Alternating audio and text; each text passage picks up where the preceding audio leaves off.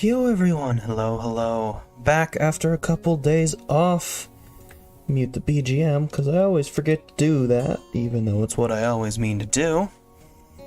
Back after a couple days off, we're back with Katawa Shoujo. By a couple days, I mean just the weekend. Just 2 days, but felt like a long weekend. A long weekend. It was weird. Today is,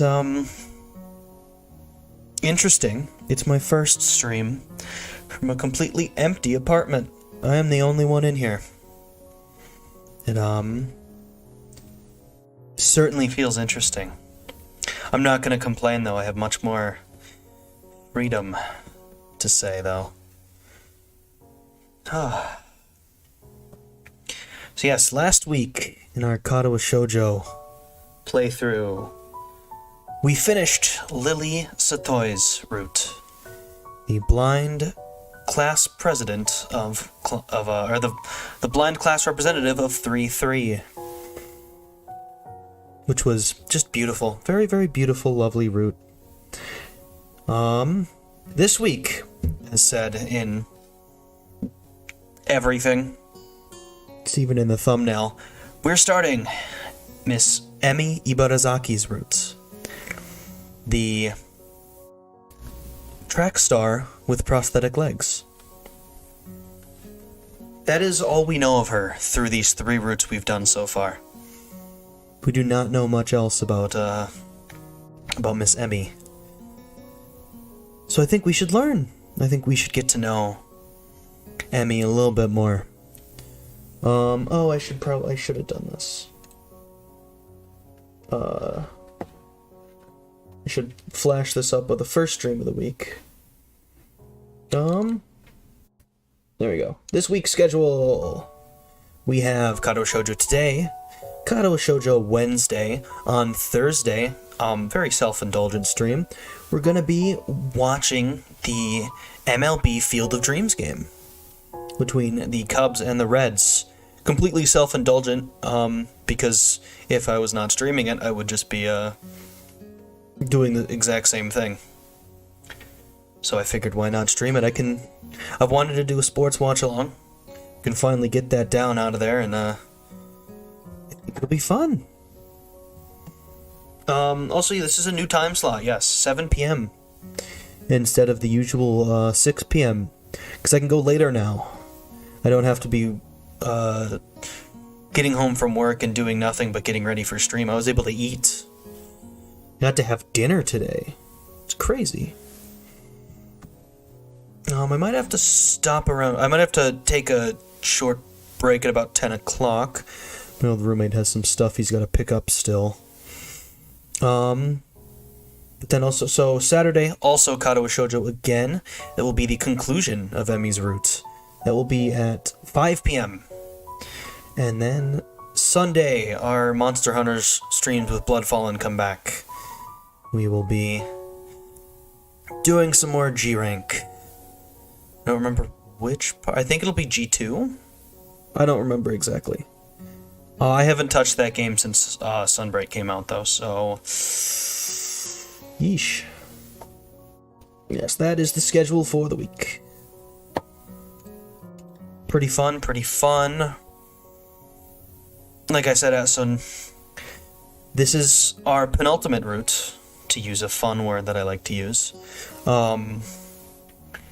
Which means that next week will be the last official route, and also there'll be 4 Katawa Shoujo streams next week. Because not only will we do Rin Tezuka's route next week, we will also do the final 100% wrap-up. There's one extra special thing. I'll show off the final act CG. You'll have to trust me that we have them all, because I don't want to make censors for every single NSFW image, but I also don't want to just flip through them in case YouTube throws me to hell. But I will show off the final CG that you get for 100%ing the game. And, like I said I would do, I will look over some of the fun little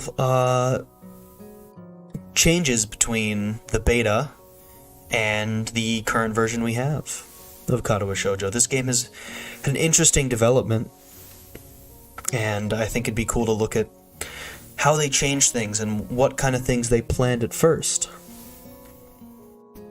I already mentioned one of them. Hanako's route was originally not going to have a good end accessible through the actual route. They were originally going to have the player go through Lily's route and then get into Hanako's route, which is interesting. Just fun things like that they kind of changed up with it. Let us pop over to the game screen though. Ba-boom. Don't need YouTube to bonk you to hell for the sake of proving 100% this. Yeah, I figured. I am gonna have to auto. I think I have to auto through all the routes. I might be able to get the CGs by going through just the scene in the library with the content filter off, but I'm not sure. Well, so yeah, Manji, welcome to the stream. Glad you could make it out. We got a fun new route to go with for today. So, actually I wanted to... Here we go. This is Lily's 3 route pictures. 2 more left. Emmy, Rin. Alright. Lily's route finished the jukebox for us. Making real good progress. This is all general CG stuff, actually, so we've still got some more there. Hanako's, Lily's, Rin's. We haven't started yet. We have all Shizune's there. Oh wait, no. I'm dumb. This is Lily's, this is Emmy's. That bottom part in this page are all Emmy's. That means we have 1 general CG to get. This will be the last CG we unlock. Go to our library. 63% done with Act 1. We have 1, 2, 3, 4, 5, 6, 7, 8. Glad to be here. I think I mentioned before that Emmy was the first route I finished when I played this, so I'm down to revisit this. That's interesting. It's always interesting to see what routes people got on their first playthrough. Mine was Hanako's. And that was my favorite route for a long time, and she was my favorite character for a long time. But then when I replayed it, Rin was my favorite character after that. Something about Rin's route kind of just struck a chord with me, I guess to say. And she is absolutely my favorite. She is a fantastic character, and I cannot wait to show off her routes, or her acts. I might cry when we have to get the bad and neutral endings for her. I might cry on stream again. And we go through. We got all Hanako's, all the Lily's, all the Shizune's. So I guess the thing to do is to hit this start button. Oops, I forgot. Is to hit this start button and start skipping. And Rin's bad end was rough.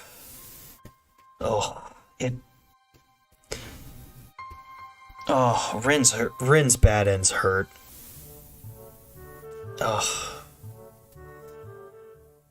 Yes, you always introduce yourself. Actually, I think... Yeah, no, you always introduce yourself. You'd never pick why, but I don't think this is a choice that matters, so...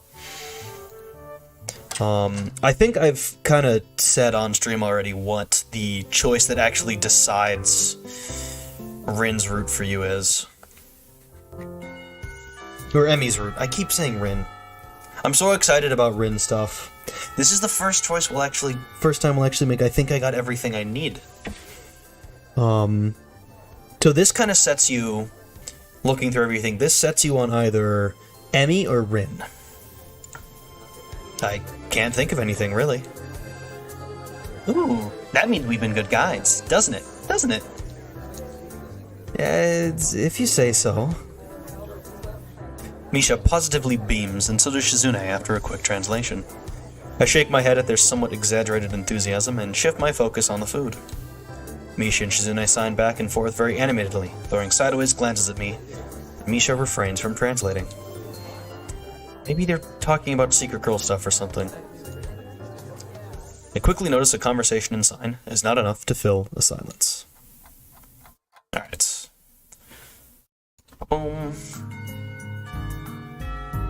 Yeah, the first time we've made that choice, actually, which is, cool. Always making new things. No, I have an interesting thing. So now that I'm the only one in this side of the apartment, I have I don't have the window on my side, but there's no more curtains in the entryway between the two beds. And so I have the curtain all the way open, and so the sunlight is shining right into behind my desk, which is interesting.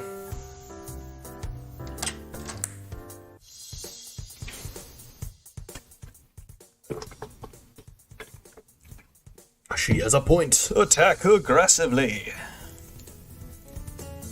And back to skipping, because we've made this choice before. Hey, it's our first meeting with Lily.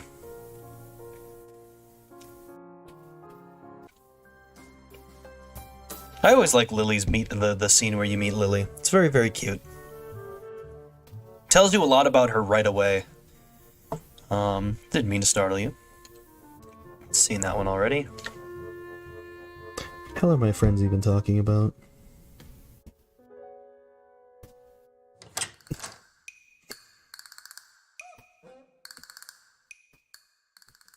Oh shit, barring a fast minute... Okay, so this is sports stuff, but barring a last-minute change of direction in the Big Ten media rights negotiations, ESPN will be without the Big Ten Conference's football and basketball games for the first time in 40 years. Holy shit! Oh, that's...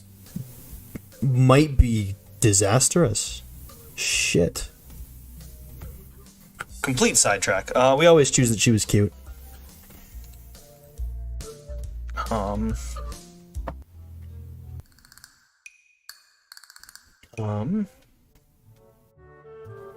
Still all the same stuff.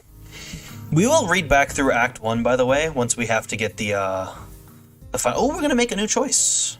Read my book. I do what I always do when I don't know what to do. Like now. I've already started on one of the books I borrowed yesterday and took it with me to school to fill the empty moments between classes. I find the page that I creased a corner of to mark the spot I left yesterday night and pick up from there. Misha and Shizune are still arguing heatedly, probably about restaurants still. If I join them, I'd just get caught up in that, or worse, get grilled about joining the student council.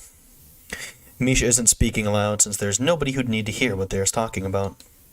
But why does she tend to sign things even when Shizune doesn't need to understand what's being said, or even more strangely, when Shizune is not around at all? What an odd conflict of habits. I find it hard to focus on the book, and besides, the lunch break beckons me to leave the dullness of the classroom. I do so, heading down for the cafeteria. Misha and Shizune, having come to a conclusion of one kind or another, follow in my wake, though still talking in their animated fashion. Okay, I think this is... yeah. Yep, this is the scene where Emmy runs into me. Or us. Oh, new dialogue. We have to run now. There's an important student council meeting regarding the festival. And we finally decided where to eat. Too bad you can't join, but this lunch meeting is only for council members. We can take you there some other time. Oh, but that'd be like a date, wouldn't it? Wahahaha. The girls leave for downstairs. I didn't manage to get far from the third floor hallway before all this commotion struck, literally. I should get going as well.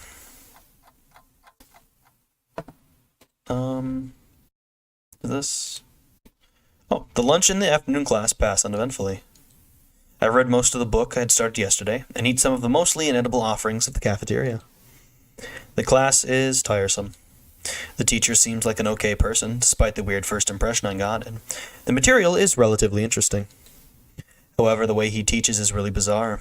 It's as if he expects that everyone is a natural genius. I think this is a new scene. No, it's not. Okay, yeah, this is the scene where you meet Rin. It builds character. Okay. Yeah, Rin, we'll get to you. My favorite character in this game. She's so funny. And she's unintentionally funny too. She's so incredibly aloof, and it is awesome. I also love her her end of Act 1 scene. Her festival scene is amazing. It's like, I think, maybe the sweetest one. Always, yes. Yeah, I love... Rin's good end is nice. We get to go into the forest, which is cool. Oh. The more I think about Rin... I gotta remember my Emmy voice, too. Oh god, the naked Kenji scene. Oh no. It was the second most terrifying moment of my life. The Lily versus Shizune argument with the awesome CG. So cut me and Lily some slack. Made this choice already though too. I turn my back at them. I get back to my seat and shut my ears from the finale of the argument between Lily and Shizune. Eventually, Lily leaves our classroom, and Shizune and Misha seat themselves without talking to me. I can feel Shizune's eyes burning into my back. She is probably angry at me, but I'm just as angry with her. I don't get why she had to drag me into the argument. I think this is... yeah.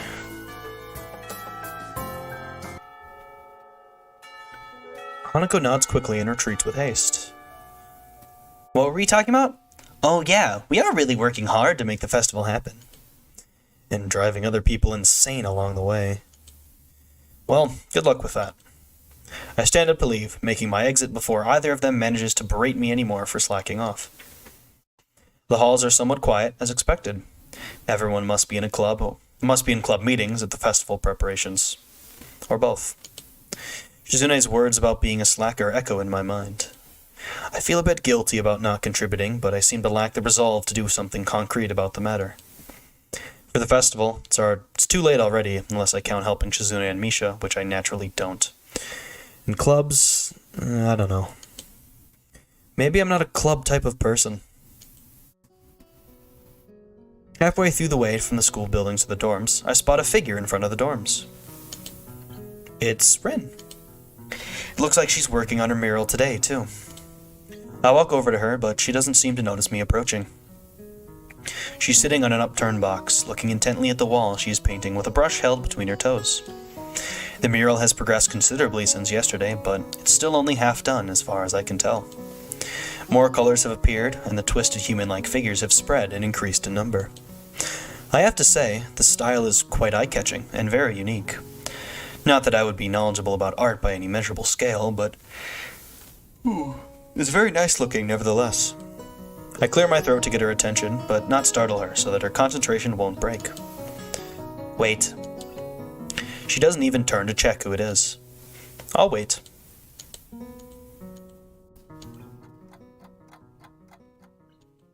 "15 minutes later, I decide that her concentration is indeed unbroken, and also that I have waited long enough to warrant poking her gently in the shoulder to remind her of my presence. Rin turns her head mechanically to my direction, ending up staring at my crotch level. Oh, it's Hiseo. She can tell? I would feel a lot less uncomfortable if she would look at my face. An astute observation. Hard at work, I see. Conversation starts as if I hadn't been here for a quarter of an hour already, but it's not a concern. At least it starts. Looking good. It does. The layers of paint hiding the other layers of paint, mixing and shaping the human figures really create an impressive look. But Rin looks miffed. You shouldn't comment on works in progress. 7 years of bad luck. Sounds terrible. I guess I'll take it back then. Still, it looks good. I wonder if I get 14 years of bad luck for thinking that. Rin turns back to look at her painting and pokes it with a big toe. Could you mix some of this color? I am running out of it. She looks down at a half-empty bowl with the remains of the same pinkish paint in it. I didn't really intend to stay and help her with this project, though. I guess I didn't intend to do anything much. I look at Rin. She looks emptily back at me. Just this once. Rin picks up another brush and drenches it in another tone of pale red. There are dozens of similar bowls all around her working area. From the look of this scene, she could have been sitting there for hours. I wonder if she has. That would mean she'd been skipping school, though, which I, of course, wouldn't put beyond someone like Rin. I pour a little bit of white and red into the bowl, trying to match the color with the one already on the wall. I can't seem to get it right. It's really inconvenient of her to not mix enough in the first place. Getting it to be exactly the same tone will be impossible, but at least I can try to get it as close as I can. Speaking of hard work, isn't that a huge workload for you too? It's such a big painting and all. Oh, I'm not old and bitter enough yet to think like that. I guess you aren't. You guessed right. Legs hurt though. They feel like slugs. Slugs made of sea slugs. Because of the position? Yeah, I like doing it in a horizontal position more, if you know what I'm talking about. But it can't be helped. Can't ask the wall to lay down. Saying that, she stretches herself a little, bending her legs and back far more than a human should flex. It's astonishing how effortlessly she manages her body around. There is a small flinch in her otherwise blank expression, a hint of pain maybe, as she stretches out her calves. Rin must have stamina and dexterity far above a normal person to be able to live like she does, but she's wearing out working on this. Why push yourself so much? Take a break or something at least. Continue tomorrow if it's bad. This gives her a pause. A long one too, feeling like a mental yawn. I don't think so, Hiseo. I'm not pushing myself. Sure looks like you are. No, it's not about pushing or pulling or anything related to that kind of thing. There is this boy. A boy? Yes. Where? At the art club. And? He is blind. Oh. How can you paint if you're blind? No idea. So, why is he there? That's the point. He is there. She really should speak more than one word at a time to make this feel more like a discussion and less like an interrogation. He can't really do anything that you'd call art, right? But he comes there anyway, and paints. Why? I don't know. Why? I don't know. That's why I asked. So... He doesn't paint often, but I think his paintings are very interesting. I'm sure they are. I once tried that, painting with eyes closed. Wasn't too interesting, and cleaning up the floor took ages. Didn't try again. But he is becoming better at sculpting. I see. Maybe she was trying to make a point with this. Maybe she forgot she had one. Seems like the art club is full of interesting people. Not really. Pretty blunt statement, and she totally missed the sarcasm. No. Just like I said, they are not very interesting. I usually don't have much interest in people who are not interesting. Maybe you have. Maybe. But that boy is interesting. Maybe I am like that boy, or maybe you are. Maybe everyone is. Doing things you can't do just because you can. That's pretty deep, I think, and I tell that to her. You're a deep one. Nah, I'm a really shallow and thoughtless person. People say that to me all the time. Did you know I can only think of 4 things at the same time? No, but now I do. Right now, I'm thinking of the second floor girls' toilet, ice cream flavored ice cream, the middle toe, and a haircut. I'm going to need a haircut. The shit. I love Rin so much. Oh, she's amazing. God, I love Rin.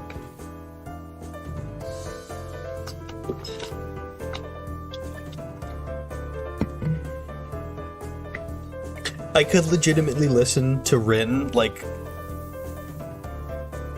just talk for hours. If she gets any shorter, she's gonna have a buzz cut. But I could listen to Rin just talk forever. Like, the way she says things and what she talks about are so amazing. I love it so much. I have to fucking mute this Twitter conversation. Ben, if you're watching this, shut up. Josh, if you're watching this, shut up. She shakes her head around vigorously, letting her short and messy hair ruffle wildly around. I can see that doing it is something she likes to do. We fall silent as Rin treads around absent-mindedly, poking some brushes around. The thought about the art club sticks in my head for a while longer. I'm feeling like I'm treading on very unknown territory with art. The way these meetings with Rin go, it's as though I'm starting a smoking habit or something. I should probably stop talking with her. It's not like I dislike her, despite the confusion her being herself causes. And I don't dislike art either.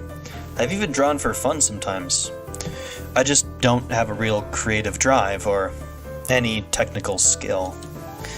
So usually if I were to draw something, I get white paper syndrome and just freeze completely. That, or I manage to draw something disfigured and promptly get frustrated at my inability to put the picture in my head down on the paper, then call it quits without even trying to make an effort. Rin clearly doesn't have this problem, but she frustrates me in another way. Being with her is like looking into a mirror that doesn't reflect anything. It makes one question the sanity of the act. Rin sits down in her box, swaying from side to side, apparently comfortable with the uncomfortable silence. She is staring at me again, or maybe over my shoulder. I can't quite figure out where her eyes are focused. I'm thinking of leaving so she can carry on working undistracted, and that I can do whatever I'm going to do alone. It's not like I have anything that must be done today. Oh, shoot. Who? Nobody. I just forgot to tell Hanako that Lily was looking for her. Do you know her? From my class? Oh, her. The mystery toilet girl. That person is funny. I saw her going to the toilet 5 times during one recess 3 weeks ago. I'm sure it's the world record. It was very mysterious. That's why you call her mystery toilet girl? Hanako of the toilet? No! Oh no, oh, poor Hanako. What other reason could there possibly be? Well, if there is, it's an eternal mystery. I didn't follow her in there. Maybe it was the week before that. Could have been. Looking at her makes me hungry. Don't say that. At least not around her. Rin turns to look at me blankly, as if she's not sure why I reproved her. But she doesn't acknowledge understanding any more than before. So I give up at this point. So do you want to go eat dinner then? No, not yet. Rin has turned her hungry gaze back to the wall, looking slightly more energetic, or at least slightly less lethargic than she did before. It's as if the wall is an opponent she has to vanquish, something she must overcome before she can indulge in dinner. This is the feeling I get. A weird sense of empathy overcomes me and makes me smile a little to myself. For all her oddity, Rin is pretty cool, after all. I'll be going anyway. Have fun. Rin has already grasped a brush and is dipping into fresh paint, so of course she can't hear me anymore, or doesn't answer anything, even if she does. Adhering to the nurse's nagging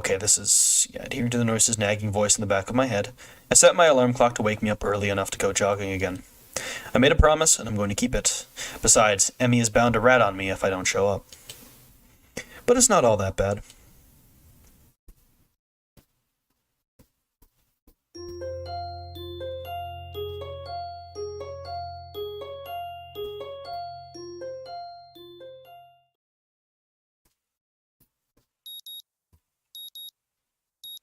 Okay. Now we skip up to the point where we make a decision. And so, like I had said before, This is the decision that matters. The decision that decisively puts you onto Emmy's route.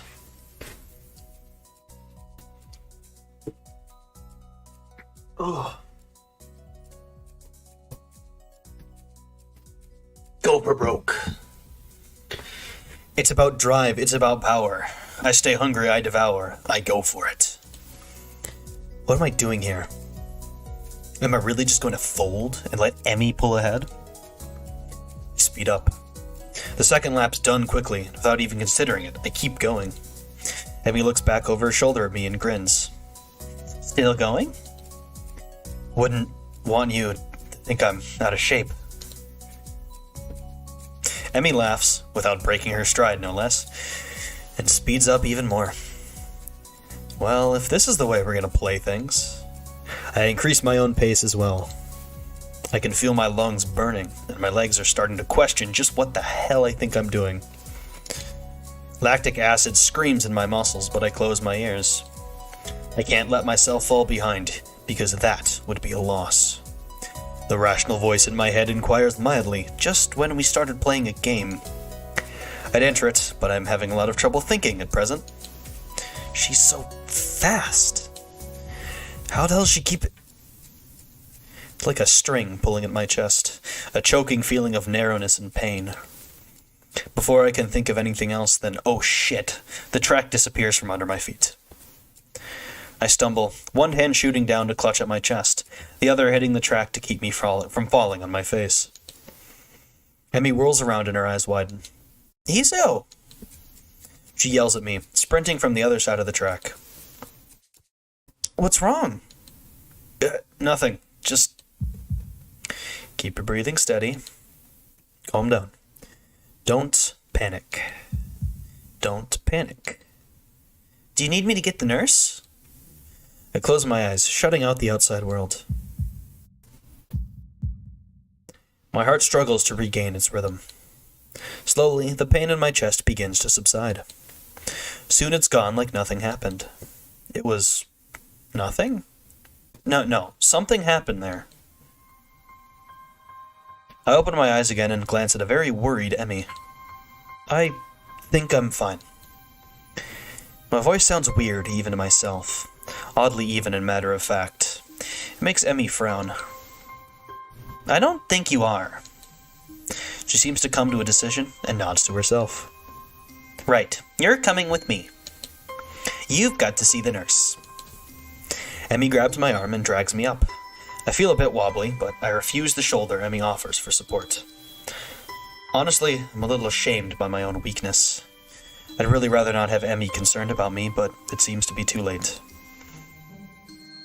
Heck, I'd really rather not have anyone concerned about my condition, though at this point it seems to be too late for that as well. I'd like to be able to deal with the whole thing on my own, without being a bother to anyone else. While I'm wishing for things, I'd rather not have this condition in the first place. Nurse! Emmy crashes into his office without knocking, but it doesn't alarm the nurse in the least. Good morning, Sunshine. What's up? Sunshine? Anyway, he calmly sips from his coffee mug, but lays it down after following Emmy's gaze to me, looming in the doorway. Hoshiuta, what brings you here? We are running, and he stumbled over and started grabbing at his chest, and I thought I'd come and get you and... What the hell? This just... Okay, but then I thought you should see him anyway, okay? Easy there, Emmy. Calm down. Hoshiuta, what happened? I don't know. We were running, and then my chest started hurting like that time before, but it went away after a few seconds. It was just a flutter or something. The nurse frowns as if to say that just a flutter is some kind of oxymoron. I didn't mean quite this when I suggested to get some exercise. You've got to be more careful, Hoshiuta. I was being careful. Come to think of it, I just got into a race with a member of the track team. Doesn't seem as well reasoned as I thought it would. You just what? That is, I was racing Emmy. Emmy, is this true? Emmy fidgets, looking adorably contrite. Well... Finally, she can't seem to bring herself to say it aloud, and merely nods. The nurse sighs and rubs at his forehead with one hand tiredly. Emmy, you've got to be more sensitive to the limits of others. I don't know if he told you, but Hoshiuta has a bad heart, and getting him to race you was incredibly irresponsible. Actually, I started it. The nurse is stunned by my statement. You what? We were just running, and Emmy started to pull away, and so I, sped up to catch her. The nurse stares at the ceiling, mutters a prayer for patience to some god or another, and looks back down at the both of us. So you're both stupid. That's a comfort, I guess. Now, come on, Hoshiuta. Gotta make sure your heart's not going to explode or something. I dutifully obey and follow him to the adjacent room, where we ascertain that I am, in fact, not going to keel over and die. So, how does it feel? I don't know. Nothing much. Tired, but it might just be from the exercise. You should stay here for a few hours and rest, and we'll see how you feel after that. I am not going to object, so I lie down on the infirmary bed. Look, sometimes you gotta almost die to get close to the cute track girl. It's fine, nurse. Yes, exactly. I like that we get to a lot more, nurse in this route, because the nurse is funny.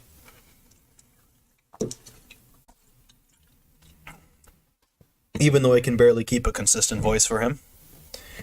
It's fine, it's fine. A thoroughly miserable Emmy comes in after getting an earful from the nurse in the other room. I couldn't hear what he said through the closed door, but I'm sure it wasn't pleasantries. Look, I'm really, really sorry. I should have been more careful. Hey, you didn't know.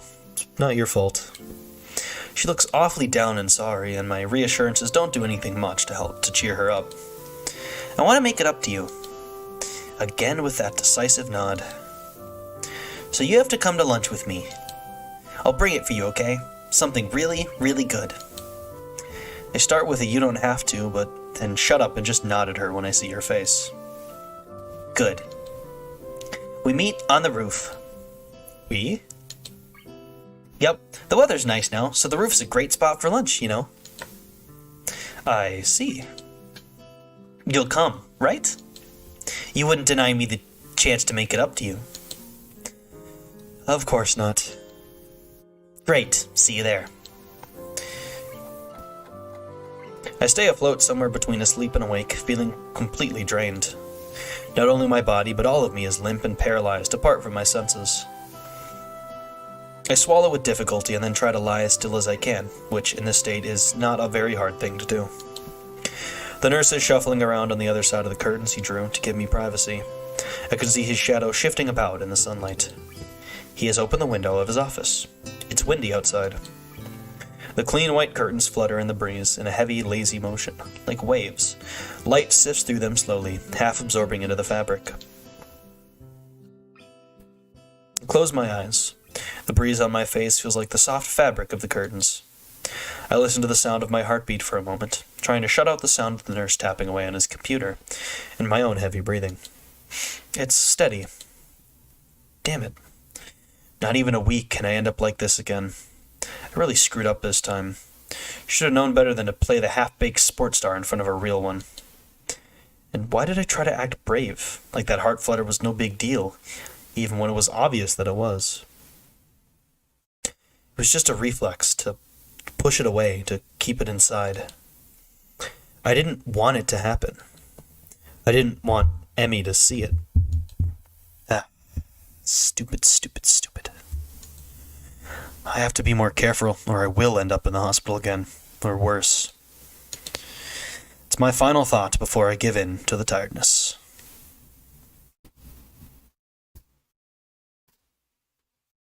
Hey, they stealth scene switched on us. I think. Nope, same scene. I fell asleep. For how long? What time is it? I'm feeling a little lightheaded and I keep blinking compulsively. Pushing the curtain aside, I squint my eyes against the unfiltered light pouring in from the window. The texture of the canvas feels nothing like the wind did before. The nurse looks up from his work, sitting exactly where he was before. How are you feeling? I can't really tell, so I don't answer anything. I'm feeling kinda groggy from falling asleep at such a weird time. Hopefully I don't look too tired. What time is it? Me croaking the question to gain some orientation. The nurse looking at his wristwatch before answering. Things seem to happen in slow motion. 10:15. Try to think for a moment what that means, but I'm not really sure. You didn't answer my question, Hiseo. Oh, fine. Climb down from that bed then and let's see how you're doing. Don't. I try to do exactly that, only to sway dizzily when I move too fast. The nurse moves to support me by an arm and sighs.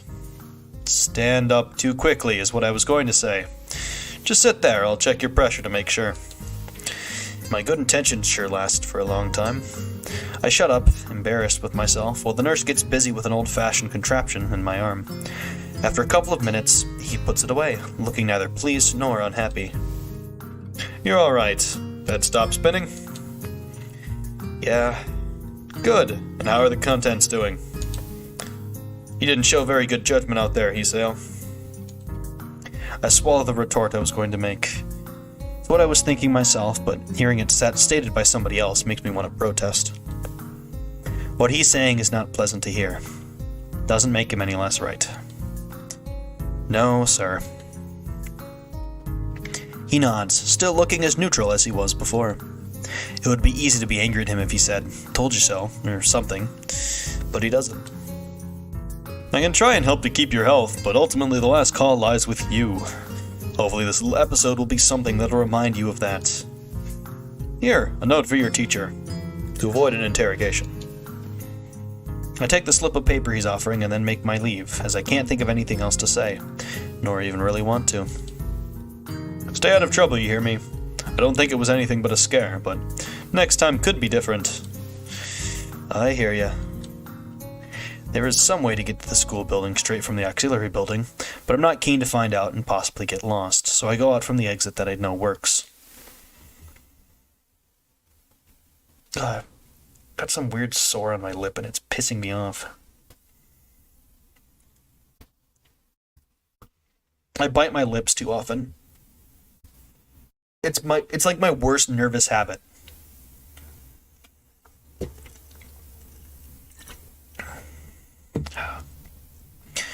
I stop at the stairs of the auxiliary building, deliberating for a moment between going to the dorms to get my books and stuff, and going straight away to the class. The sun stings my eyes, so I head towards the dorms. The halls are quiet as the courtyard was, naturally so since everyone is in class. I knock lightly at the door of 3-3 and push open the door when Mutoi calls from the other side. Sorry I'm late. 15 pairs of eyes turn to me. Good morning, Nikai. Mutoi seems to be somewhat confounded by my coming in late, as if I interrupted his flow or something. Judging from the rambling lectures his classes tend to be, that might be the case. I pass him the note the nurse gave me. Mutoi takes it with a nod and reads it quickly. He lifts his eyebrows and gives me a kind of stern look, but doesn't say anything, just nods solemnly again. I shrug, and he gestures at me to run along, so I naturally do. The class goes on lazily. I think I'm starting to get into the rhythm of the school. I've even stopped worrying about I think we're now in territory of something I've read. Yeah. Normally I join the flow and grab a lunch myself, but today is different. Today I've been invited to lunch on the roof. An odd location, but that's where I was told to go. Fortunately, I managed to find shelter from the storm in lee of the classroom door. Eventually, the torrent subsides, and I step tentatively out into the hallway. Only to be met by Emmy, who comes flouncing down the hallway like a cannonball. Hey! Hi, Hiseo! Great timing! I have super extra lunch today as promised. Let's go upstairs. The The stairway to the roof is a little dilapidated, but it's clearly been used recently. At the top of the stairs is a door, complete with missing padlock. I wonder who the intrepid individual it was that removed the lock. Emmy shoves the door open and steps beaming into the sunlight. Suddenly, a tall, dark stranger appears out of nowhere, standing imposingly in front of us. Emmy flinches back, almost falling back down the stairs. Hello. Imps, you scared me, Rin. Wait, isn't she... No way, a Katawa Shoujo stream in 2022. You know it! You know it. I love this game. Mr. Clever Trick, welcome to the stream. Glad you decided to make it out to wonderful Katawa Shoujo stream. Game's amazing, isn't it? I've wanted to do a stream series of this from the first time I started streaming, so. Hello. Noticing that Rin is speaking to me, Emmy looks curiously at me. You two know each other? I look confusedly at Emmy. She's that friend of yours? Rin has turned her gaze towards the clouds drifting above the school. I didn't know you knew this person, Emmy. The awkward silence lasts only for a few seconds until Emmy lets out a tiny giggle, shrugging the coincidence off. I invited Hoshiuta for lunch. If you know him, that's just better. Oh, does this mean I don't get food? Or did you invite him for lunch without the lunch? Neither. I have food for 3. Nice thinking. They walk to the other end of the roof while I stay at the clock tower for a while, taking in the atmosphere. There is nobody else but us here. I guess the roof is not as popular as it is in other schools. A few rundown benches and tables are scattered around the edges, perhaps in an attempt to make the rooftop look less desolate. The small pebbles covering the roof rattle beneath our feet. I peek through the chain-link fence to take a look at the school grounds beyond. Students are strolling in pairs and groups along the quadrangle and at the cafeteria. A few delivery trucks are driving past the school towards the convenience store nearby. Somewhere, a watchdog barks at a passerby. Somehow, when I look towards the town center, the small town feel strikes me very strongly, almost palpably. The hectic lifestyle of big metropolises seems so far away and foreign here. Nobody has to run to catch a bus like their life depended on it, or get their senses overloaded by the neon lights and traffic jams. I feel surprisingly optimistic about this new life of mine, looking at my new hometown, even if it's going to be mine for only one short year. Finding out about my illness and having to move away from home all came so suddenly, I haven't had time to think about how I feel about it. When I step out of the shadow of the clock tower to the open, I feel warmth touching my back. The sun shines from a perfectly clear cerulean sky. A cool breeze sweeping over the rooftop makes me shiver, but only briefly. The wind carries the scent of trees and flowers, not smog and car exhaust like it used to just a few weeks ago. Emmy settles on a bench with Rin in tow and produces 1 big and 2 small lunch boxes from her bag. Come on, Hoshiuta, what are you waiting for? She's beckoning me to join them, making room on the already small bench. I seat myself on the corner of the bench to take as little space as possible. It's pretty cramped, but somehow all 3 of us fit on it. Impressive view. Emmy suppresses a giggle and places a lunchbox in front of Rin, and hands another lunchbox to me. Here you go, lunch, as promised. Homemade, no less. I'm impressed. Wow, this looks really good. Thanks, I make it myself when I can. Conversation dies off as I set about the business of feeding myself. Taking a few bites, I glance up and notice Rin deftly opening the lunchbox and popping a forkful of food into her mouth using only her feet. Even though I've seen it before, I can't help but be impressed at her dexterity. It's also a reminder of the sort of place I am in right now. Will I ever get used to sights like this? I can't decide if getting used to such a thing would be a good thing or a bad thing either. Does getting used to this place mean I'm giving up on being a normal person? Or does it just mean that I'm becoming more understanding about those around me?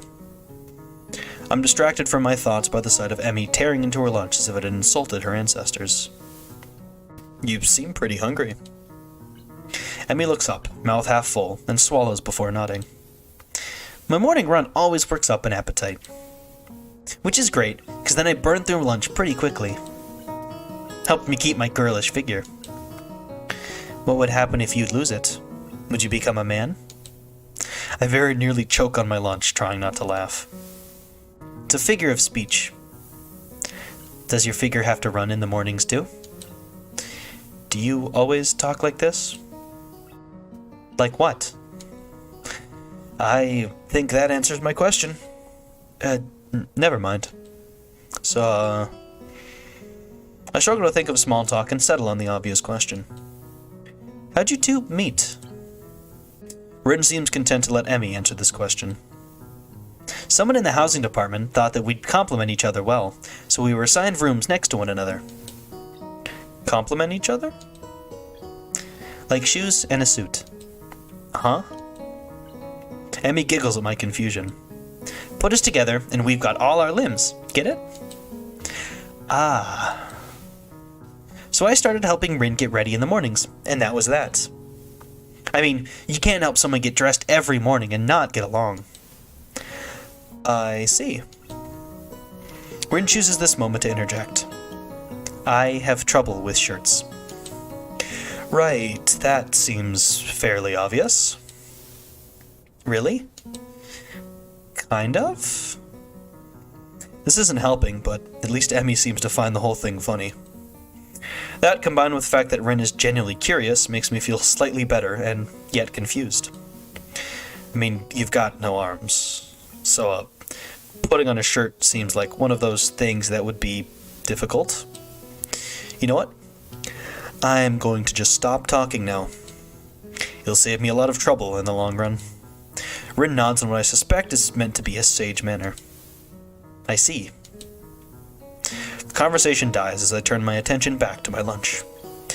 It's really quite good. Emmy finishes her lunch first and makes a contented noise. That was good. As she busies herself with cleaning up her lunch, Rin speaks up. I'm thirsty. Oh, I almost forgot about that. Sorry. With a flourish, she reaches into her bag and removes a trio of juice boxes. She tosses me one that appears to be cranberry juice, one to Rin that appears to be some kind of strawberry milk, complete with Pink's color scheme, and keeps an equally pink box of some kind of fruit punch for herself. Rin dexterously stabs her straw through the top of the box and begins to drink. I'm once again impressed by how flexible she is, but this time I keep my comment to myself. Somehow I don't think either Emmy or Rin are the sorts of people to think twice about the way they work around their particular disabilities. Rin especially so. Indeed, she gives off the impression of being entirely unaware that she's missing any limbs at all. Whether or not that's a conscious decision is another matter. I'm honestly not sure. So, Hiseo, how do you like it up here? It's quite nice, actually. I like high places, for the view. Thanks for inviting me up here. And for the lunch, too. Emmy grins a 1,000-watt grin, pleased by my response, I suppose. No problem. Feel free to eat with us next time, too, okay? I won't make you a lunch, but you can bring your own up here. No lunch service? I don't know. Emmy looks mock offended. Tried to take advantage of my good nature. The nerve! She giggles. Well, if that's your answer, I guess Rin and I will just keep eating lunch all alone. I am suddenly assaulted by the most heart-rending puppy dog eyes I've ever seen as Emmy pouts. Kidding. I was kidding. I'd love to eat lunch up here again. Good location, and the company's okay, too. Emmy frowns a bit at my declaration of okay, but seems happy enough that I've accepted her invitation. I guess this makes us friends now. Or at least acquaintances. The lunch bell rings, signaling a return downstairs. Rin, you didn't finish your lunch again. I wasn't that hungry. If you don't eat more, you're gonna fade away. Rin shrugs, as if this is an acceptable risk. Come on, we better get going. The three of us head down the stairs together. Okay. Is this...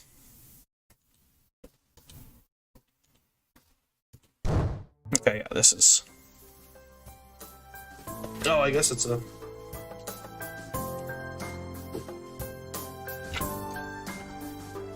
It has actually been so long since Emmy's wrote that I do not remember a lot about how it all breaks out, at least for Route 1. Feeling utterly drained, I head to my room to read the books I borrowed. There's been enough action and excitement for one day already. The first is Alice's Adventures in Wonderland. I know the story, of course, but I've never actually read the original book. It's just as trippy as I remember the story to be, with the wacky characters and nonsense plot. I start thinking of myself as some kind of an Alice too, haplessly tumbling down the rabbit hole into this cripple wonderland. Okay, that's a rather strong expression. Still, the isolated location and the overt way the school accommodates to absolutely everything is unsettling. It is like another world. I wonder why I can't shake the feeling of being like an outsider like Alice, despite most everyone being so hospitable and friendly with me.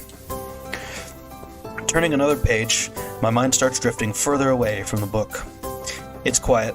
I can hear my heartbeat thumping against the fabric of my shirt. For some reason, it makes me feel really bad, like it has since that time in the forest with Iwanako. Since I was locked in a cage with something really nasty and scary. I put the book down for a while and stare at the ceiling, taking my time to shake off the feeling. 200 pages later, I fall asleep.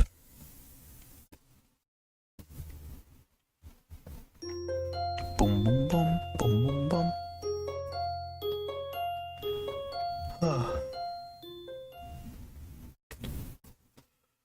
Oh my god, the Cubs are hitting home runs, baby.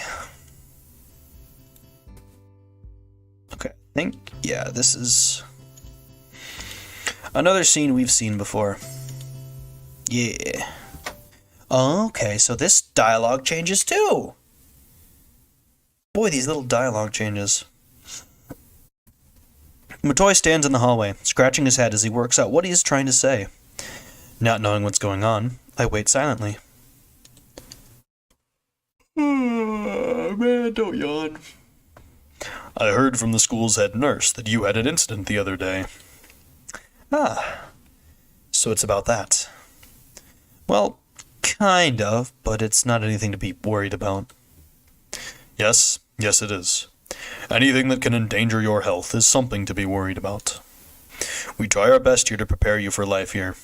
Part of that involves knowing your limits, and how to work around them. It would be remiss of me if I didn't speak up about this. Alright, I get it. I'm sorry. Minoru closes his eyes in frustration, and I realize that this probably wasn't the best thing to say. Something tells me that you're not sorry. Pretend as much as you want, but this isn't a normal school. A lot of people have put in a lot of time, effort, and money to make sure that you and every other student here can have the same level of education as your peers. For you to abuse that by throwing out advice, especially medical advice, is plain selfish. I'm not quite sure if this is actually how he feels, or if it is some act that he's practiced many times to guilt-trip students into doing the right thing. Either way, it's working. I understand. This is all new to me, and I apologize. I know my limits now, and I'll be sticking to them. Mutoi appears to lighten up a little, satisfied that his message has been received.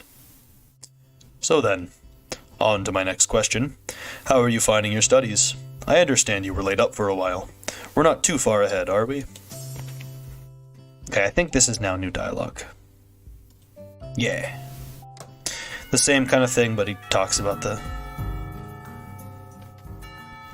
Everything changes. It's throwing me off my flow. Gah! Oh, the sun's setting. My lip is throwing me off too. It's pissing me the hell off. I feel it like every time I talk. It's annoying. After about 10 minutes of restlessly shuffling in her seat and trying to read, Hanako closes her book and leaves too. As should I, since the assignment is all but finished and there's nothing else to do in the classroom. Not that I have anything to do anywhere else, either. The school is a beehive of activity, but nobody pays me any heed. I saunter past classrooms filled with students frantically doing this and that, and buzzing around like little worker bees. You wouldn't guess that the school day is over. It's a bit quieter outside, but not by much. People zip by left and right, hurrying as quickly as they can, busy and energetic. I feel the opposite. The midday sun seems to be draining all the spirit out of my body, making it feel limp all over. Warm, soft air flows inside my shirt, feeling like a cushion. I yawn lazily, thinking about what I'd do. I'll drop off my books at the dorms first, and then something I haven't decided yet. Maybe Kenji is in his room. On the way to dorms, I spot Emmy coming my way, running despite not having those weird running prosthetics on. I wave at her, and she skids to a stop. Yo, he's ill. Spatters of white and green paint adorn her nose and chin respectively, but her smile is wide, as it seems it always is. She leans closer to me, amplifying the feeling she's examining me. What you doing? Nothing, really. I don't have anything to do for the festival, and everyone else seems to be doing something important. That's perfect. Then you can help me and Rin. With the festival preparations? I'm not sure if I would be much of a help. That's fine. I'm not much help either. Emmy grabs my wrist and starts dragging me back inside the school quite forcefully. Oh, I remember this scene. Okay. Even her walking speed is more like jogging, making me stumble over myself simply trying to keep up. The stairs slowed Emmy down a little bit. Maybe it's hard to climb with her legs, or maybe she's finally run out of breath. We go all the way back to the 3rd floor, then to the seniors' hallway, ending up where I left 5 minutes ago. I could just as well have stayed here waiting for Emmy, had I known. So is Rin working on that mural still? That's right. She needs all kinds of paints and brushes and stuff, so I went to get them from the art classroom. And you need me to help with that. Well, Rin told me you had already helped her, so I thought you wouldn't mind. I see. So thanks to Emmy's flaky logic, here I am again, collecting stuff from the art classroom for other people. The room is empty apart from ourselves and the lonely specks of dust floating in the air. Emmy skips straight away to the back wall, digging out a tiny crumpled piece of paper from her pocket. While she tries to make sense of the scrawled handwriting, I take a closer look at the materials lying around here. Dozens of paint cans and bottles are arranged on the shelves in a most unorganized fashion. Some look like they have been left there for several decades, relics of previous art club generations. Next to the heavy stacks of neatly piled drawing paper are boxes full of different sized brushes and unsorted crayons. Okay, those huge boxes of just unsorted crayons. Anybody else have those? Because not only did my elementary school art room have one, I had teachers who had boxes of unsorted crayons in like elementary and middle school. Just like boxes full to the brim of just crayons. They also had one for colored pencils. It was like, for someone who, despite being good in school, was very easily distracted, those boxes were a veritable paradise. Because they had so many different colors you would never see anywhere else. Like, they had mac and cheese as a color. There were some, like, chrome-colored pencils, so you had, like, a shiny gold and, like, a shiny silver. They had them in crayons, too. You had, like, Purple Mountain's Majesty as a color. And I swear you could only find them in those boxes. You couldn't find them anywhere else. What those boxes.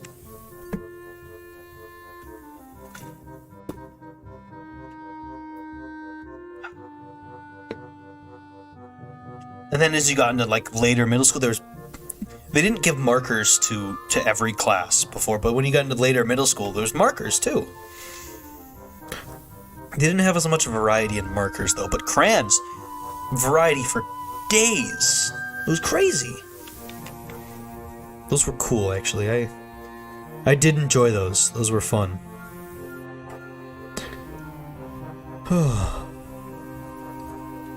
Oh, my neck.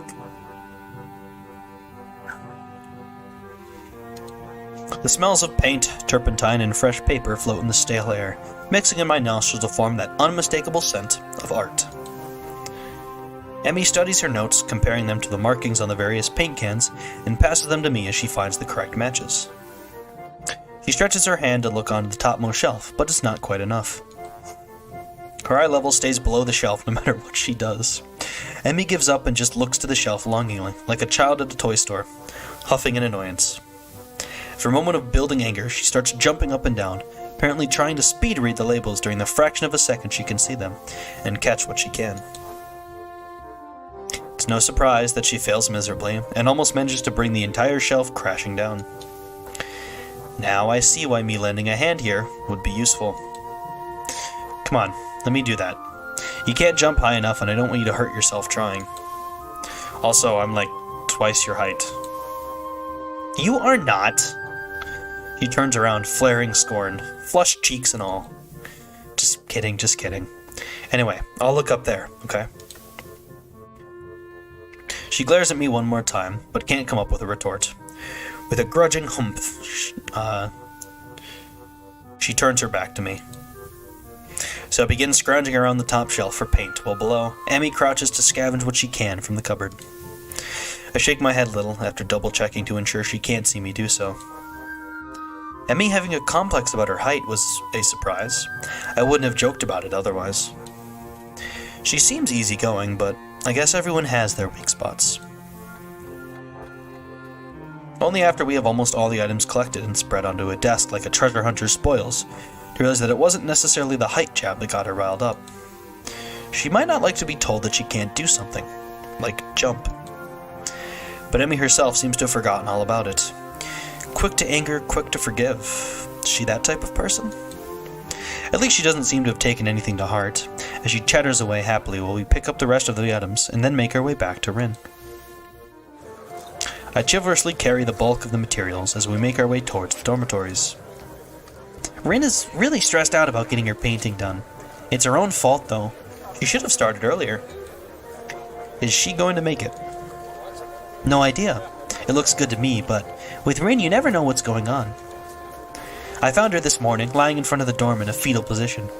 She hadn't slept all night. I can't believe that the night nurses hadn't found her. And now she's painting again like crazy.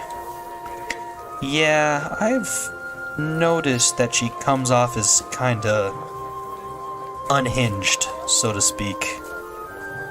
Emmy giggles at that, as well as at my likely too obvious awkwardness. I don't mind it. She's just a little weird sometimes. On that, I can agree with her.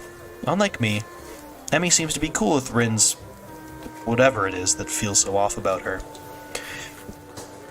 Still, they don't feel close like Misha and Shizune do. With them working as a single entity sometimes, it's hard to say where one ends and the other begins. Even though they're so different, just like Emmy and Rin are. And Rin is the most different of them all. Different from anyone else I've met.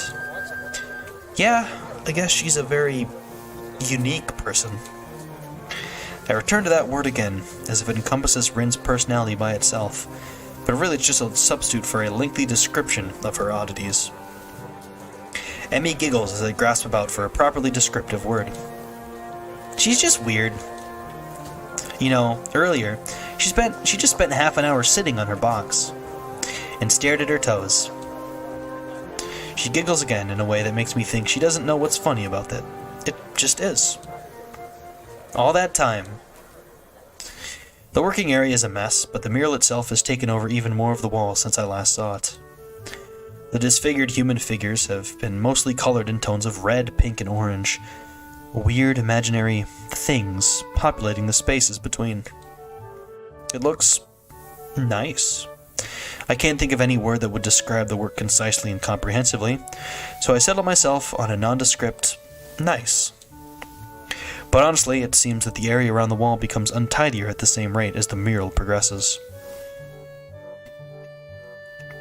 The ground is littered with dozens of paint cans, various art supplies, and empty soda bottles. Ren herself is in the center of this chaos, standing there looking very cozy as she's a natural part of the scene. Her pant legs have been rolled up to her knees, exposing her thin legs, which sport a drying spectrum of war paintings, similar to those on Emmy's face. Emmy sprints to Rin ahead of me and gleefully jumps in front of her. I'm back. That was fast. Did you run in the corridors again? Kiseo helped me. Emmy points victoriously at me. Rin turns around, following Emmy's finger with her eyes, looking at my general direction. She nods absent-mindedly at me. She looks like she hasn't slept since last night, a vacant glazed stare that's focused slightly off me, and movements like in a slow-motion movie. Hello, Hiseo. Thank you for your help. Don't mention it. I just did. Never mind. Looks like you've made progress. Looking good, as far as I can tell. But now you get more bad luck. I know, but I'm willing to take the risk. That's a very nice thing to say. For me, of course. Not for you. This is why artists are always unlucky. They have to constantly look at their unfinished paintings. So artists can't find romance, their favorite TV shows are cancelled, or they die young because of an unspecified disease. It's a deep and mysterious law of the universe. Unless they are blind. She considers this for a while, looking like she's going to fall asleep. There is a boy. At the art club, you see. Blind boy. So he doesn't see. You already told me. I glance sideways at Emmy, and she glances back in a way that tells me she has heard this one before, too. Neither of us says anything to Rin, though, so she continues her monotone soliloquy, like an unfunny stand-up comedian. He should become an artist. No bad luck. Guaranteed. Don't you think that would be a good idea? That only blind people should become artists? No, not as such. You might have a point. Abandoning this train of thought, she turns again to consider her work, starts humming a tune that I think I recognize, but can't remember the name of. Emmy arranges the supplies we brought and moves a few paint cans around, trying to bring some organization to the scene. Emmy, I need the Prussian blue paint. Which one's Prussian blue? She's staring helplessly at 7 or 8 cans, each with a different tone of blue. It's the one with Prussian blue paint in it. Jeez, Rin, you're not helping at all. I look around as well, even though I don't know what Prussian blue looks like either. I wonder what blue has to do with Prussia. Or what Prussia even is. The name sounds vaguely familiar, but I can't place it. Terrifying flashbacks to Axis Powers Italia. I'm sorry if I just caused trauma in anyone watching. It's my trauma to share, too.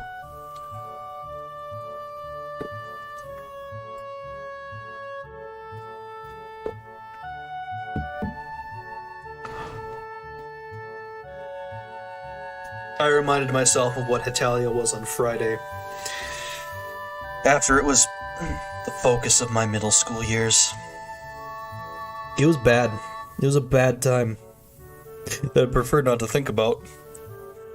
1 second.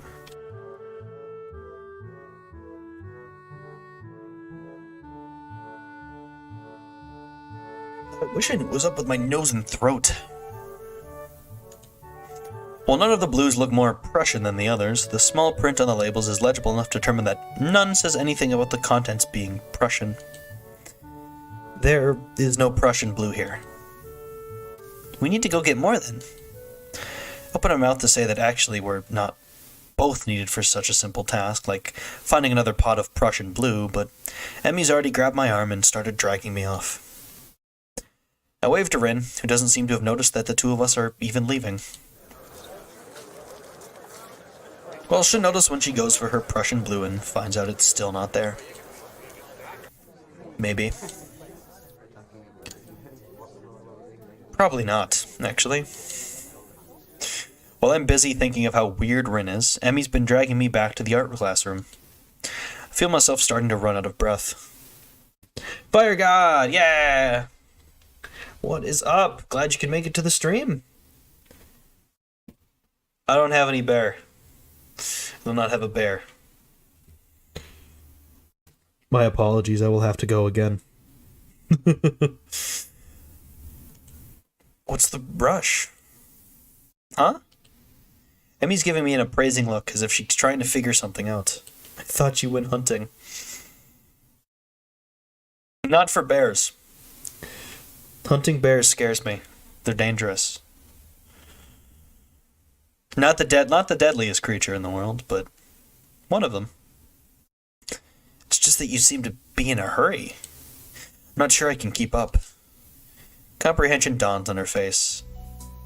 You're not out of breath, are you? Did you get deer? Possibly. Very possibly. There's almost an accusing playfulness to her tone. We have a venison enjoyer, I see. Venison is very good meat. I'm tempted to deny it, but then I realize that I've been breathing heavy since we stopped. Guess it's kind of obvious. A little. Not everyone can be in shape, you know. Takes all kinds, right? Emmy frowns. It's not a particularly good frown. That is... I should get in shape? Not that I hadn't already decided to try for that. After that flutter on the track, I figured there's a real need to get in some sort of running habit. I was, after all, feeling pretty good until I had my false alarm. Well, actually I wasn't, but it was fun? Meanwhile, my comment seems to have helped Emmy come to some sort of a decision. Well, that's it then. She gives me a serious look. You're joining me. I beg your pardon? In the mornings. You and I are now running partners. I've got a routine all planned out. In fact, she produces a crumpled sheet of paper. I've got it right here with me. I take the sheet of paper and give it a once-over. Times, dates, and laps, all laid out. A slow increase from just a few laps a day to... My God, does she expect to have me running marathons? Where does she find the time to get this all together? And how long has she been planning this anyway? You've been planning this. A little. But it's really the nurse's idea. He told me to keep an eye on you to make sure you exercise like he told you to. A vast conspiracy? Maybe Kenji's onto something here. This seems a bit much for just keeping an eye on me. Well, to be honest, I've been trying to find a running partner in the mornings for a while now. It's a secret party. Why are you planning a party?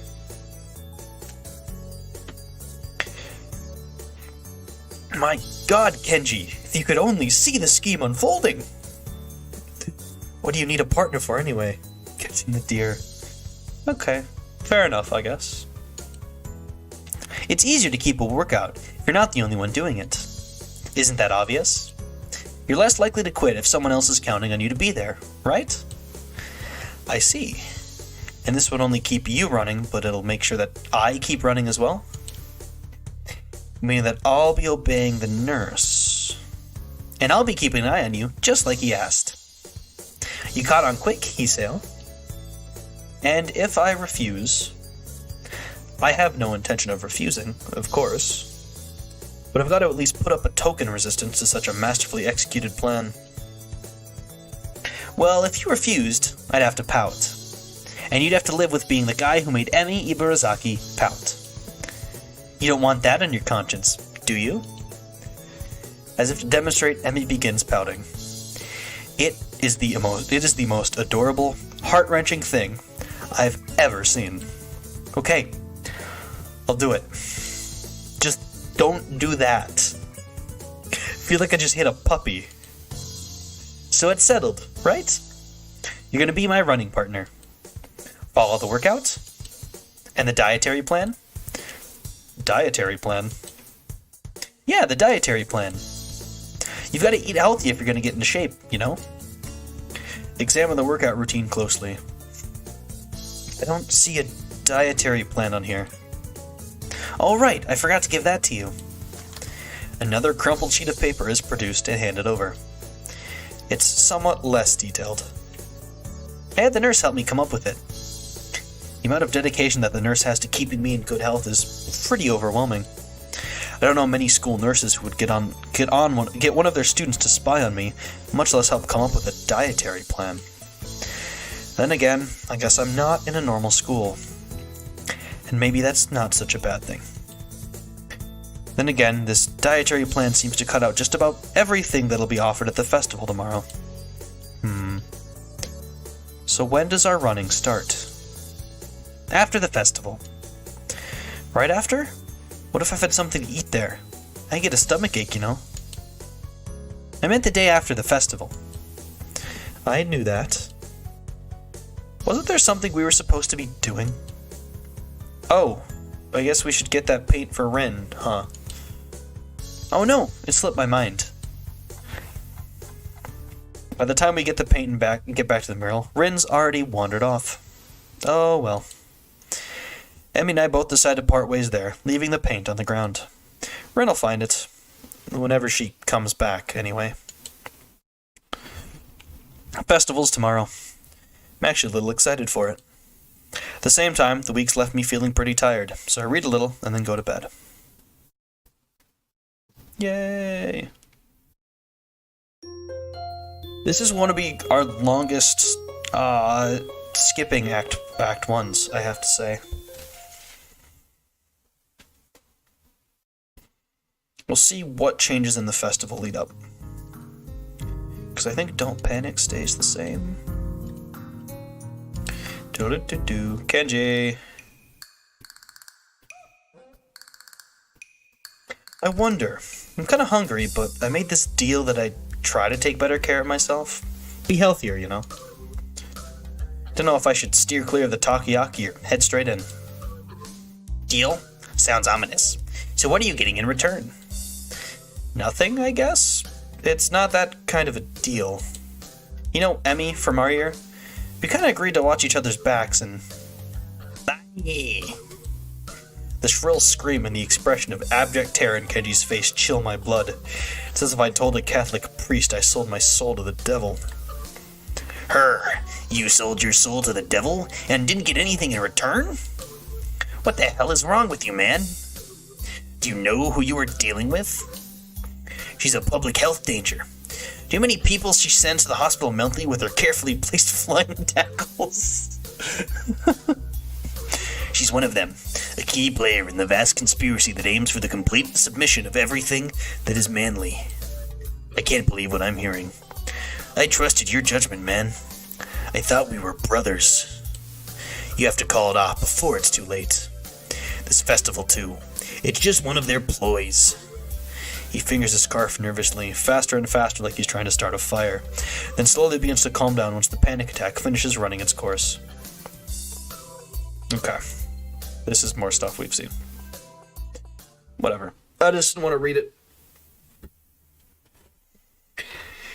It's kind of unsettling, and now I start to feel doubtful myself. Should I bother going? I've got a book I've been meaning to read. Something about an underground postal system that may or may not exist. It's short, too. I could have it finished in a day. But would that be a good way to spend my time? Well, yeah, it definitely would be. But I suppose that it would probably be a better idea to head outside. See the festival. Try to integrate with all the other sideshow acts. Honestly, I should at least make an attempt to keep up the somewhat friendly personality I've had the past week. Maybe get something to eat, my stomach suggests. It's almost lunchtime. I could at least grab something from one of the stalls outside. I'm soon outside, surrounded by various students and people who may or may not be their parents. Every so often I catch a glimpse of someone who clearly just came up from town for the promise of a festival. They're easy to spot. The ones who can't stop staring. Behind their eyes you can tell they're thinking, now, what's wrong with this one? I almost want to yell at them. At the same time, can I deny that I've been doing the same thing all week? A wave of something like disgust sweeps over me. Guilt for my own narrow-mindedness. I push the thoughts aside, concentrating on the pangs of hunger that burn my guts like a wildfire. The scent of something fried leads me to the promised land, where I can get some lunch. Just getting my order when a loud voice interrupts me. Hey, what the hell are you doing? Having lunch? Breakfast? You mean you just got up? Okay, I don't know what I'm doing with Emmy's voice. Suddenly sleeping all morning feels like a crime. No, I meant lunch. Honest. He's not buying it. Brunch? That's not a healthy breakfast at all. She snatches my food out of my hands and glares at me. Look, Emmy, plenty of people sleep until after 12. It's normal. Yes, it's normal, Copium.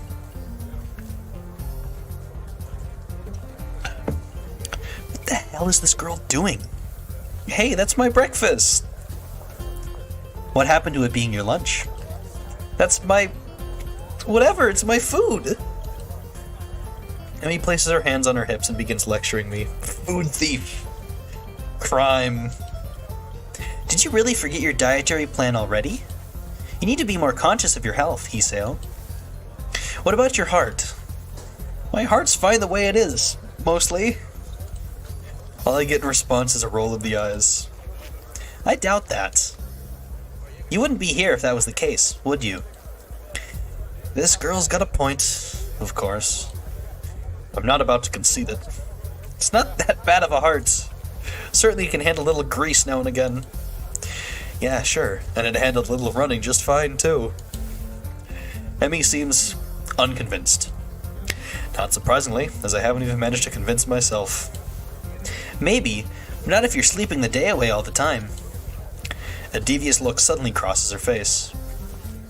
Of course, if you'd been following a routine from the beginning, you wouldn't be in this situation.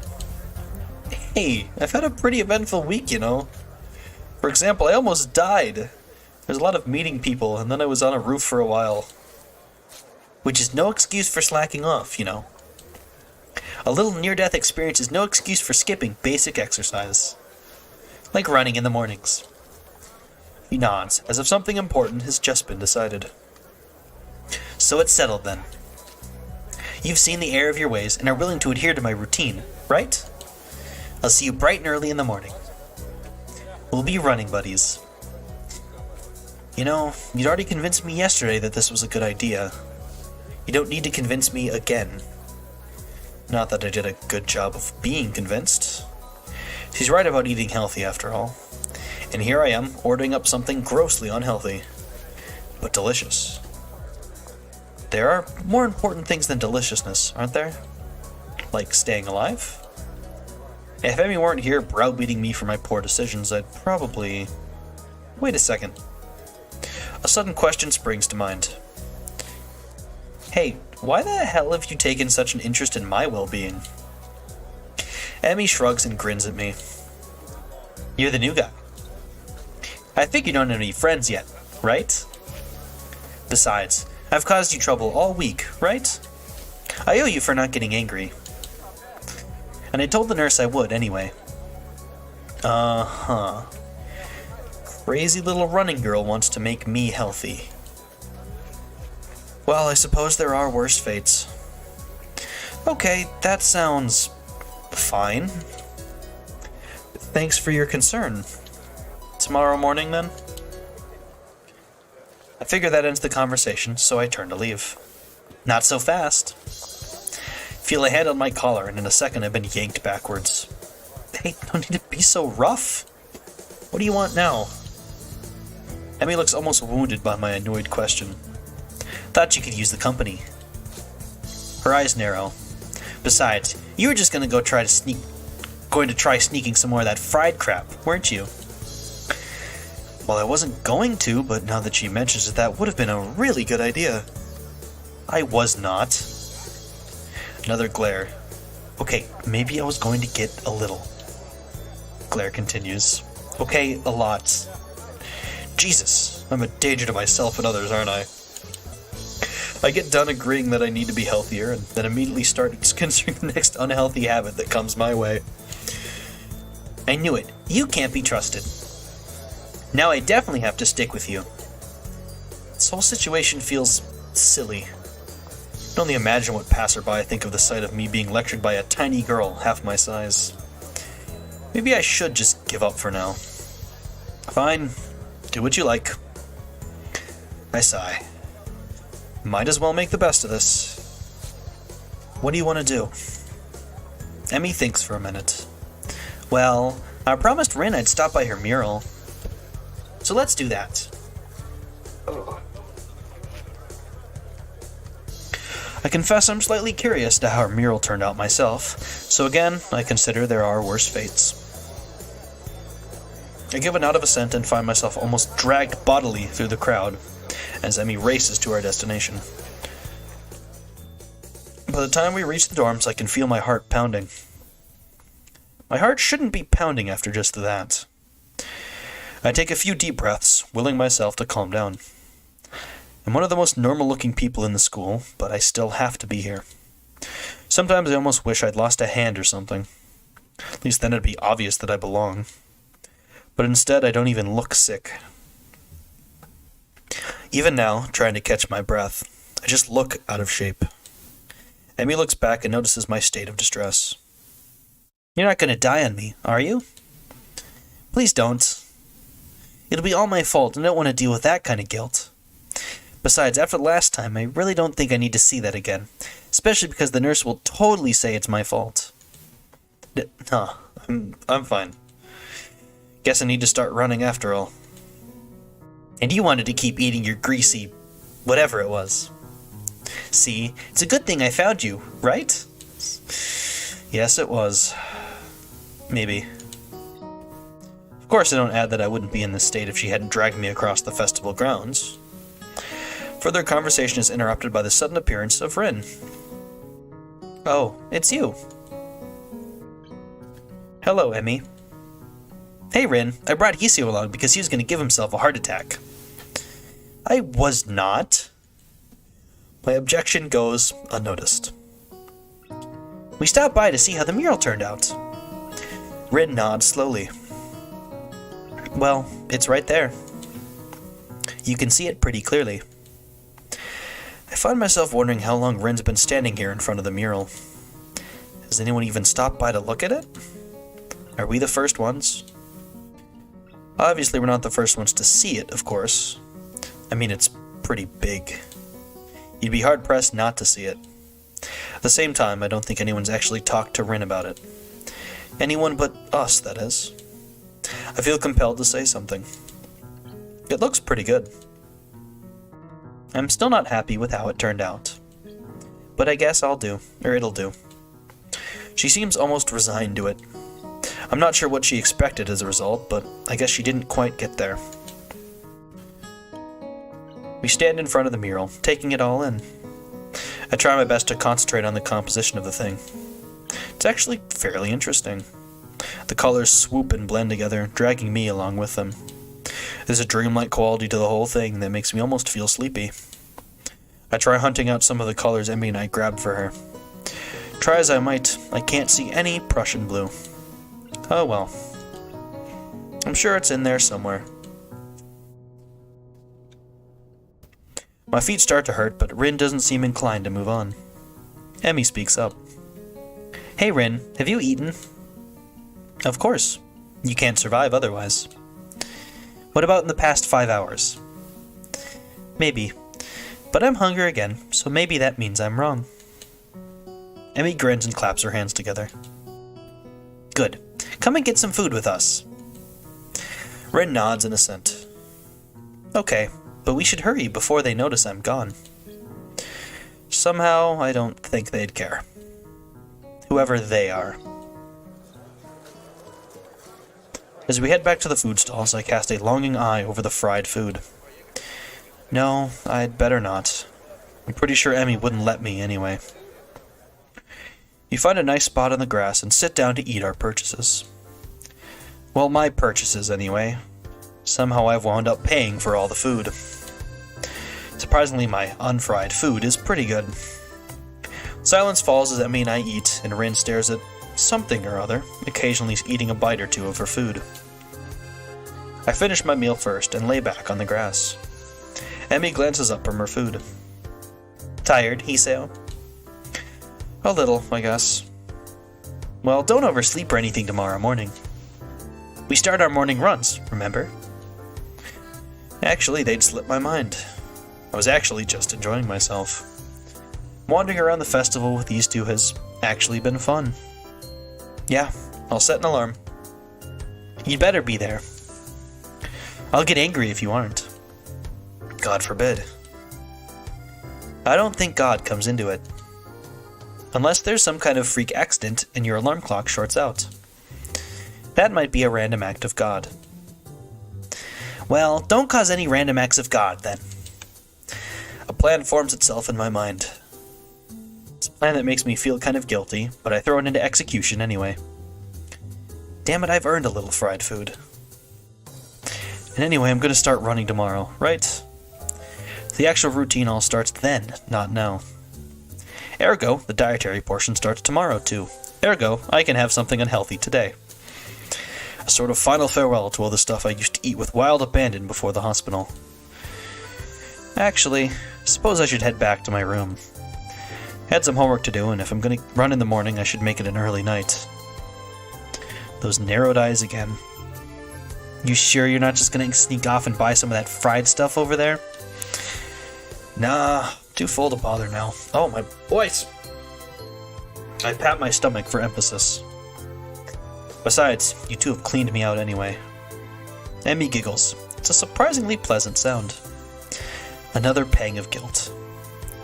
She's gotta know that I'm lying to her, doesn't she? Or is she just that trusting? I feel kind of like a monster. All part of my master plan, Hiseo. Well, I guess I'll see you tomorrow morning then. Thanks for the food, and for keeping us company.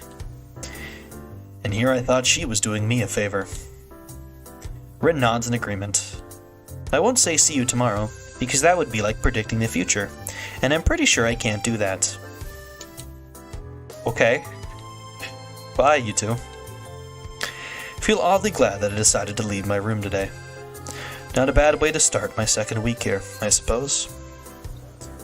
Once I'm sure I'm out of Emmy's line of sight, I make a beeline for the food stands and buy some cake. At least it's not fried, right? It's slightly better than what I was planning to do. I still feel a little bad about lying to Emmy, though. She really does seem concerned about my health. I'll make it up to her somehow. Better head back to my room. Hey, I do have work to do.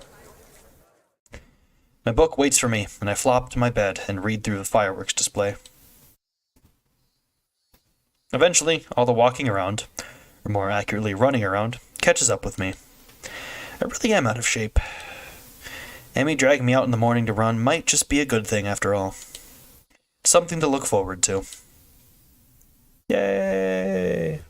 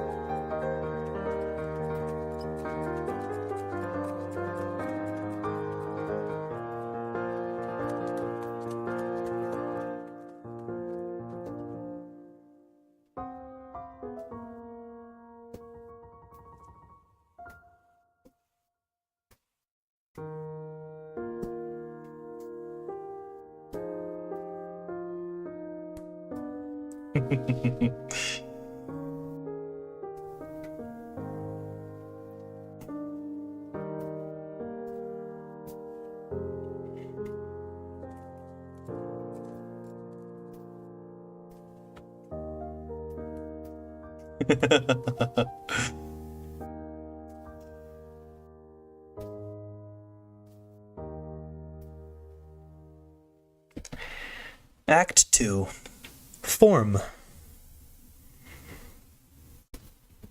I really like that that cutscene.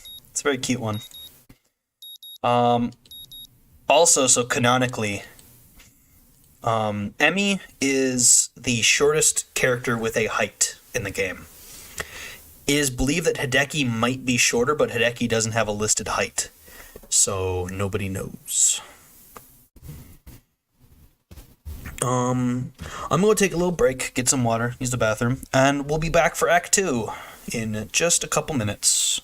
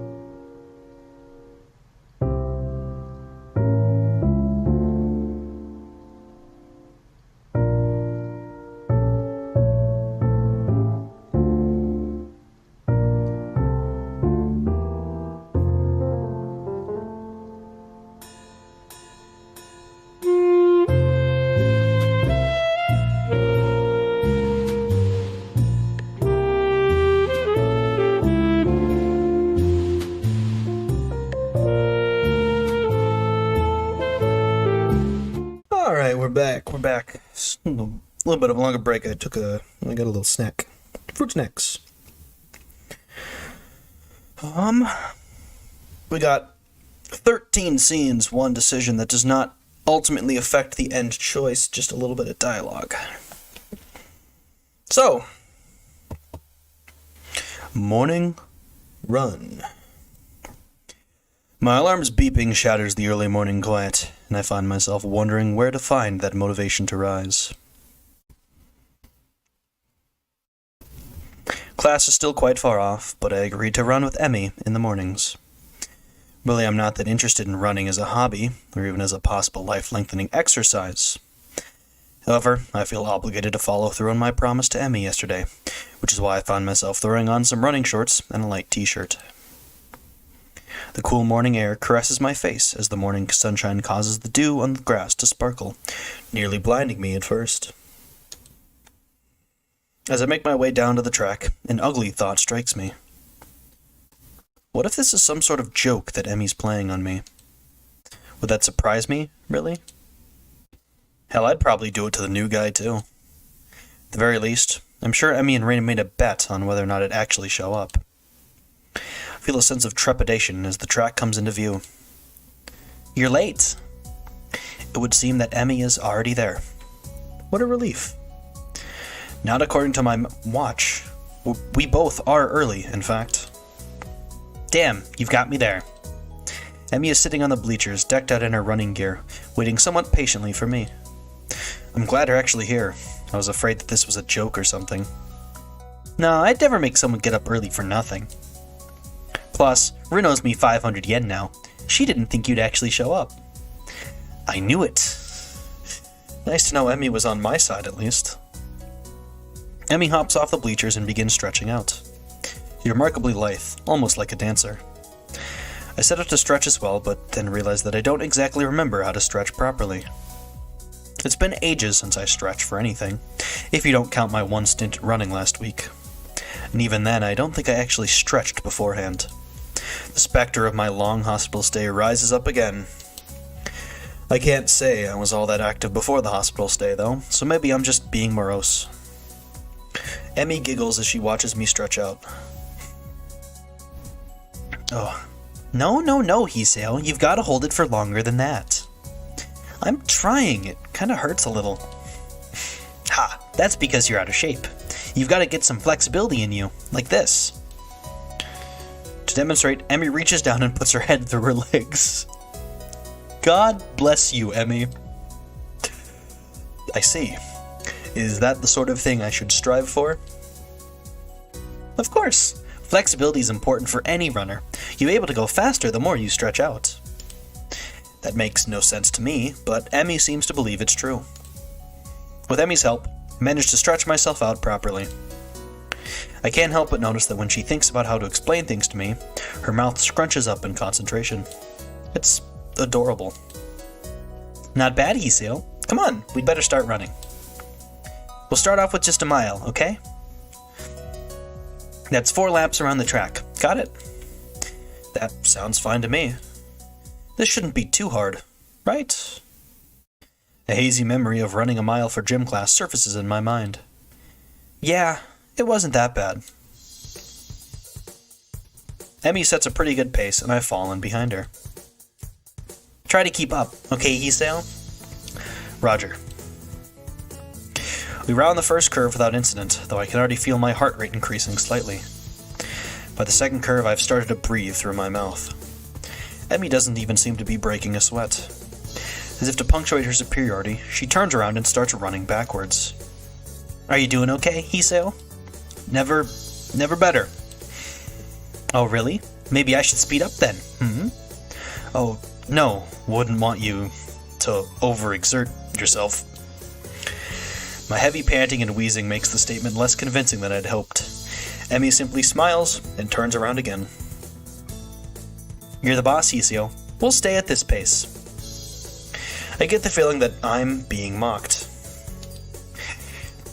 If I weren't in such terrible shape, I'd probably feel offended. By the third lap, my breath is coming in ragged gasps. I'm also awash in my own sweat. Gross. We round the curve to start our 4th lap, and Emmy looks back at me with a grin. Here we go! She takes off at a blinding speed while I stubbornly stick to my slower pace.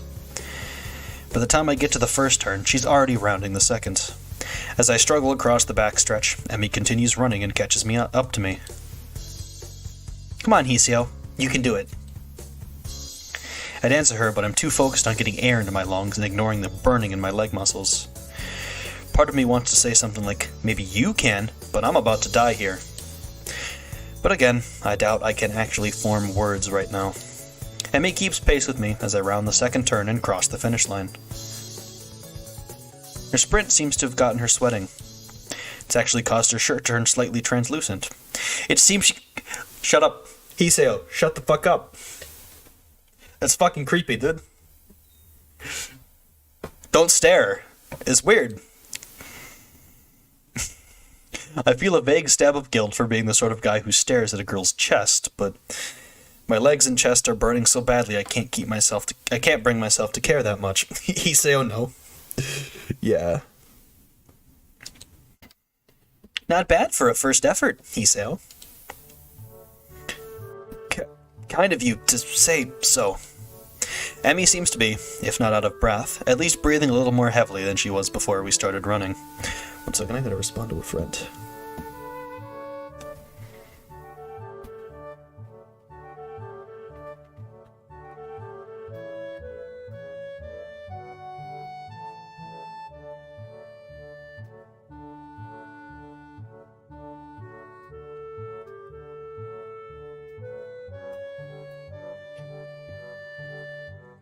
It must have been the sprint that did it. Hey, I've got to get a few sprints in. You should walk around the track to cool down. Then we can stretch out and we'll be all done, okay? Sounds great. My legs are on fire and my breathing is still heavy, but surprisingly my heart seems to be taking the strain well. Another triumph of medical science, I suppose. You should put your hands behind your head. It makes it easier to catch your breath. This is true. Surprisingly, she's right. I begin to stroll around the track, happy to feel my breath coming back to me. There's a blur as Emmy sprints by me. Watching her run is absolutely fascinating. It's not just because she's on prosthetics, though that is interesting. The really interesting thing is the way her face changes. I can only catch glimpses of it as she runs by, but her eyes seem to come alive with a sort of fierce joy. It's as if there's nothing else in the world but her and the track. By the time I've gotten to the final stretch, Emmy seems to have finished her sprinting. She's breathing heavily now, but she's wearing a satisfied grin on her face. She waves to me cheerily as I near her. Feeling better, right? Actually, yeah. Do you want to take another lap around with me? I've got to cool down. I've got to cool down too, you know. Part of me would rather sit down and not move, but something tells me that would be a bad idea. Besides, if I sit down, there may be no getting back up again. Sure, why not? Emmy's got her hands behind her head now as well, which makes her seem very relaxed. The positioning of her arms also pulls her shirt upwards ever so slightly, so they can see a small strip of her belly. Why is this what this route is right now? Why is Hoshiuta just staring at her? I do my best to act the gentleman and not look, but the contrast of her skin against her red running shorts is rather arresting. So how do you feel, Hoshiuta? Surprisingly good, actually. I'm sore and tired, but surprisingly good. As soon as I say it, I realize that it's true. I forgot how much hornier this route is. It's so weirdly horny. I don't get it. I mean, I get that she has 3 NSFW scenes and one of them involves lemon-scented lube, but seriously. And a secret about the track captain that will be revealed in time. But yeah, like...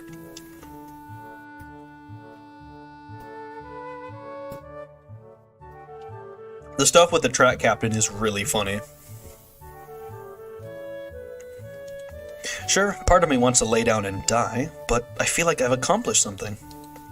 It's almost like a glow throughout my body that persists despite the soreness. Yeah, that's the runner's high. Runner's high? Yeah, it has something to do with adrenaline? Emmy thinks for a moment as we walk, trying to remember. Then she shrugs and grins at me. I don't actually remember. It's a good feeling though, isn't it? Better than sex, right? Okay, they're both horny. I open my mouth to respond shortly before processing what she's just said. Emmy watches my face for a few moments before bursting into laughter. Sorry, I couldn't resist. You're just too easy. Why did I agree to run with you again? It's okay, everyone. They're both at least 18 or older. The game made sure of it. Emmy just laughs harder. She takes a hold of my forearm and tilts it, allowing her to get a better view of my watch. Her face changes the moment she sees the time. Oh no! We'd better get a move on, Hiseo. Class is in an hour and I need to shower. Good rhyme. I should probably do that as well. I need to see the nurse too. Maybe he'll write me a note for being late. Why do you need to see the nurse? Emmy points to her prosthetics as if that would explain everything. It's important to check for irritation. You know, from sweat or friction or anything. Normally only go after practice, but if we're gonna doing these morning runs, then I guess I'll see him twice a day. Wait, so Emmy has only started doing these runs since I showed up? If it's more convenient for you to run with me at a later time... Don't be silly. I've been meaning to start running in the morning for a while now. But if I didn't have a partner to run with, I'd be less likely to keep up a routine. It's always harder to blow off a commitment if you're going to let someone else down, you know? So you'll be my running partner for the mornings. We both need the exercise, so it all works out, don't you think? Yeah, perfect. Did it have to be me, though? Well, I guess I can't complain too much. Emmy's pretty fun to hang out with. And she's right, I do need the exercise. Doctor's orders, even. Emmy waves a quick goodbye to me. Right, I'm off. Come have lunch with us, okay? What? Lunch, you know, the meal, in the middle of the day. Come have it with us. Where? The rooftop. Rin likes it up there. When? Lunchtime. When else? That was a silly question. Yeah, but I sort of felt the need to ask all three for completeness' sake. Emmy laughs and grins. I don't think I've seen a girl smile so much before. Not bad, Hiseo. See ya. With that, she takes off like a shot for the school building. I guess she's going to see the nurse first. I hurry back to my room and hop in the shower, only to find that the water takes a while to heat up. The shock of the cold water nearly kills me. I manage to warm the water a bit and spend some quality time feeling my muscles loosen. My heart, surprisingly, feels the least bothered by the run. I suppose that's a good thing, even if it does make me feel like a bit of a wuss. I mean, at least I have an excuse beyond I am out of shape, if my heart were bothering me. Guess I'll have to keep this running thing up, otherwise I'm sure Emmy won't let me hear the end of it. It's only after I get out and dry myself that I realize I've only 10 minutes left to put my clothes on and get to class. Crap. The hands on the clock finally set me free from the tedium of yet another fun-filled class. Getting up from my seat proves to be more of a problem than I anticipated. My legs are killing me from the morning's run. Maybe doing these with Emmy isn't such a hot idea after all. Still, the run's given me a hell of an appetite. I'm halfway down the hallway to the cafeteria when I remember that I've got my lunch with me. My parents saw fit to provide me with some prepackaged stuff when I moved in, and a good thing, too. The hallway is packed with students headed for the cafeteria. Going back is like swimming upstream, but I've got an appointment to keep on the rooftop. It takes me a moment to find the staircase leading up to the rooftop, but I'm willing to bet that Emmy and Rin aren't up there by now anyway. In fact, I think I saw Emmy among the bodies in the hallway headed for the cafeteria. I step out of the door to the roof and then take a deep breath. The fresh air blowing against my face and body almost makes my legs hurt less. Maybe if I'm upside down... Part of me wants to be surprised that Rin's already up here. What's that going to accomplish? Things in the clouds. Couldn't you just look at them right side up? Rin rolls her eyes in something approaching exasperation. Then I wouldn't get a new perspective. Is upside down really a new perspective? Ah. That caught her off guard. Rin looks pensive. You may have a point. Maybe sideways. As Rin lays down on the bench to look at the sky, I give up. Fortunately, Emmy chooses that moment to burst through the door carrying 2 bags. She nearly takes the door off the hinges. Sorry it took me so long. There were a ton of people in line. She drops the first bag in front of Rin and takes a seat on the bench next to her. You buy Rin's lunch for her? Sometimes, yeah. I'd have Rin buy my lunch for me in return, but I'm not sure how she'd carry it. Plus, I'd never buy her lunch. If Rin's offended by Emmy's comment, she doesn't show it. Emmy sniffs. How ungrateful of you. I'm not sure whether the two are joking with one another or if I'm witnessing the beginnings of a cat fight. The 2 girls stare at one another for a few tense moments before breaking into smiles. Hey Emmy, do you think being upside down is a new perspective on things? Didn't I already have this conversation? Emmy looks thoughtful, apparently giving the question some thought. After a deep and profound pause, she speaks. I hit the right-click button. I have no idea. Well, at least she's as lost as I am. Hey Hoshiuta, you're coming to the track meet, right? The question comes out of the blue and catches me off guard. I don't know yet? Honestly, Hoshiuta, after I went through all the trouble of letting you run with me in the morning, you won't even show up at my track meet? Wasn't she the one that asked me to run with her? Actually, she didn't even give me a choice in the matter. Wait, no, I didn't say that.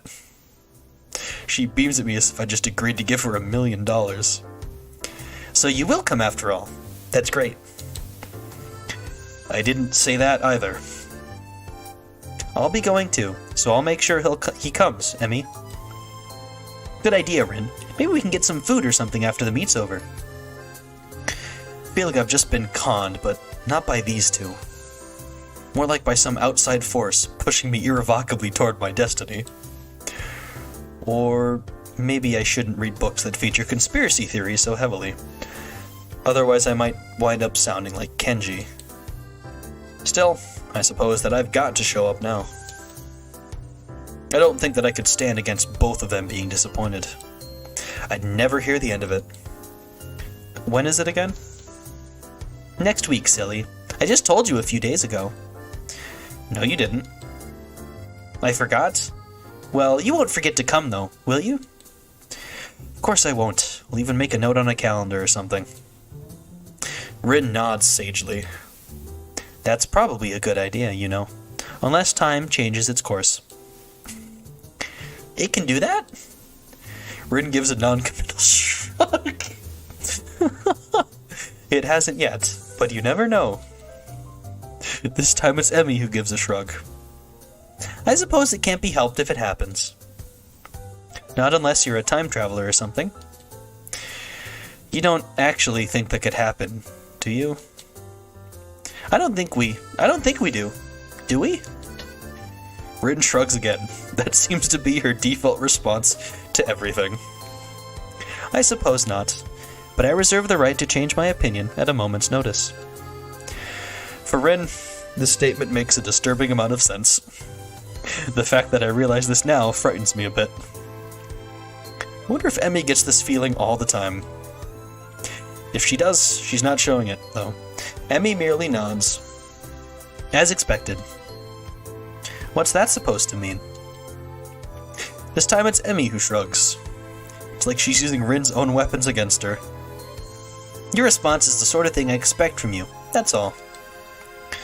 Am I really that predictable? Emmy's smile seems to border on gloating. Nah, just that your unpredictability is pretty predictable. Well, that's alright then.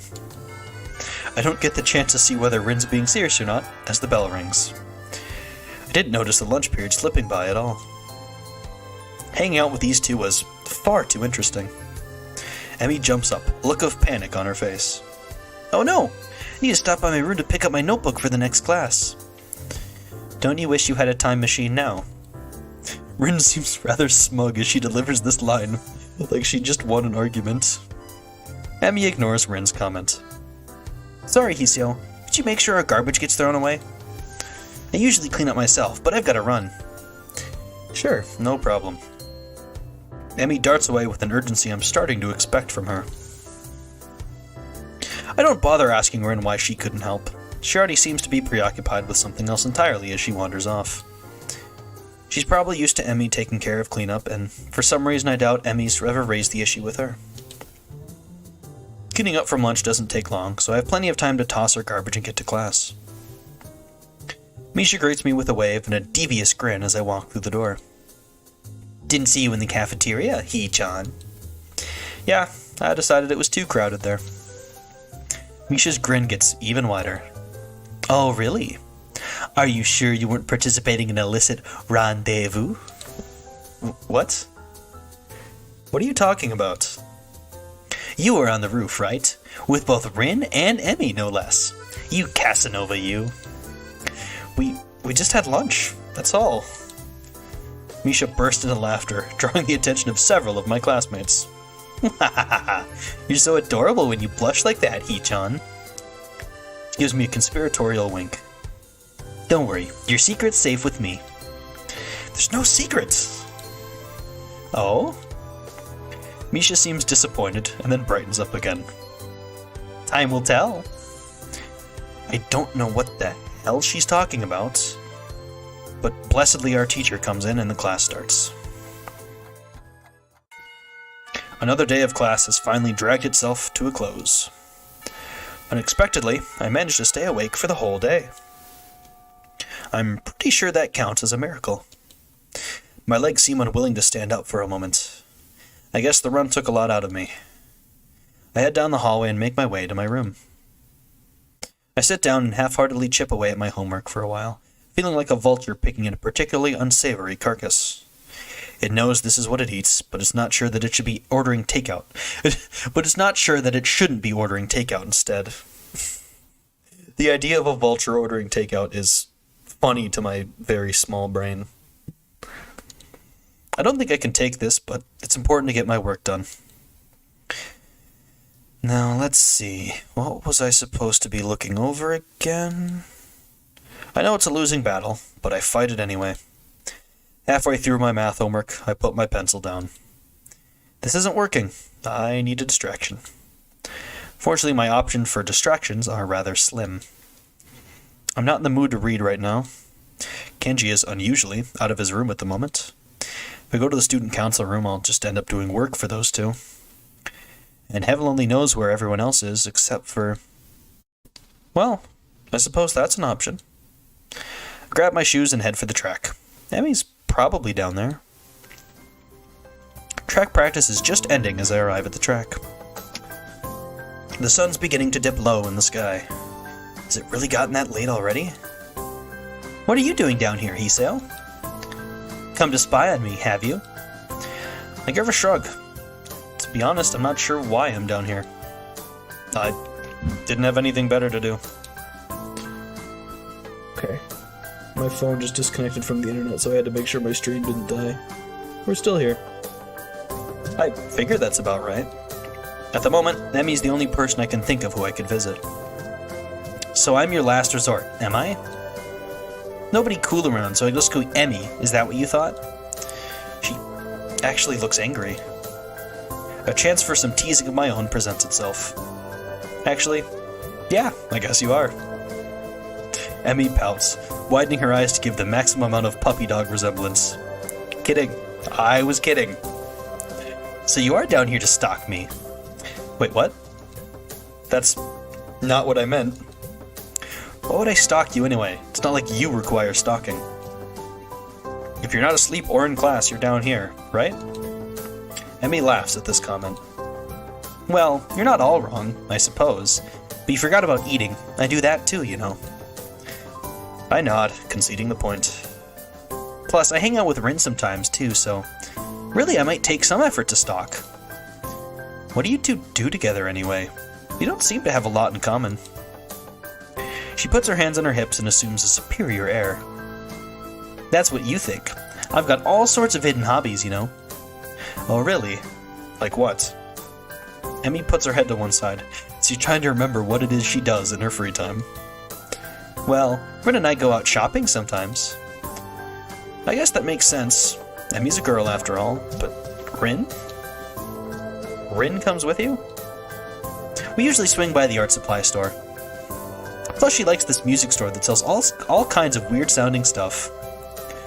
Rin would absolutely be like a math rock listener. She would listen to like math rock and... what else would she listen to? I'm trying to think of other genres that Rin would absolutely listen to. She'd listen to like modern experimental jazz, I think. She'd be a math rock and an experimental jazz type of person. This is my headcanon about Rin. She says it helps focus her. That makes a little more sense. I see. Any other hidden hobbies?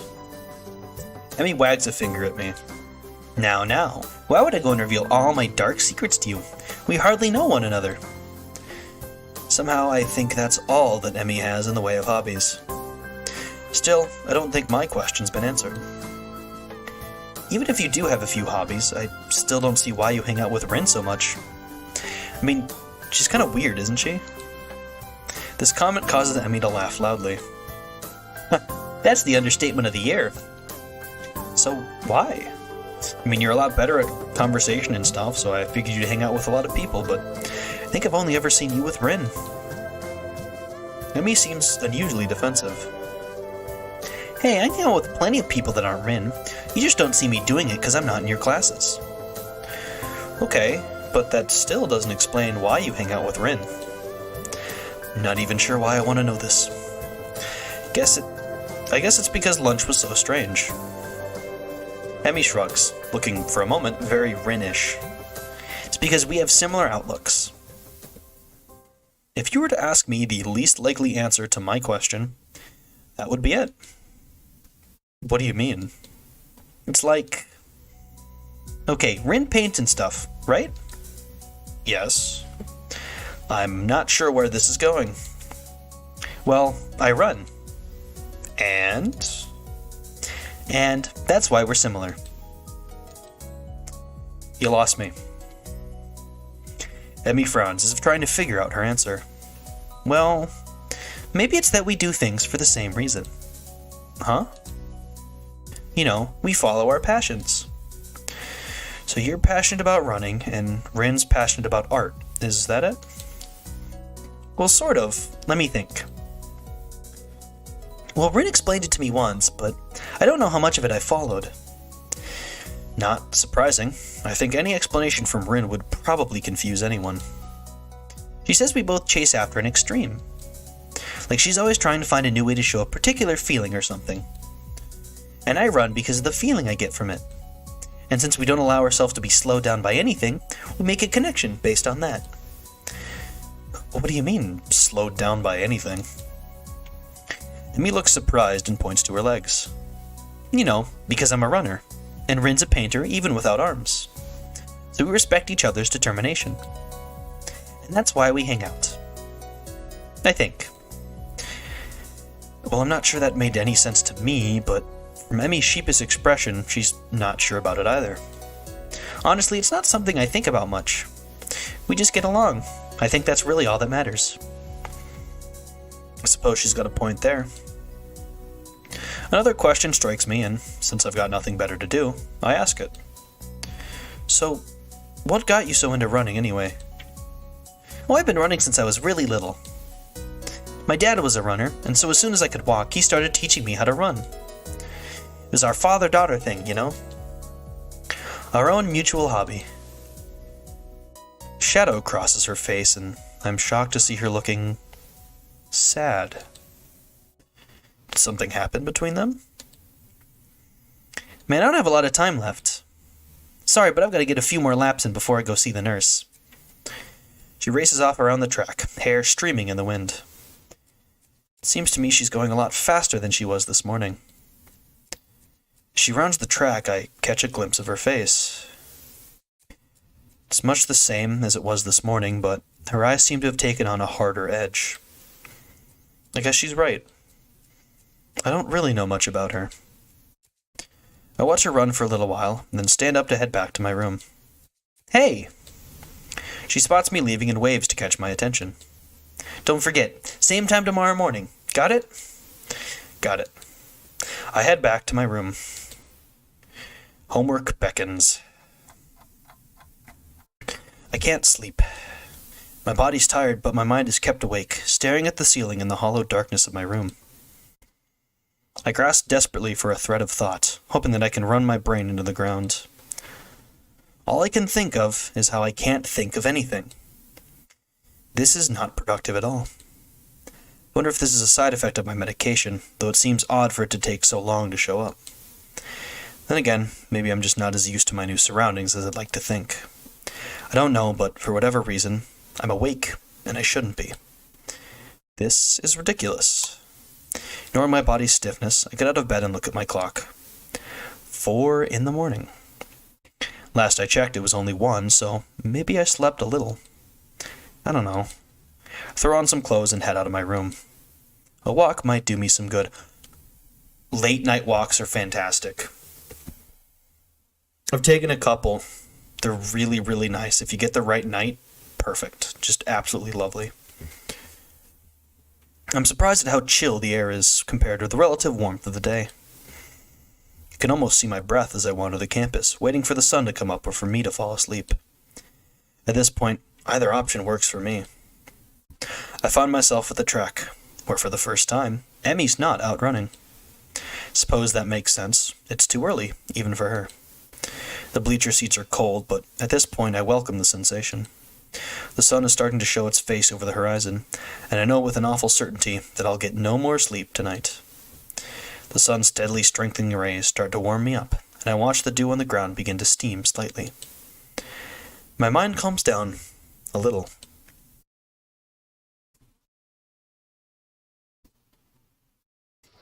Someone's shaking me.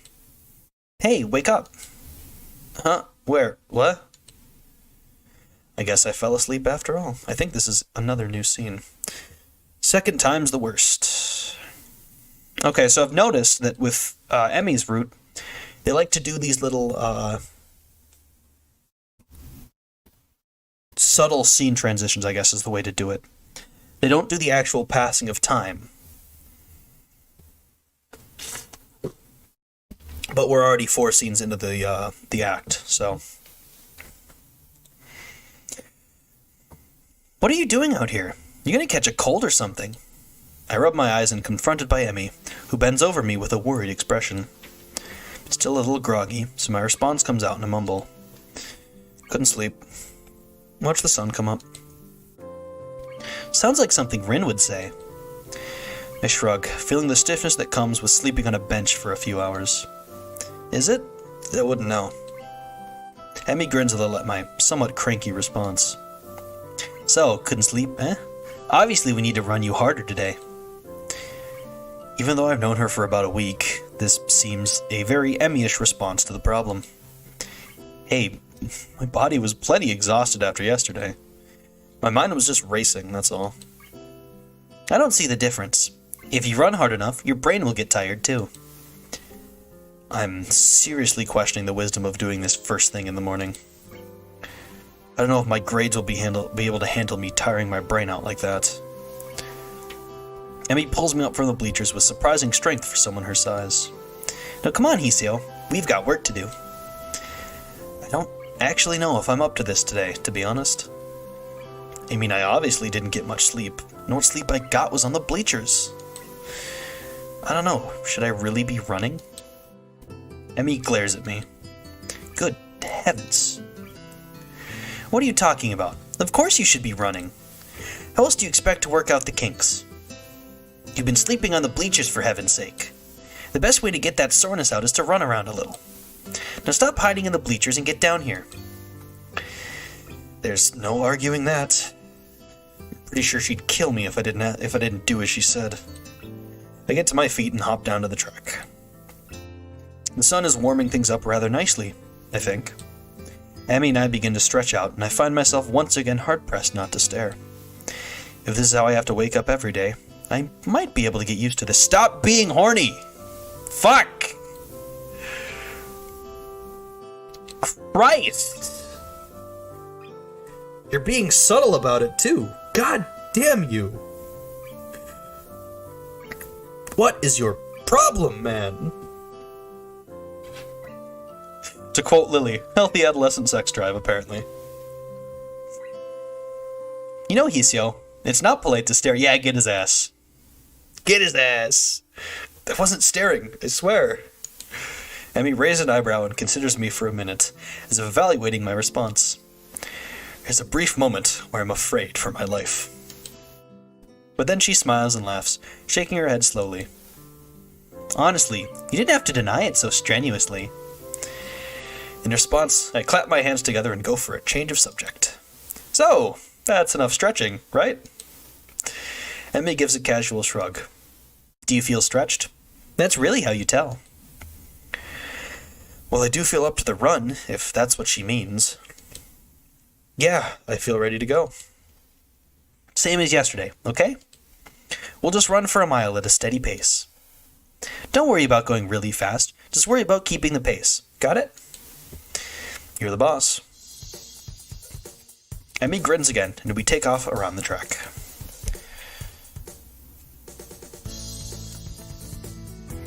I think I'm going to die. We're not even done with the first lap, and my legs are on fire. My breath is coming in ragged gasps. I can feel sweat pouring down my brow. We've only just now rounded the second turn. Come on, Hiseo. You've got 3 more laps to go. I can't do this. I can't do this. I can't do this. I think I might hurl. Somehow we're on the second lap. Emmy's not even sweating. How can she do this so effortlessly? For some reason, I'm still moving. It's like a machine. Third lap. What happened to the second? Almost there, Hiseo. Liar, you've still got another 2. Nothing to be done. I can't do this. Emmy whirls around and begins running backwards. Her face is a mask of anger that surprises me. Never say that. If you say that, you'll have already lost. Keep moving. If you're alive, you can keep moving, damn it.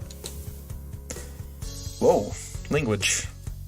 We're on the 4th lap now. She really seems to want me to keep going. Legs move. Move. Move. They feel so sluggish. I'm in mud, or molasses, or tar. I can't go on. I'll go on. Final stretch, Hiseo. Give it all you got. I pump my legs as fast as they'll go. They keep refusing to obey my commands. Somehow, I keep moving. Somehow, I finish. That's it, Hiseo. I knew you had it in you. The anger Emmy showed a lap ago is gone, replaced with pride. She's positively radiant, like she just won the gold medal or something. I stagger to a stop and fall to my hands and knees, gasping for air. My heart is pounding far harder than it has in a long time. I don't think it's done this since... Oh, God. Please slow down, heart.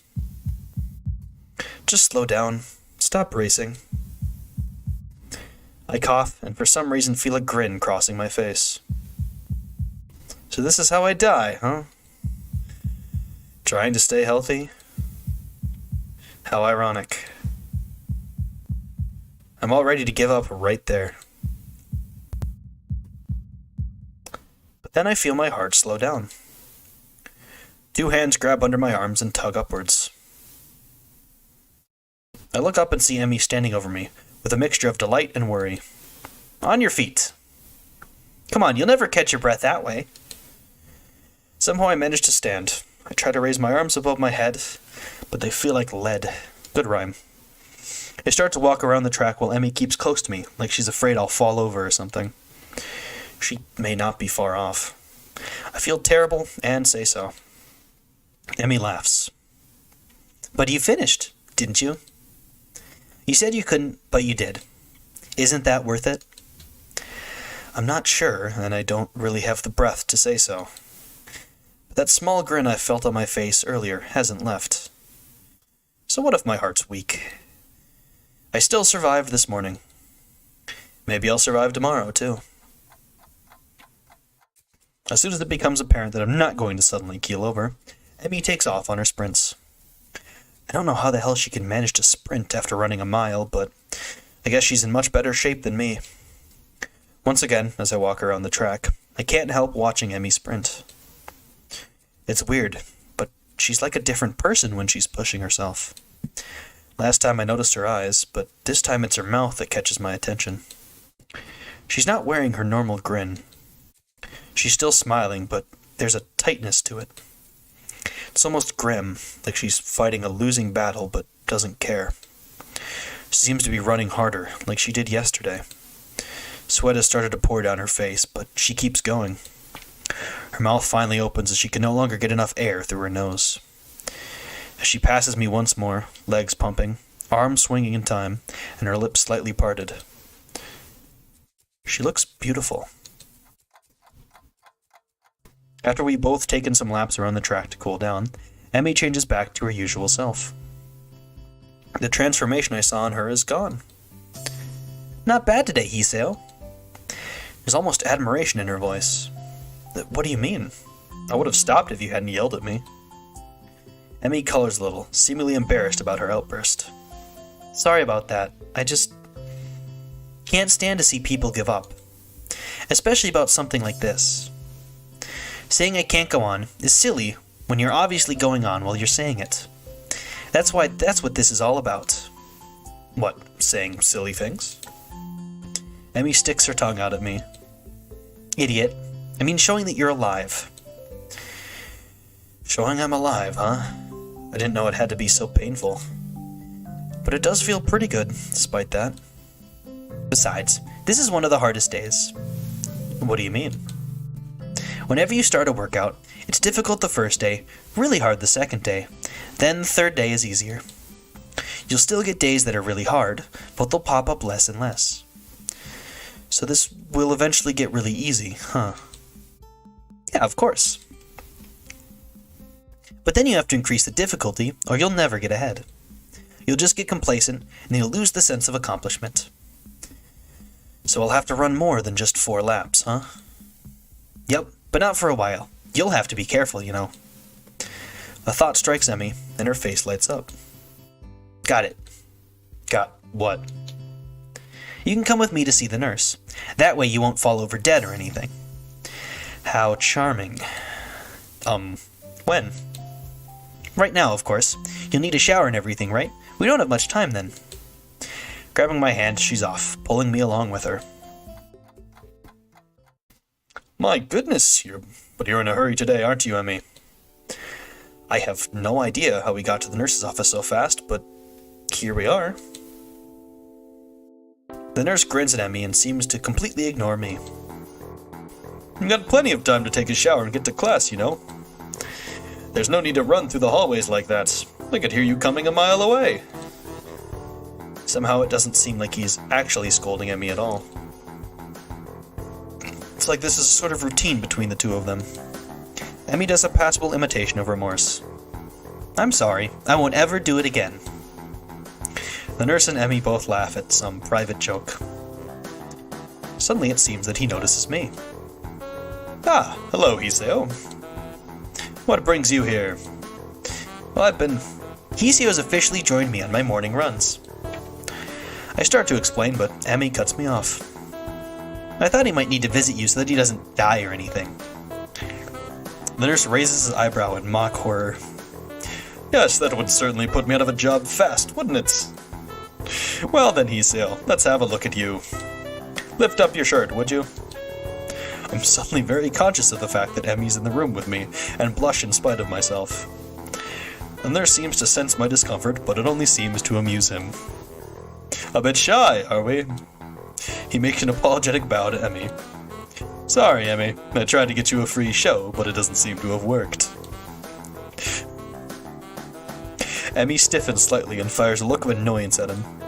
You're an asshole. Emmy bows to me apologetically. I'll wait outside, okay, Hiseo? I begin to stammer that it's not really a big deal, she doesn't have to leave, but she's already out the door, and the nurse is laughing as he watches her go. Still got it. Ha! I don't follow.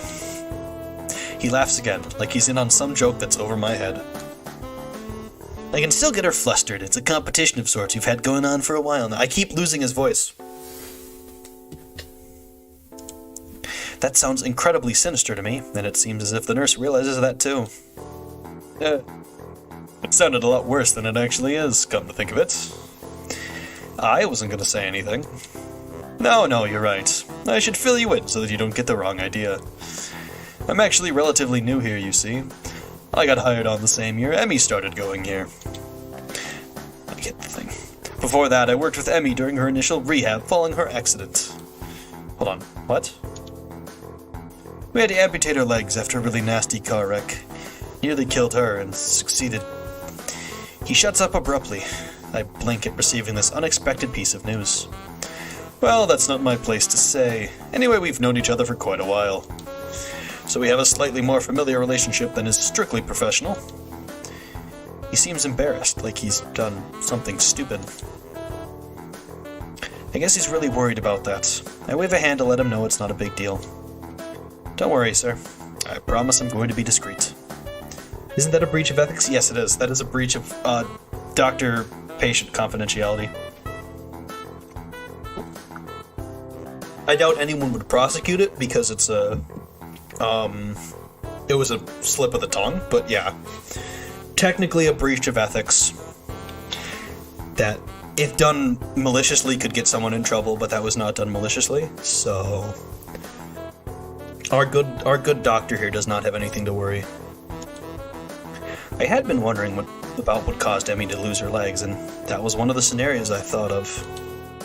There are only so many ways that could have happened, but actually hearing about the facts, it's still a little shocking.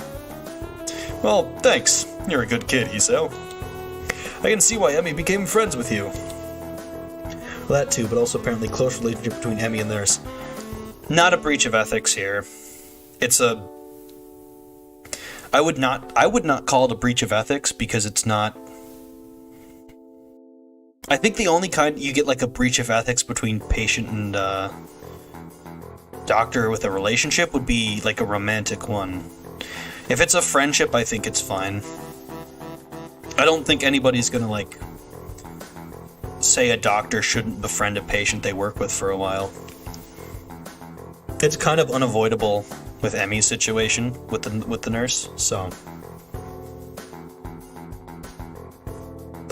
no ethical breach there, I don't think. She's quite indomitable, you know. What do you mean? You didn't see her learning to walk. She'd go for so much longer than the others in the hospital. She refused to quit. Normally it takes years to get to a point where you can even think about running again. Emmy did it all in about a year. He almost seems proud of her, like a father who watched his daughter win a competition or something. Well, she'd probably have done it faster, not for the fact that we wouldn't let her. Wouldn't let her? Why not? Sure, sort of thing no one would actually seriously prosecute or think that. I don't even think it's a breach of most, what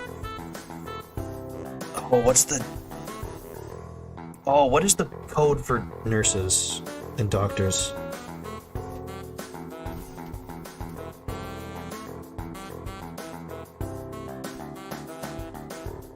Code of ethics, it's called, I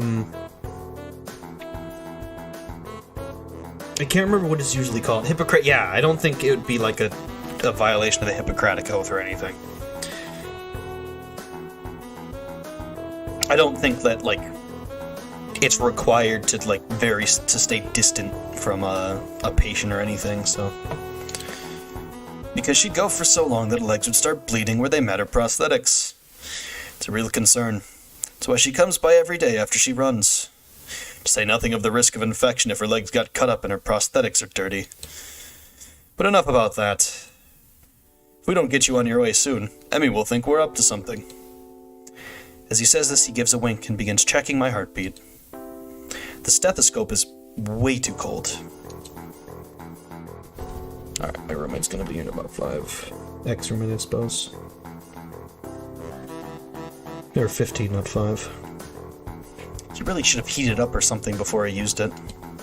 After a few moments, he leans back, satisfied. Well, you sound pretty good to me, Hiseo. You didn't have any chest pains while you were running, did you? No, not really. I had some trouble catching my breath, though, and my heart was racing by the end, too. The nurse frowns as I say this, but then shrugs. It's probably just because you're out of shape. If you don't improve, then you should let me know, okay? Don't push yourself too much. And of course, if you have any chest pains, come to me immediately, right?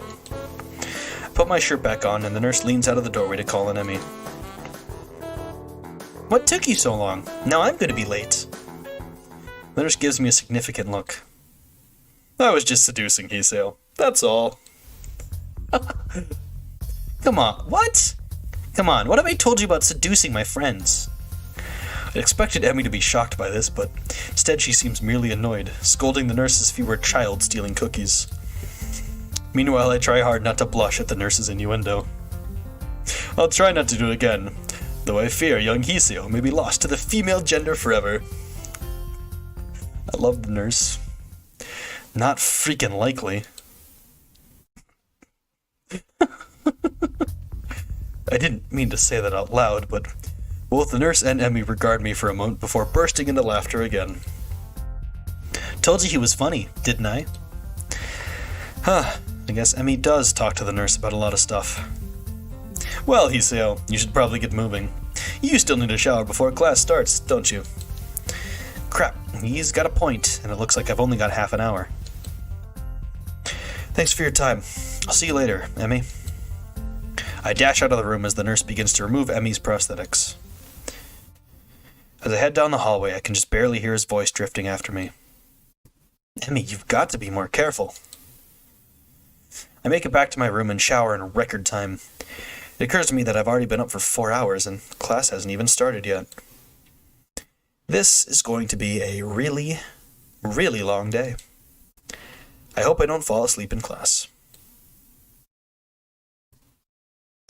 Hey! I think this is now track meeting.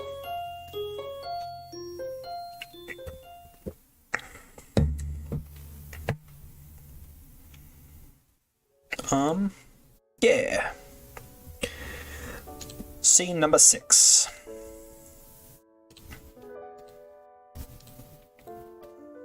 The morning sunlight streaming through my window wakes me up instead of my alarm, and I realize that it must be Sunday.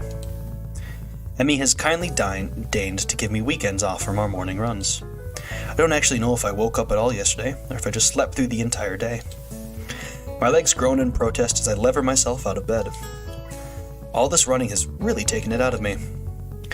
Still, I can't deny that Emmy wasn't lying to me. It has gotten a little easier. I've been worried that the runs would start to wear on my nerves, but thus far I haven't minded them that much. Well, it's only been a week. I suppose there's plenty of time for me to start dreading the sound of my alarm in the morning. Not that I could ever skip out now. As Emmy said, it's harder to stop a routine when there's another person. And frankly, I don't think I'm equipped to deal with a disappointed Emmy. She'd probably give me those puppy dog eyes and I'd feel terrible about myself. Which reminds me, wasn't I supposed to be somewhere today? Hey, you're coming to my track meet on Sunday, right? What am I talking about? Of course you are. Right? Those puppy dog eyes again. Of course I'm going. I owe you, right? Exactly. So don't forget, okay? Crap. Emmy's track meet. Better get a move on if I don't want to miss her running. She's the only reason I'm even considering going. Otherwise, it would defeat the whole purpose of going. And so, I soon find myself quite suddenly surrounded by a crowd of people, all turning out to see our track team compete with another school like this one. I'll admit it, it's almost comforting to know we're not the only school like this. After you see that there can be 2 schools with a bunch of defective kids, well, you stop feeling so defective. You also stop feeling unique, which in most cases would be a bad thing. But in this case, it sure as hell isn't. That's part of Yamaku's appeal, I guess. Learn that you're not unique. Hell, learn there's a lot of others would kill to be saddled with your problems instead of whatever they're dealing with. Some of the kids here aren't here because they're missing your leg or they have a heart condition. Some of them might be here because they're as good as dead in 2, maybe 3 years if they're lucky. And that's only if they get the right sort of care. It's a bitter sort of comfort to say, at least I've got a chance of being alive through college, but there it is. I'm brought out of my rather morbid musings by the appearance of Rin near the entrance to the bleachers. You came. Of course, I said I would, didn't I? That doesn't necessarily imply that you had to follow through. Lots of people say things and don't mean them. Well, I don't. Rin shrugs. Seemingly bored with our conversation, she turns on her heels and heads back towards the stands. I owe Emmy money now. Why's that? I didn't think you'd show up. Emmy did. So I owe her 500 yen. You two bet an awful lot, don't you? Another shrug from my armless companion. I don't think so. We enter the bleachers and Rin nods upwards. Up there. I came out to see if you'd come. For the bet, I'd presume. Rin leads the way and soon we've settled down on an almost empty bench. You'll never guess who this is. I have to think of a voice for her. And then I have to keep it through the 3rd and 4th acts. There's an older woman sitting next to Rin. Someone's mother, I assume. She's got rather long hair done up in a braid. On seeing Rin, she gives her an oddly familiar-seeming grin. Well, this is surprising. I thought you went to get a snack, not a boy. Huh? A snack? Someone's mother, no clue who. Yeah, she doesn't look like anyone. I wondered why I was down there. The woman laughs, again in a way that seems familiar. Where have I seen her before? Well, I suppose you've always been one to go out for one thing and bring back another. But I'm being rude, I haven't introduced myself. I'm Meiko Iburazaki, Emmy's mother. Pleased to meet you. Well, that explains it. She's like a taller, older, and better. God, Hiseo! Has nobody told you it's rude to comment on people's features like that? Apart from her hair being a darker shade than Emmy's, there's really no mistaking the resemblance. Sorry, I'm Hiseo. Hiseo Nakai. And really, you don't have to apologize for not introducing yourself, Miss Iburazaki. It's really Rin's job in this situation, isn't it? Another laugh from Emmy's mother. I take it you've not known Rin for that long, then. It's best not to expect her to remember something like that. She's got other things to think about, I assume. Rin nods, seemingly pleased by this assessment. She's right. I was thinking about sunsets. You see, it's really up to us to make introductions and the like. For lack of any better response, I nod. Miss Iburazaki leans back a little on her seat and raises an eyebrow. So, how long have you and Rin been dating? My response consists of silence as my brain suddenly lurches into gear. But just before I can begin to utter a hastily babbled explanation, Emmy's mother burst into laughter again. Ah, you're a blusher, aren't you? I don't know if there's any way to keep my dignity in this situation, so I settle for a mumbled response. Maybe.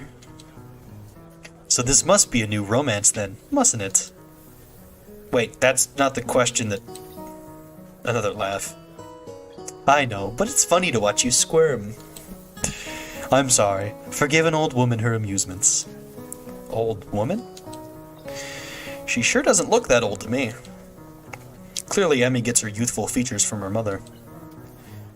I suppose I can let it go. How kind of you. It's starting. There was a bad Rin voice. Hey, it's Miki! And then a bunch of other people. So, I've actually noticed, well, I saw it on Twitter actually, they kind of sneak designs of existing anime characters into the backgrounds of these kind of CGs. Like, I think there's a K-On! If you remember the very first CG where you're looking out over the class, I think there's a K-On! Girl in the back seats.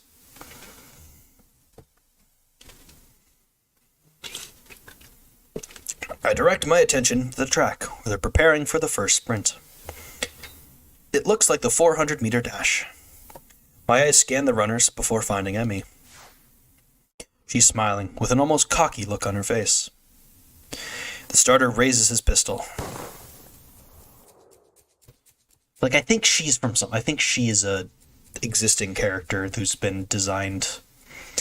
Emmy explodes off the block, disappearing from the starting line in a blur. It's amazing. Even as the other sprinters converge on the lanes closest to the inside line, Emmy surges to the front of the pack. By the time she rounds the final turn, some of the other runners have caught up with her. Their efforts come to naught, though, since a final burst of speed from Emmy leaves them at least a half-second behind. Miss Ibarazaki whoops and shouts, applauding wildly, and generally looking like any other parent cheering on their child. Emmy bounds off the track, looking pleased with herself. I cheer right along with the rest of them. The announcer, sounding suspiciously like Misha, gleefully gives the results. I think she's gotten faster since the last time. That was incredible. Miss Ibarazaki grins proudly. Emmy's a heck of a runner. We fall silent as the next event is being prepared. Surprised to see Emmy striding out onto the track again. Wait, didn't she just run? Emmy's mother nods. Yes, but she runs multiple events for the team, especially the sprints. It's a lot of running, but Emmy can handle it. From the looks of things, she's right. Emmy doesn't appear to be tired, as if she hadn't run the previous event at all. If not for the sweat visible on her shirt, you'd never know. Which event is this? It's the 200-meter dash.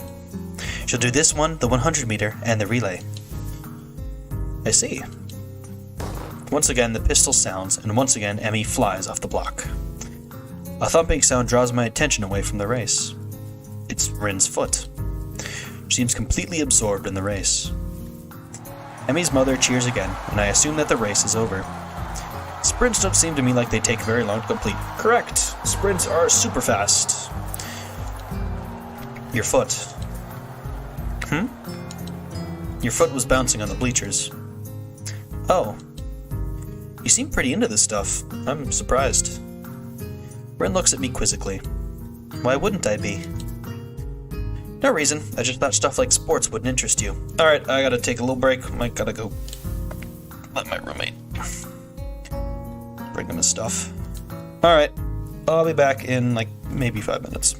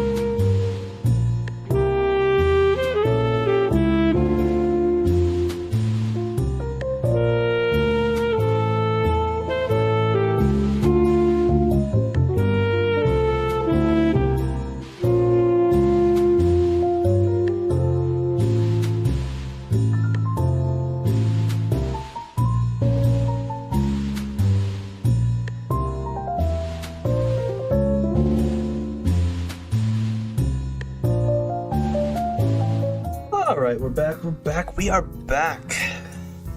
Sorry about that. But yeah, just had to give my roommate back some stuff he left behind. I suppose you're right. It's not that interesting. But I'm watching Emmy, not the sport. I don't follow. Emmy's the most Emmy when she runs. You don't get to see Emmy at her Emmyest very often. I'm doing more robotic for Rin right now. But here you can. See? She directs my attention toward the track again, where the 100-meter dash is about to start. I watch Emmy closely. As she gets onto the starter's block, her whole body seems to relax, but it's a false relaxation. I can see that she's actually like a coiled spring. As the starter tells everyone to get set, her head snaps up and her eyes narrow slightly. Her mouth curls upward in what could be a grin and could be a growl. When the pistol goes off, it's as if she's been unleashed from a cage. Like she was always moving at this blinding speed, but we couldn't see it happening until the starter's pistol dispelled the illusion of motionlessness. It's all over in a few seconds, but in those few seconds, I feel like I just witnessed something very personal for Emmy. As soon as she crossed the finish line, the fierce look was replaced by her normal grin. The conquering general returning to his farm. Amazing. She's really amazing. I've never seen anyone move that fast. Well, don't look at me. I'm far too relaxed to run that fast. No, I think Emmy's prowess all came from her father's side. At the mention of Emmy's father, Miss Iburazaki looks wistful, almost sad. He got her into running, you know. Yeah, she told me. I'm uncertain as to whether or not it would be rude of me to ask after Emmy's father. But after that look on her face a few days ago, I feel compelled to ask. Where is her father right now, if I might ask? Emmy's mother hesitates, clearly not willing to answer the question, but at the same time not wishing to appear rude. He isn't around anymore. I'm sorry, I didn't mean to bring up bad memories.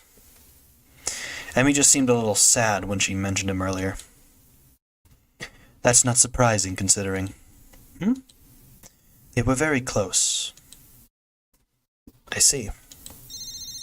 A beeping noise suddenly emanates from Miss Iburazaki's pocket. Reaching into it, she pulls out a cell phone and looks at it. Honestly, text messages? What is he, 16? Huh? Oh, nothing. I've got to go meet up with a friend of mine. Will you tell Emmy I'm very proud of her, that I'll call her later tonight? Of course. I'll admit that I zone out for a while. I almost don't notice that the relay's about to begin. But when I look, I can't find Emmy. I thought that Emmy would be running the relay. She runs Anchor. So she won't be running for a while yet. Relays are always fun. People love the, in my short experience actually working track and field events, people love relay. People get really excited for relay events, even in swimming too. Did you see it? Huh? Emmy at her Emmyest. Maybe. Maybe this time. The race begins, and I cheer Emmy's teammates along as they pass the baton. Finally, I see Emmy sprinting onto the track to take the final handoff. Once again, I'm taken aback by how graceful she looks when she runs. It really is beautiful. The look of determination and fearlessness on her face only adds to the picture. Emmy at her Emmyest, I suppose. But then as she crosses the finish line, I see her stumble slightly. It's only barely, but it's a definite stumble. Rin inhales sharply and actually looks concerned for a second. Emmy. Did she hurt herself, you think? You noticed it too? It must be bad. She frowns, as if deciding on the next course of action. Eventually that proves to be too tiresome, and she shrugs again. Well, let's go down. Gotta crown the victor. See if you can find a laurel branch. That's not going to be easy. Rin shrugs. At least we tried. Well, we didn't really try all that hard. Or at all. But, hey, whatever. Emmy is surrounded by her teammates, all of them congratulating her on the run. Rin seems to be waiting for Emmy to notice that she's arrived. Oh, yeah, I guess she can't exactly wave Emmy over. Then again, I'm not sure that Rin would do such a thing even if she had arms. It doesn't seem her style to draw attention to herself, or to emote beyond shrugging. Either way, I'm not willing to wait, so I wave to Emmy, who looks up and grins happily at me, or us. Hey, you showed up! Guess Rin owes me money, huh? We would have brought you a crown of laurels, but Hoshiuta didn't find one. Hey, neither did you. It wasn't my job to look. Why did we assign jobs? When I said, see if you can find a laurel branch. Try to keep up. I shrug. Guess Rin's rubbing off on me. Seems it's my fault after all, Emmy. Emmy laughs at Rin and me. It's okay. I'm sure you'll make it up to me somehow. Sure. Hey, I might lurk here in a bit, but digging the stream so far. Not Malcolm! Welcome to the stream. I actually don't... This might feel bad. I don't think I recognize your name in the chat, so I'm glad, you decided to stick around and you've been enjoying the stream. I greatly appreciate it. Good. So how'd I look? I stopped myself from blurting out beautiful or amazing and settle for the substantially safer, very impressive. Emmy seems pleased with this assessment. I don't mention how much more impressive her performance is given her lack of legs. I figure she knows that already. Besides, it seems like it would take away from her efforts, somehow. Great to hear. I was worried I looked a little slow on the relay, but I guess I did fine, huh? Actually, I noticed Rin kicks me and keeps me from finishing my sentence. What was that all about? He noticed it, at the end. That's no good. Guess the nurse will look at it for me later. There's a carelessness in her voice, as if it isn't a big deal, but I suddenly notice a slight twitch on her face, like she's trying to hide the fact that she's in pain. It's then that I notice her breathing is a little shallow, too. I guess she really is hurt. She must notice my concern, because she skips up to me and gives a friendly pat on the shoulder. Hey, you look a little worried. I'm fine, really. Just sore from all the running is all. And come on, a little pain isn't going to stop me. Oh no? Emmy grins, and for a moment she looks like she did during her sprint, fierce and unconquerable. Or to put it another way, really beautiful. Hasn't yet. Well then, I guess I shouldn't worry, huh? Damn right, I'm Emmy Irizaki, fastest thing on no legs. I don't stop for anything. Impressive. Emmy giggles, and then seems to remember something. Oh, before I forget, Ren and I are going to do something next Sunday as a post-track meet celebration. You should come along. Normally we do it the day after, but since the track meet was on a Sunday, we got homework and class and all that stuff to take care of. Plus our morning run, of course. Right, of course. Oh, right, your mom wanted to say she's proud of you. She'll call you later tonight. I thought I saw her in the stands. I'm glad she made it. Used to be my dad who showed up to the meets, but Mom's done a pretty good job of taking over. She shivers slightly, and I realize that she's still all sweaty. A breeze has started to blow, too. I'm not cold at all, and I've got my jacket up with me, so without a word, I throw it around her shoulders. Emmy jumps slightly, and then grins at me. Hey, thanks. It's getting a little cold, I guess. Yeah, looked like it. Just as I begin to wonder whether or not giving Emmy my jacket could be taken the wrong way, a boy in a track uniform approaches. Hey, Emmy, you're gonna miss the medal ceremony. Oh yeah, thanks. She turns to Rin and myself. You don't have to stick around for this part. It takes forever. Besides, you should get cracking on your homework now if you don't want to be up late, Hoshiuta. Morning run tomorrow. Don't forget. How could I? Good point. I mean, it's spending time with me, after all. With this, she waves quickly and dashes off to receive her medals, or whatever they pass off as a medal these days. Rin and I head away from the track, Rin remaining deep in whatever thought she has for most of the walk back to her dorm. As I see her off, she speaks up. You're probably not getting that coat back, I think. I'm sure I'll get it back eventually.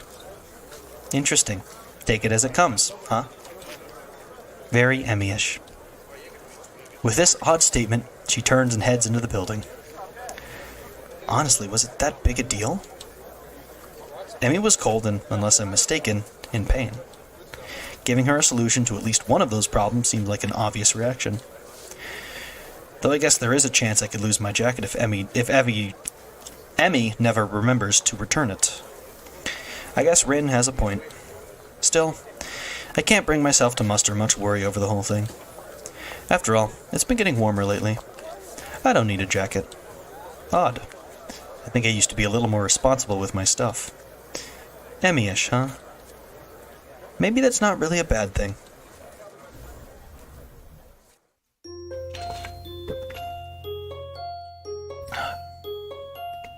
But a lot of interesting things going on here, huh? Down that medicine now. Oh, this is going to go on for a little while. It's already 10 o'clock. You haven't been forgetting to take your medicine, have you? I'm catching a little murmur. You should take it easy for a few days. The nurse's words hurt me far more than the exhaustion of the morning run ever could. Take it easy for a few days. I knew I should have kept quiet. Keep my eyes on the floor, feeling like a complete idiot. Of course I hadn't been remembering to take my medicine. I'd been rushing out of my room to get to the track before Emmy. After the track meet a few days ago, I felt inspired. So I've been running warm-up laps in the morning before Emmy shows up. But then today, while she and I were running, I felt a little pain in my chest. It was only slight, and it was only for a second, so I mentioned it to the nurse. Honestly, it wasn't that bad. I mean, I kept running and finished just fine, so really it couldn't have been that bad.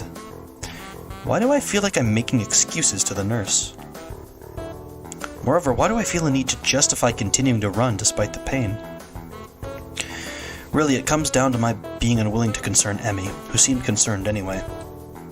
I'm not sure how she was able to tell there was anything wrong, but she claims I stumbled a little. She's the one who insisted I tell the nurse, so now I feel bad for worrying her at all. The nurse is shaking his head ruefully while Emmy paces outside the room. Hiseo, I know it's difficult for you to get into a new routine. If you don't want to find yourself in a lot of trouble, you're going to have to try harder. You can't afford to forget your pills, and you can't push yourself too hard. If I don't push myself, how will I improve? I don't know where that came from. The nurse seems to have an idea. Now, where have I heard that before? He laughs and pats me on the shoulder. Ha! She's rubbing off on you, I guess. His expression changes again, and he's back in serious mode. Look, I'm not saying you shouldn't push yourself, but that doesn't mean you shouldn't be taking your medication, and it doesn't mean you shouldn't stop if your chest starts to bother you. I prefer not to have any fatalities while I'm on staff here. A bit of lofty goal to be sure, but I'm always up for a challenge. I hate to admit it, but I think he's right. Gotta remember to take my medication. You're right. Sorry to worry you. Who's worried? You're a smart kid, right? I know you can be responsible, Hiseo. In a situation like yours, you've got to learn to be responsible fast. I know. His expression suddenly becomes devious. Suppose you've started to enjoy your runs with Emmy then, eh? Yeah, they've been really helping me.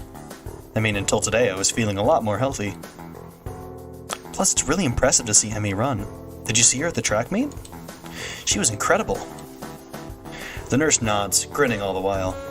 That she was, Hiseo. I watched her first couple of races before I had some business to take care of, but she told me all about it. Kind of you to loan her your jacket, by the way. Huh? Oh, yeah, it wasn't that big a deal.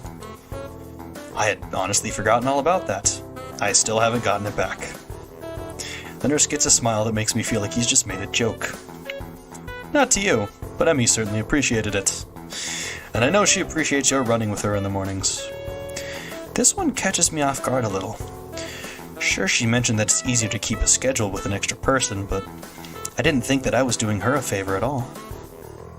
I thought she was doing me the favor of helping me follow the doctor's orders. She tries harder when you're around. If there's someone else running with her, she's gonna push herself more. She tries even harder when you're around because, well, it's you. What the heck does that mean? Oh, you'd love to know, wouldn't you?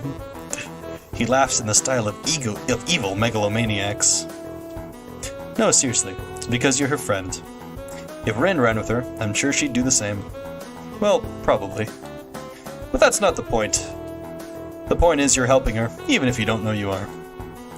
And she's grateful for you that, even if she never says it. What do you mean, even if she never says it? Emmy doesn't talk a lot, but she and I have known each other long enough that I can read her most of the time. I'll admit it, I have no idea what he's talking about. Emmy always seems pretty talkative to me. I see. The nurse suddenly realizes he's been rambling and stops talking, looking a little embarrassed. Anyway, you don't have to stop your morning exercise. Just walk the track instead of running for a few days. Let things calm down. And take your damned medicine. I laugh as I exit the office, bumping straight into Emmy. Whoops, sorry about that. Are you okay? What did the nurse say? Do you need to go to a hospital? Oh my gosh, it was my fault, wasn't it? I've been pushing you too hard, haven't I? I'm a horrible person. The words pour forth like a torrent. She's really agitated. I didn't expect her to be this concerned about me, to be honest. Gotta calm her down, but how the hell do I do that? The only thing I can think of. I give her a hug. Emmy tenses up slightly, so I pat her head in what I hope is a reassuring manner. Hey, settle down. I'm fine, okay? No worries. I can feel Emmy's body relax as I continue to assure her I'm fine. Her arms wrap around me, as if she's trying to confirm that I'm not about to fall over dead. I catch a whiff of her hair. It smells like sweat, or how adrenaline should smell. It's the scent of activity. And a hint of strawberries. From her shampoo, I suspect. I just need to remember to take my medicine, that's all. Don't worry about it. It's not your fault. You sure? Her voice is muffled, mostly because at the moment her face is pressed into my chest. Yeah, I'm sure. Just need to take it a little easy for the next few days. It suddenly occurs to me how close the two of us are. It also occurs to me how nice being this close feels. I can feel Emmy's heartbeat calming down, and I have to resist the urge to rest my chin on top of her head. Aw. Thank goodness. You really had me worried there, Hoshiuta.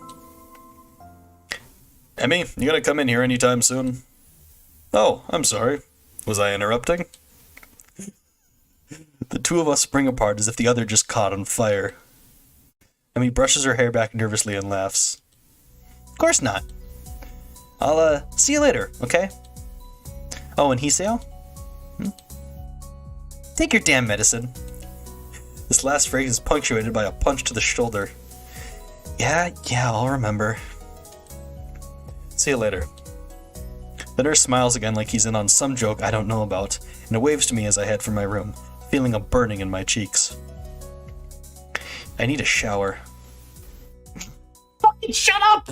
God damn it! A cold one, if the thoughts running through my head now are any indication. You need to shut the fuck.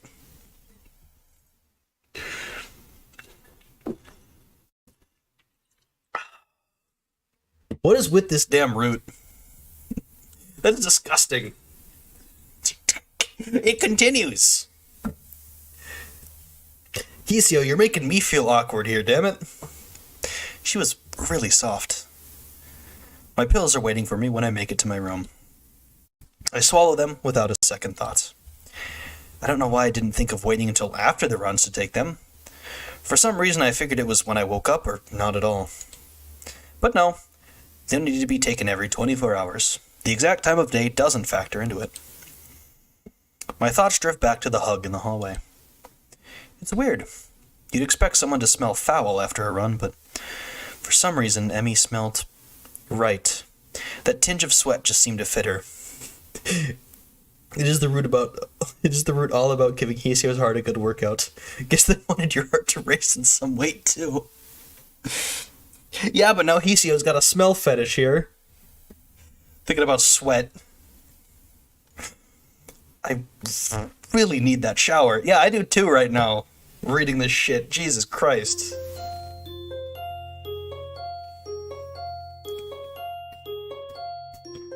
Oh, God.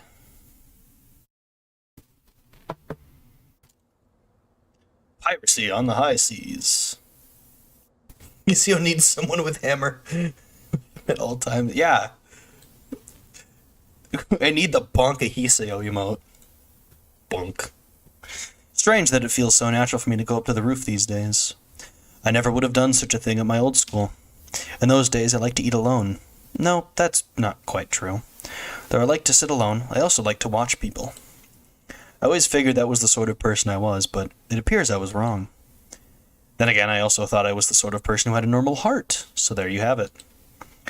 I don't know myself that well. Now I'm on the roof so that I can have lunch with a couple of people. And they are both girls, which is even stranger. Oddly enough, I feel closer to Emmy and Rin than I felt to anyone at my old school. Somehow I get the feeling they'd at least visit me if I wound up in the hospital. I focus on the view from the roof, banishing such thoughts from my head. There's a light breeze blowing, and the sun is shining high in the sky. The sky itself is a deep blue, with hardly a cloud in it.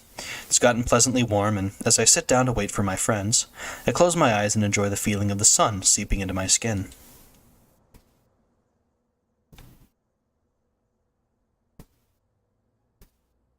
Voices intrude upon the edge of hearing. Seems to have fallen asleep on us, Rin. Maybe he's faking, to lull us into a false sense of security. Why would he do that? No idea. Still, you make a good point. We should kick him or something to make sure he's really asleep. Uh-huh. What? Emmy looms over me like only a short girl can, peering at me intently. Oh, you're awake. I guess we don't have to kick you then. Was it part of your master plan? What are you talking about? Emmy shrugs, her twin tails bouncing with the motion. I'm not sure either. You must be pretty tired to fall asleep out here. Although it is pretty comfortable, I suppose. She plops down next to me and begins to eat. Rin sits opposite from the two of us, a move which only makes me more aware of the girl sitting next to me. If I didn't know any better, I'd swear Rin did it on purpose. I concentrate on my food, trying to tune out the majority of the conversation that Rin and Emmy are having. Despite my best efforts, however, I still find myself glancing over at Emmy whenever she speaks. I keep seeing something move out of the corner of my eye. I don't know what it is. I notice how she purses her lips when she's thinking about something, squinting slightly as if that would improve her thinking ability. Rin says something that makes Emmy laugh, and I notice perhaps for the first time how she laughs with her whole body, rocking back and forth, head thrown back, almost like she's about to fall over. I probably look like a creep. It's about this time that I realize Emmy's looking at me. Her voice raised slightly, so she's probably just asked me a question. Sorry, I kinda zoned out for a moment there. Emmy rolls her eyes, while a slight quirk of the eyebrow is the only sign that Rin's even paying attention. I said, did you get a career survey in your class too? You know, one of those, what do you want to do after high school things? I don't think so. Maybe we'll get one tomorrow. What are you going to put down? That's a really good question. I guess I always figured I'd go to college after high school, but I have no idea what I'd do once I got there. And with a heart attack and all, I'd really been concentrating on each day as it came rather than making long-term plans. I suppose I can safely start planning ahead again. I've always liked having at least a vague plan for my future, so it'll be nice to come up with one again. Of course, that doesn't change the fact that right now, I've got absolutely no clue. I always kind of assumed I'd figured out in college. That or just become a salaryman. That's pretty popular.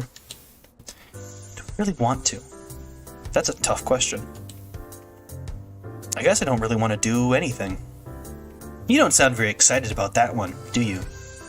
She laughs as she says this, and I'm caught up in her laugh again. It's so girlish. High and giggly like, well, pardon the cliché, like a babbling brook. It bubbles out of her, starting in her belly and working its way up her throat. I can't help but laugh myself. It's infectious. Yeah, I guess I'm pretty unhappy with the salaryman idea. But to be honest, I haven't given much thought to the future recently. Suppose that these days I've been more concerned with living one day at a time. Emmy considered this for a moment and grins. That's a pretty good idea, Hiseo. I just wrote down pirate. I'm momentarily stunned, then I start laughing. I stop myself and manage to gasp out a question. You're not actually serious, are you? Emmy looks mock offended.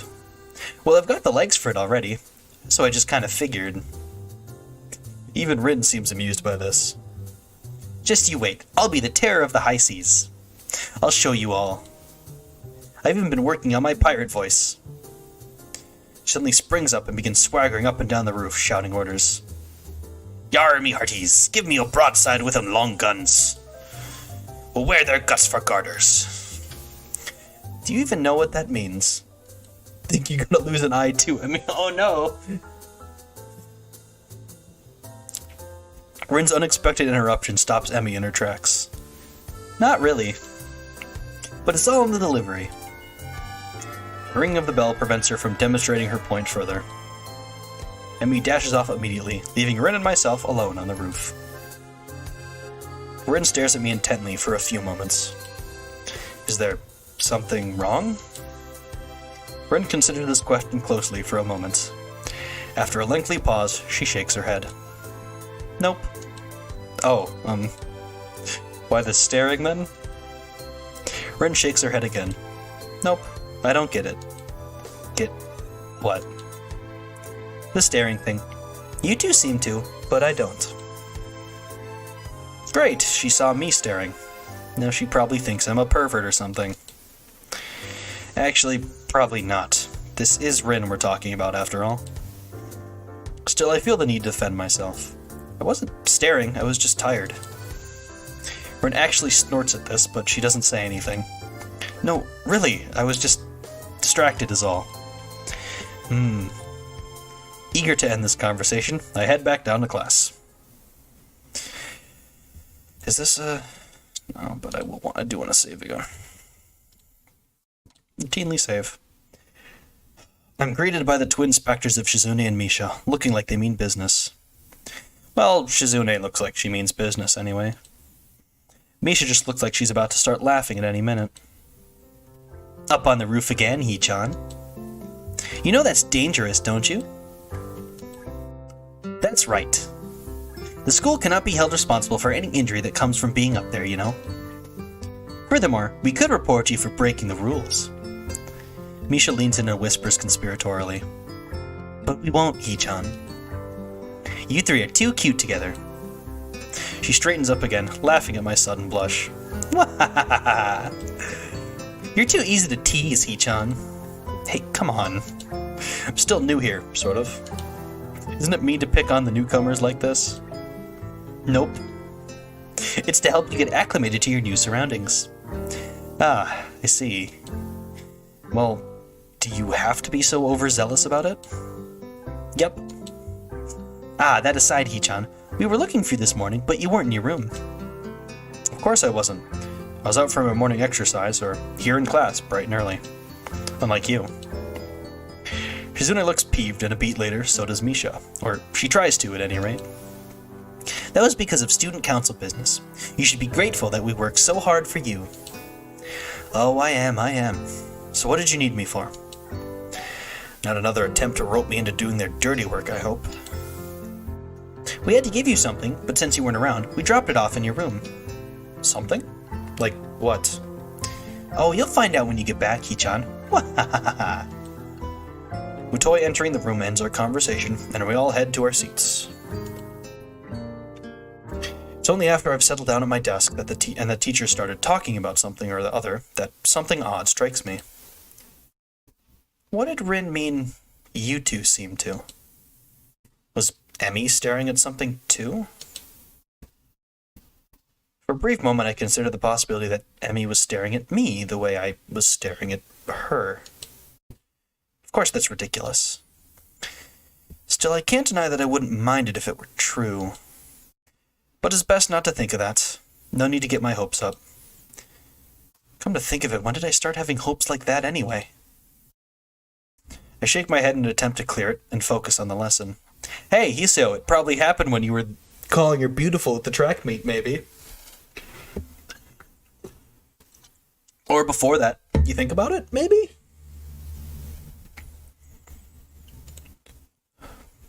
Okay, I don't know why I keep checking. After class, I make my way to my room. Mutoi really piled on the homework today. Before I can open my door, however, I am suddenly intercepted by Kenji, who has just exploded out of his own room in a flurry of papers. Hey, we need to talk. These rooftop shenanigans of yours, man. They've got to stop. What? You're running around on the rooftop with the limbless wonders. They're women, man. You'll get yourself killed running around like that. I don't follow. Kenji sighs and adjusts his glasses, for what could be understood as an attempt at explaining himself patiently. Look, we're friends, so I'm telling you this for your own good. But if I were going to kill someone, I'd do it by throwing them off the roof and make it look like an ex- Oh no!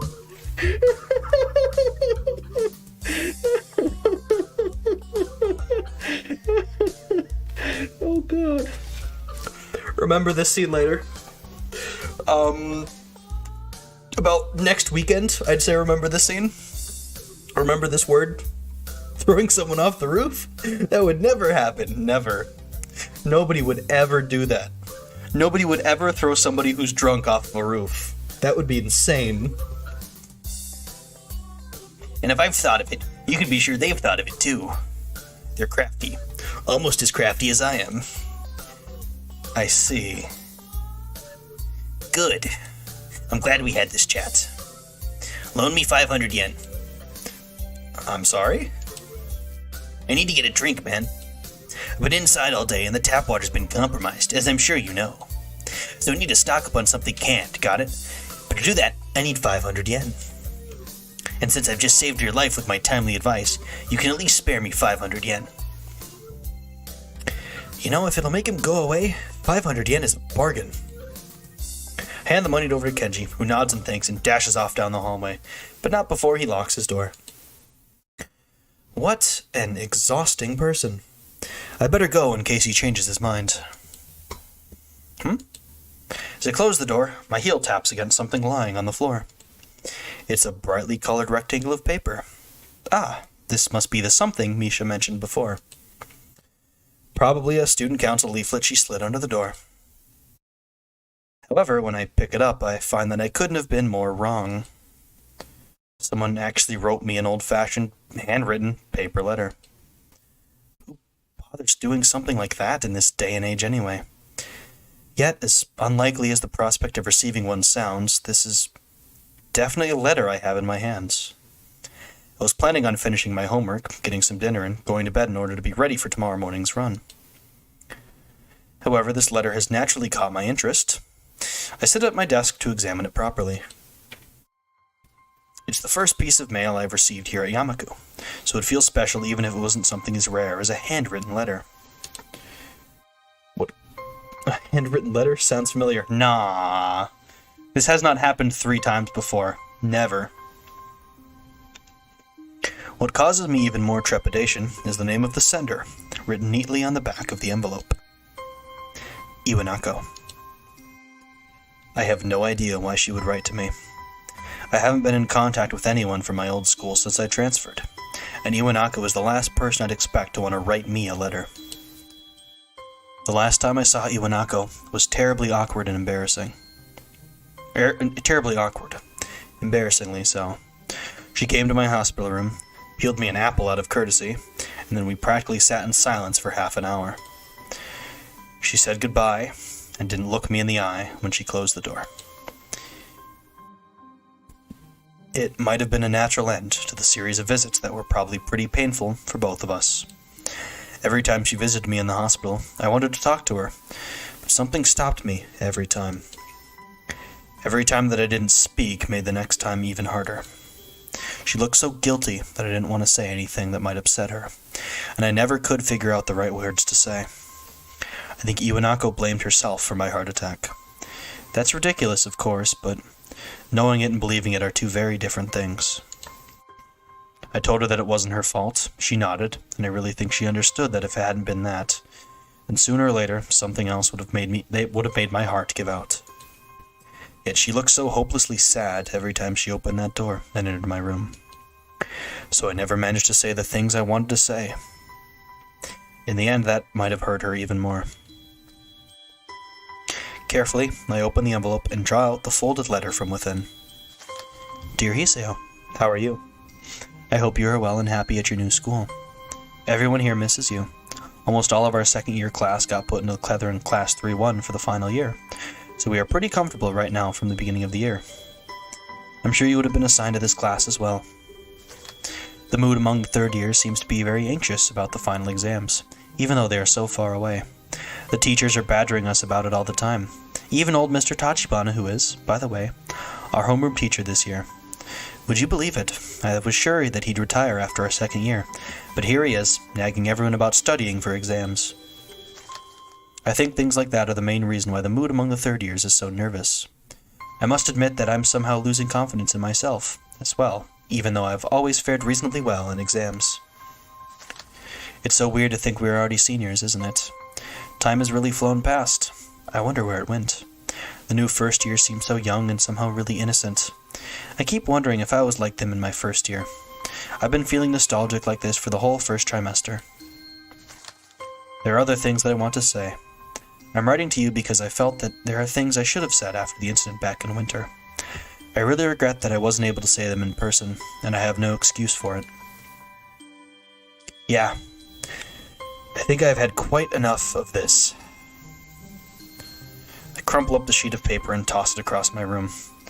My aim is off, so the letter rolls under my nightstand instead of going into my wastebasket. That was an apology for abandoning me, except I don't know that I really need it anymore at this point. The hospital seemed like a lifetime ago, and here, now, I've got other things on my mind. Emmy, for starters. It wasn't great to be abandoned during my stay, but it's not something I'm worried about anymore. Pretty regressive response to the letter this go around. Yeah, I think this is the most aggressive response to the letter out of all the routes. I don't remember how it gets handled in Rin's route, but Hanako's it was not that mad. Lily's neither, and Shizune's it was... Yeah, this was a really... This is, I think, the most evidence that he's really, like, gotten around all of it. Like, he's in less of an unsure position about his past in this route than he is in the other one, so I think that's kind of a good way to show it off, is his response to the letter. In fact, I hadn't even thought about the hospital in what feels like forever until this letter came in. It's almost annoying to have received it. I've got exams to study for myself. I have no time for the past. Now, about that homework. Yup. Just a couple more. This is going to be pretty late, even though it's only 3 hours and 44 minutes. This is where our decision's at, by the way. Not an impactful decision, but a decision nonetheless. So, what's the plan for today anyway? I should have taken a drink. Oh yeah!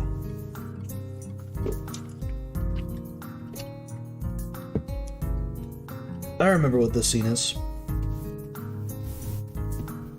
Yes, okay, I remember what happens after this. I'm waiting patiently in the hallway of the girls' dormitory, just outside of Emmy and Rin's rooms. Emmy is apparently helping Rin with getting dressed. I suppose that makes perfect sense, as I have no idea how Rin would get dressed otherwise. Picnic. Picnic? That's what I said. Sounds pretty exciting. I know, right? Rin chooses this moment to make an observation. The sky seems threatening today. Actually, I noticed that today too, on my way over. Despite the sunshine of the early morning, the afternoon seems to have taken a turn for the gloomy. There's a heaviness to the air as well that usually heralds a rainstorm. I wonder if I should have brought my umbrella. She's got a point. Emmy, you sure that you still want to risk getting caught in the rain? Don't even know why I bothered asking. Emmy pops out of Rin's room into the hallway, looking shocked that it even suggests canceling our plans. Of course! What, the threat of rain's supposed to stop me? Can't help but grin at her belligerent response. It's almost like she's daring the rain to come. If Mother Nature were walking down the street, I think Emmy would probably start a fight with her. Or at least challenge her to a race. In fact, Emmy seems almost aggressively cheerful today. Rin wanders out into the hallway, looking her usual self. Well then, are we all ready to go? I'm ready. Rin nods and says a single word. Basket. Beg pardon? The basket, in Emmy's room. You should carry it. Emmy claps a hand to her mouth, embarrassed. Oh my gosh, I almost forgot all about it. Nice save, Rin. Emmy darts into a room and emerges with what looks like a very well-stocked picnic basket. A picnic basket, boo-boo. As she hands it over to me, I note that it feels heavy enough to be one, too. Good lord, how much food did she pack? More to the point, where'd she get the money for all of this? So are we set to head out? Yep. Rin gives another nod, and we head out of the dormitory. I love how they just grayscaled the image because they didn't have a photo of it being stormy on this. This is Brown University, and yeah. I think it is. I think this is the exterior of Brown. I can't help but frown when I notice how gray the sky has gotten in the 10 minutes I was inside. Still, Emmy does not seem concerned by such petty concerns as the color of the sky. She's positively skipping as we walk. Which reminds me, where are we going? This brings Emmy up short and she shoots me an embarrassed look. You know, I hadn't really thought of that. What do you think, Yukihyou? Well, there's the spot where we ate during the festival, but it might be nice to leave the campus for a while. However, I'm not sure if there's any good places to do that in town. Just as I'm about to open my mouth, Rin unexpectedly interjects with a suggestion. There's a park in town near the art shop. Great idea, Rin. I totally forgot about that place. Crisis averted. Do you know how to get there, Rin? Rin shrugs. It's pretty likely. Good enough for me. I would prefer knowing for sure, but what the hell. Lead on, Rin. The three of us quickly make our way off campus and take the road down into town. This basket's a bit heavy. I hope that the park is close by. We pass the art supply store, Rin slowing her pace slightly as we go by. Emmy notices Rin's change of pace and stops. You want to go in, Rin? Rin shrugs. Nothing I need. Are you sure? There's a slightest flutter of a smile on Rin's face, quickly replaced with her usual expression. Life's uncertain, but on this, at least, I am pretty sure. Nice of you to offer. Well, it's not like I'm the one carrying the basket. But I'll bet Yukihyou wouldn't have minded anyway, right? Oh, of course not. This is hardly a heavy load. I flex for emphasis. Emmy stifles a snort of laughter by pointing to the park at which we've suddenly arrived. Oh, I remember this place. I ran into you here that one time, didn't I, Rin? Rin's eyebrows raise slightly. Maybe. I'm unwilling to say for certain one way or the other. Memory's a tricky thing, you know. Well, I'll be. We made it in one piece after all. The sun's still nowhere to be seen, but neither Emmy nor Rin seem to mind. Yay, cute CG. I like Rin in the CGs. I think Rin's CG art does look better than her default art. You can see just how small Emmy is, by the way. She legitimately looks like a child. Which is really funny, because I gotta be honest with you, Emmy's 19. She's a year older than Yukihyou. But she looks like a 7th grader or something. But I like Rin in CGs a lot more than I like Rin in her default arts. We find a spot to sit on the grass, and I set the basket down gratefully. A surprising amount of food prepped. Maybe we're supposed to be joined by some of Emmy's teammates or something. I'm starving. Dig in. She attacks the food as if she's had nothing to eat for years. I'm just reaching for the food myself when I feel the first drop of rain land on the back of my hand. Good expression. Uh-oh. Looks like the weather's not going to cooperate with us after all. Emmy glares at the sky as if that alone will hold back the rain. I very nearly believe she can do so. It's one heck of a glare. Emmy has great expressions. She is... The art team did a good job, but she looks so much older in, like, her base portraits than she does in CGs, which is interesting. The art style contrast is interesting, I have to say. It had better cooperate. You hear me, Sky? You stop that raining right this instant. Sky doesn't seem inclined to listen to her, despite the commanding tone she's taken with it. Instead, the rain seems to increase. Rin wrinkles her nose in distaste at this turn of events. Regrettable. What do you mean? Rin shrugs. I could paint this if I weren't out here. Shame to miss it, is all. She doesn't seem angry or annoyed about it, just a little disappointed. Emmy laughs in response to Rin's comment. Guess we should have stopped in that art supply store after all, huh? The rain increases a little more, offended that we haven't fled yet. Despite the warm temperature we've been enjoying, the rain is rather cold. I wish I'd brought my umbrella. Hey, we should probably head inside to keep dry. We're already pretty wet, Hiseo. Yeah, but we can dry off this way and maybe wait out the storm. You don't want to catch a cold or anything, do you? Let me consider this for a moment. I can tell that part of her wants to stay out in the rain, just despite the weather. Unfortunately for her, the weather hardly cares about what we do. I suppose you're right. Where could we go? I don't have an answer for her. This area is still pretty new to me. But I guess I'm slowly getting used to the school itself. The surrounding town remains a mystery. All I know is the art supply store, and that's only because we just passed it. Fortunately, Emmy soon snaps her fingers in triumph. That's it. There's a tea shop nearby. Hey, it's the Shanghai. Everybody goes to the Shanghai. We could have some tea and dry out. No problem. That doesn't sound like a bad idea. Great. You know where it is? Emmy nods, looking fairly confident. Sure do. I think. But it'll be an adventure either way, right? Adventure, huh? Well, I suppose we could use a little adventure. I think as long as we get out of the rain, I'll be happy. The picnic basket is a little lighter now, at least. Lead on. Ren and I follow Emmy as she weaves through the streets with something approaching confidence. Now, left here. There, the Shanghai. Emmy breams triumphantly as she points to the tea shop. It seems fairly crowded inside, a symptom of the sudden rain, I'm sure. Oh, they put red velvet in the tea shop. God bless you, 4 Leaf Studios. God bless you. Do, do, do, do, do, do, do, do, do.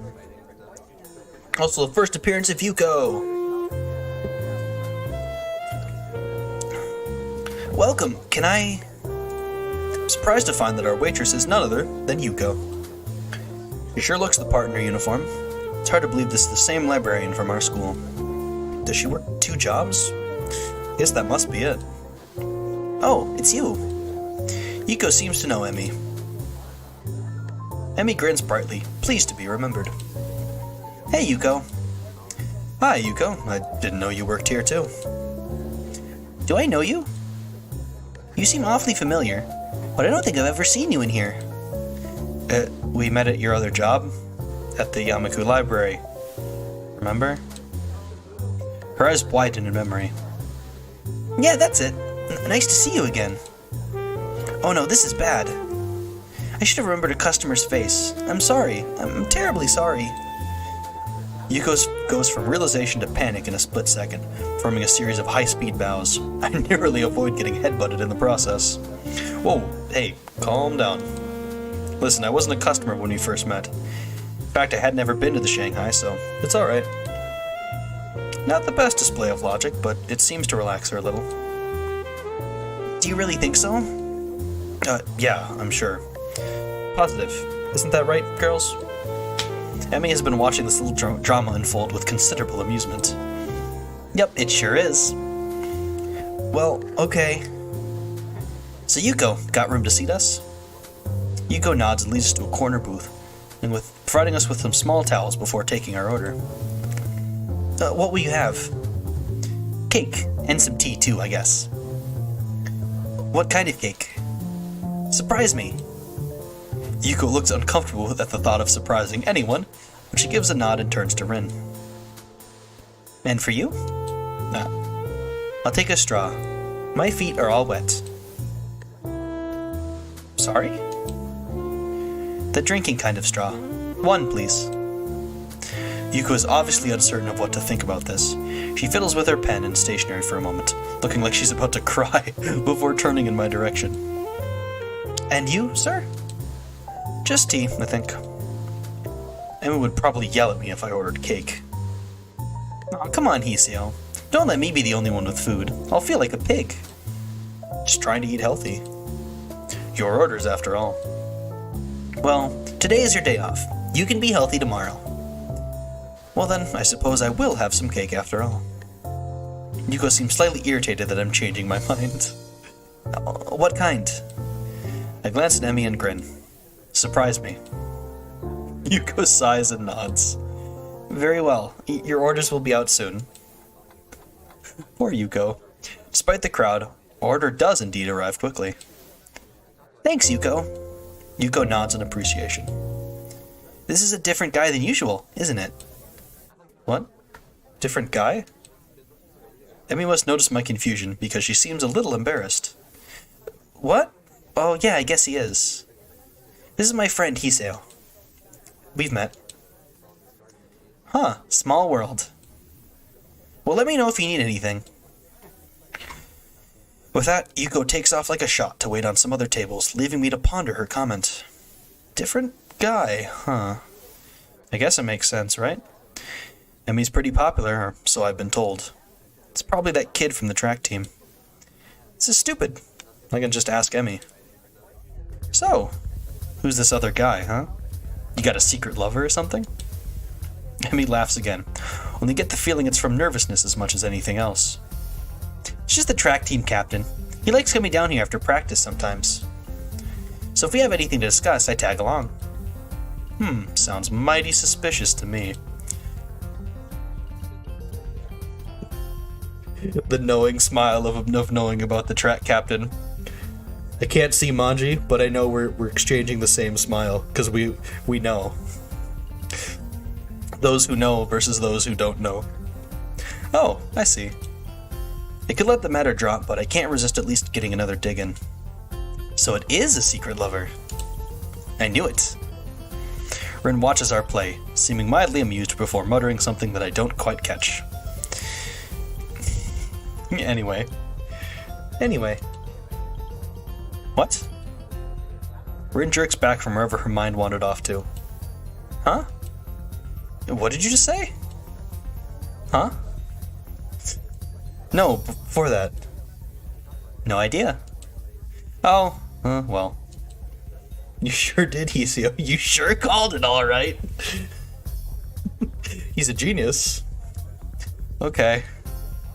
I let the matter drop, but I can't help notice that Emmy seems relieved that Rin interrupted the conversation. Maybe I went a little too far. The conversation dies down for a moment as Emmy and I busy ourselves with cake. Mine is strawberry, and surprisingly good. Emmy seems to think so too. She suddenly reaches over with her fork and steals a bit. Thief. She is a food thief. You called it, Manji. Food thief.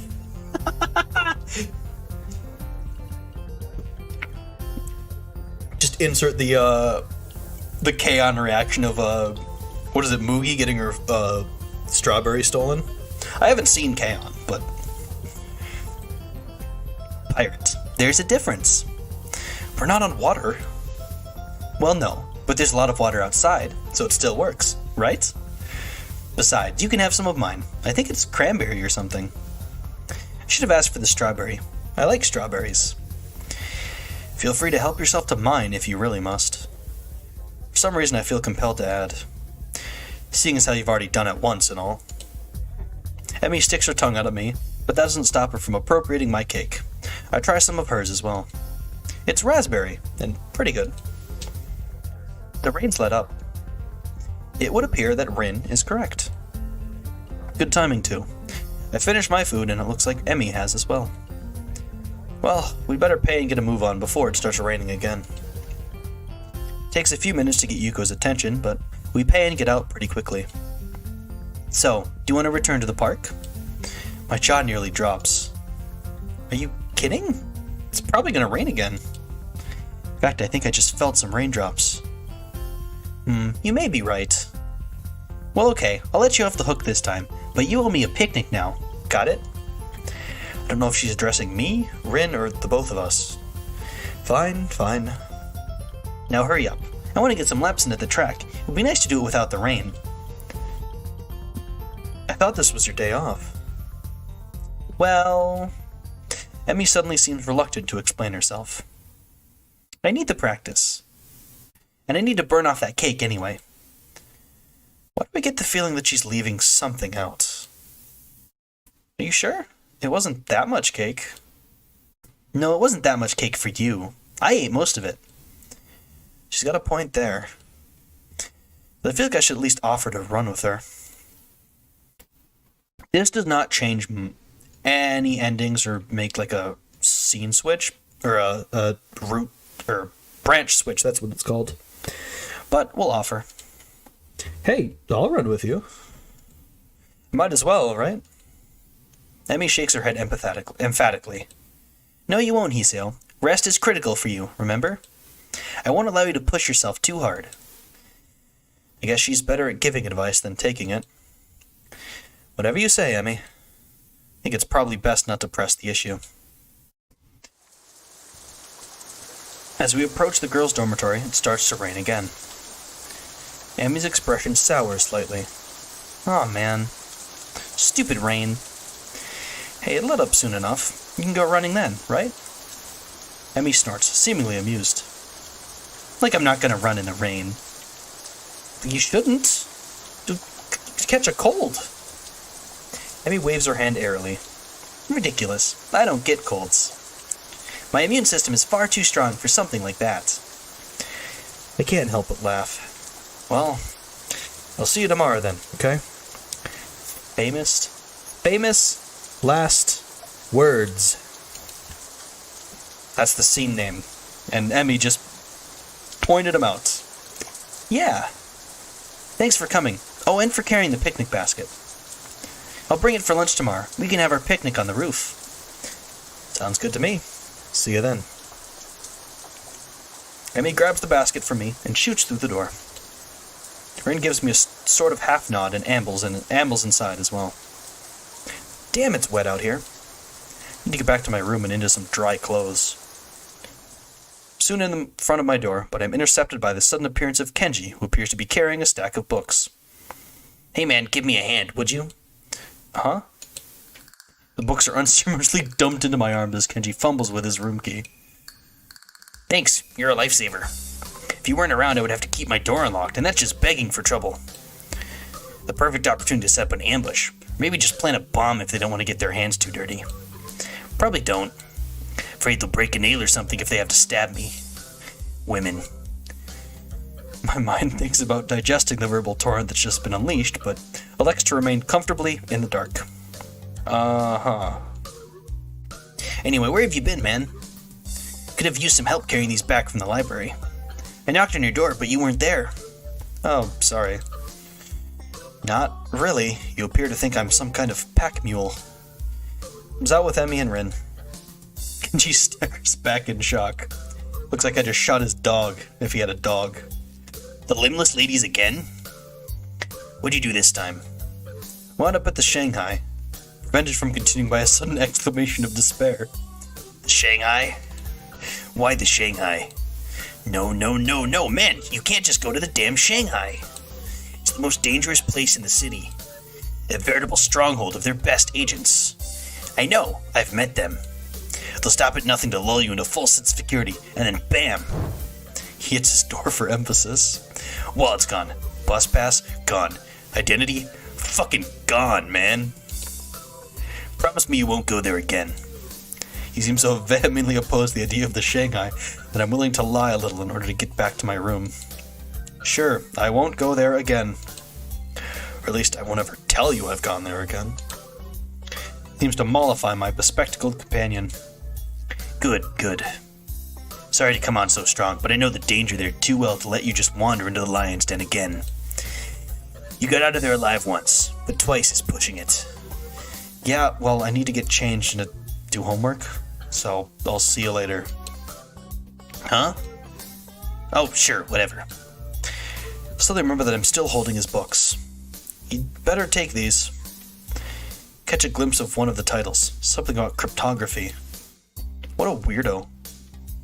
Kenji grabs his precious cargo from me and disappears through his doorway. I open my door and walk in, grateful to get out of my soaking wet clothes. The rain outside picks up, and I find myself hoping that Emmy's not out running in this weather. She seems so adamant about doing the run alone. I can't help but wonder if her leg's still bothering her. Which best agents is he talking about? Yuko? Yes. Yuko is the most diabolical of agents.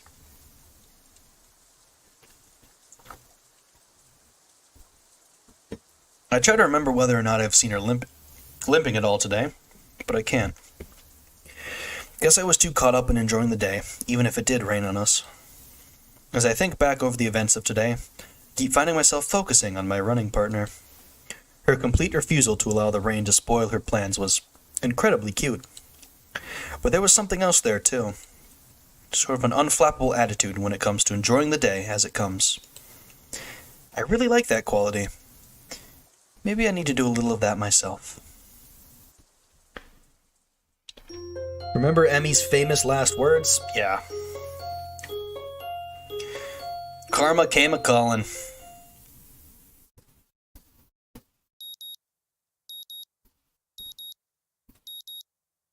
Sound of my alarm. Okay, save actually. Sound of my alarm brings me out of my dream involving pirates and some other stuff I can't really remember. I'm a little bleary-eyed and it feels like it takes me longer than usual to get dressed and down to the track. A glance at my watch reveals that I was right, and am in fact running a little late. The thing is, there's no Emmy. That's odd. She should be here. She definitely should be here. I mean, I was late. Guess I wasn't the only one who had trouble getting up this morning. Thought crossed my mind that it never quite stopped raining yesterday. Did she go running anyway? Seems likely. Emmy's a lot of things, but cautious isn't one of them. She probably figured the rain wouldn't stop.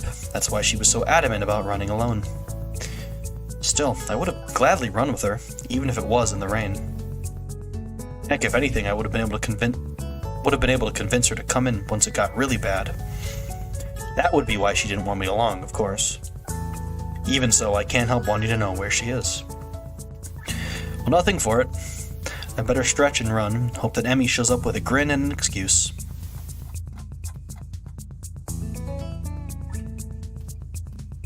On my cooldown lap, I am forced to admit that Emmy isn't showing up. Furthermore, I have no idea where she is.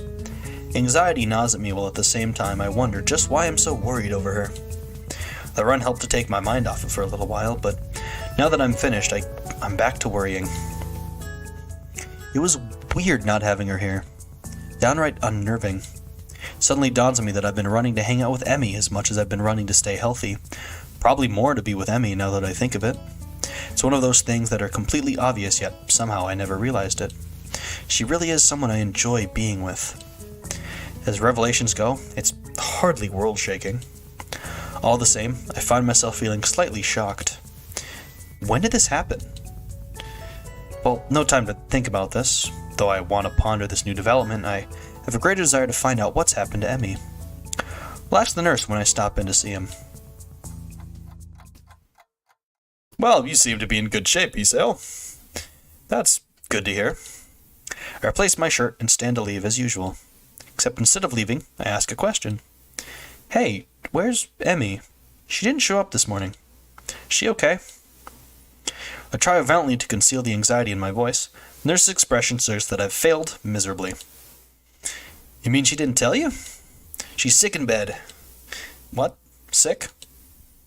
The nurse shrugs. Yeah, she came to my office early this morning with a fever. To be honest, I'm surprised she made it here. She was burning up when she arrived. I believe she'd planned to let you know, but she asked me to tell you. Oh, shoot. Nurse gives me a sheepish smile that seems at least partly sincere. I told her I'd stop by the track to let you know in case she forgot to. Sorry about that. But we don't need to tell Emmy I forgot, right? I returned the nurse's smile with a devious one of my own. Oh, of course not. This is fine blackmail material. I'll save it for whenever I need a favor from you. The nurse laughs. Well, I guess I deserve that. But you know, I've got tons of blackmail on you that you're not even aware of. So don't push your luck, okay? My expression earns another laugh from the nurse. I'm just kidding, Hisao. But seriously, don't tell Emmy I forgot, okay? Your secret is safe with me. Oh, good. Now go on, get out of here. Wait, I've got one more question. Shoot. Is she going to be okay? Oh yeah, definitely. Her fever was high, which was already starting to go down by the time she came by my office. I'll probably check up on her again at lunch to be sure, but expect she'll be up and about by the evening, no matter what I tell her. Maybe I should visit her after class. It takes me a second to realize I've spoken aloud. The nurse raises an eyebrow, gives me a searching glance for a moment.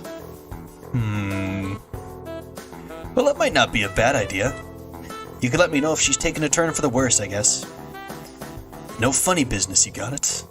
I know what meds you're on, after all.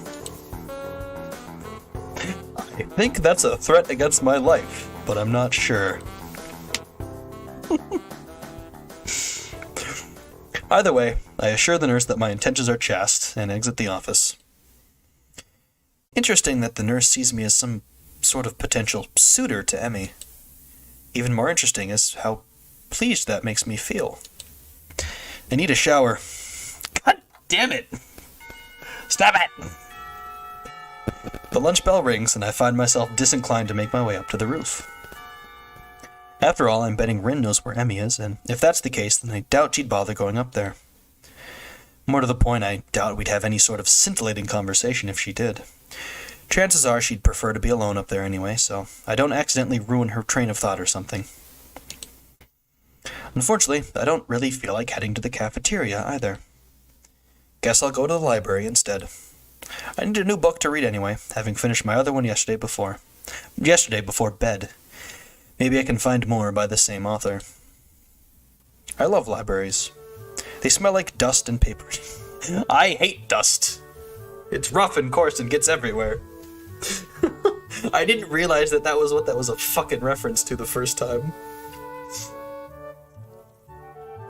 I love libraries. They smell like dust and paper and ink. All these stories and facts and opinions crowded together in one place makes the air come alive with potential. I'm not sure how to navigate Yamaku's library yet, having mostly stuck to books I brought with me, so I searched for the librarian to ask for help. I suppose she's not Can't believe it. Yuko, looking rather distracted, suddenly emerges from one of the aisles. Excuse me. Oh, can I help you? Actually, I was looking for a book. So am I. Advanced cryptography. We just got it in and now it's missing. My Yuko voice is failing me now. I really wanted to read that one. Cryptography? Yeah, that is... This guy I know knew, not sure how to describe it. Skip to the end. He got me interested in cryptography, only now the book's gone and I think it's been stolen. Sounds pretty terrible. Yeah, especially because now I have to search the whole library for it. Even though it's probably not even here. You seem busy. A little. She dashes off down another aisle, and I resign myself to finding my own damn book. Plenty of choices. Oh, come on, how did I get lost? These aren't even printed books, they're all in Braille. I guess that makes sense in a school like this, but honestly, it's a little annoying. I'm sorry, is someone there? A lilting voice drifts out from behind one of the cubicles set up for research. As I approach, I see that Lily's been reading a book while I've been stomping about the aisles. Oh, no, I should be apologizing. I didn't mean to make so much noise. My, is that you, Hiseo? I've not heard from you in quite some time. I was beginning to think you'd forgotten all about me. Sorry. Lily laughs in that refined manner of hers and shakes her head. I'm only teasing you, Hiseo. From what I hear, you've been busy. Morning runs with Emi Ibarazaki and lunch on the rooftop, if I'm not mistaken. Yeah. Guess word gets around pretty quickly. That and I can't coax poor Hanako on the roof anymore. You three are always up there, claiming the spot for yourselves. She chides me gently, though it's pretty clear she's just teasing me again. Still, I feel an odd need to apologize. Sorry, we could eat lunch somewhere else if it's a real problem. Oh no, I wouldn't worry about it. Hanako and I have other things to do at lunch too. Such as read in the library, as you can see. Oh, Hanako's here too? I didn't see her. Lily smiles a bit enigmatically. Oh, she's around somewhere. But I'm surprised, Hiseo. You're in here instead of up there. What brings you to the library? Well, Emi's ill, so there's no lunch on the rooftop to keep me occupied. Lily raised an eyebrow at my statement before giving another chuckle. My, poor Rin must feel left out. It's not like that. But I'm sure it isn't. Emi tends to be the life of whatever group she's in. It's a shame to hear she's fallen ill. Will she be okay? Some might get the feeling that Lily's just inquiring out of politeness, but I respond anyway. The nurse thinks so. I'm gonna swing by and see how she's doing after school myself. Another raised eyebrow. My, what a noble gentleman you are, Hiseo. It's nothing, really. Just checking up on my friend, after all. Ah, so it's just friends, is it? How disappointing. I love Lily. I blush, glad that Lily can't see it. But somehow she knows that I've been flustered by her comment anyway, and laughs. I'm sorry, Hiseo. I'm teasing you again. Please do tell Emi that I hope she feels better, won't you? A glance at my watch reveals that I'm very nearly out of time to find my book. Of course. Hey, I've got to find a book before lunch is over, so I'd better get moving. See you later. That was probably not the best phrase to use. Lily, however, takes my gaffe in stride. Until we meet again, Hiseo. I never do find the book I was looking for, but I walk out with something else instead. My stomach growls slightly, letting me know that I should have had something for lunch. Oh well. I'll grab something before I visit Emi later. It seems as if time had decided to slow down for the express purpose of annoying the hell out of me. Class feels like it drags on for ages. I suspect that my being consumed with worry probably has something to do with it. Blessedly, the bell rings, and I dash out of class, drawing a few raised eyebrows, I'm sure. I have spent the majority of the day fretting as unintrusively as I could. Even though the nurse thinks that Emi is perfectly okay, I want to see for myself. Okay, I think this is... yeah, new scene. This is a cute scene. It doesn't take long to get to the girls' dormitory and make my way to Emi's room. Standing outside her door, I suddenly pause. What if she's resting? I'd hate to wake her up, especially if she's still feeling ill. Then again, if she sleeps all day, then it could throw off her sleeping schedule. But rest is important if you're ill, isn't it? I can't decide what to do, so I settle for standing outside the door, looking like an idiot. Then I hear Emi's voice from behind the door. Thanks for your concern, but I really am okay. She talking to me? I'll see you at practice tomorrow. Guess not. Still, clearly she's not asleep, so I can knock without worry. So why this clenched feeling in my gut? I wasn't nervous about dropping by the other day, so why today? Granted, I still haven't really had time to figure out this newfound interest in Emi's well-being. I don't have a lot of experience in the matter, of course, but certainly this seems to go beyond feelings of mere friendship. But could I take that step? Could I even bring myself to risk what I have right now? I mean, it's enough to be friends with her, isn't it? Either way, shouldn't I just open the door and see how she's doing? That's why I came here, right? What if she's not dressed yet? Stop it! The image that flashes through my mind causes my heart to skip a beat, literally. I should probably not ever think those thoughts again. Not if I want to avoid a heart attack. Stop it, Hiseo! Christ! Why is this what this route is? Hiseo, please. Calm yourself. I suddenly realize that I'm still standing in the hallway, looking like an idiot. Emmy still seems to be in the middle of a conversation, but I knock anyway. Hopefully she won't mind the interruption. You worry too much. Come in, the door's unlocked. So it is. I open the door and step in, which is about where my thought process comes to a grinding halt. Aw, cute Emmy. Emmy is sitting up in bed, her hair tousled from a day spent asleep. I think this is the first time I've seen her without those familiar beads in her hair.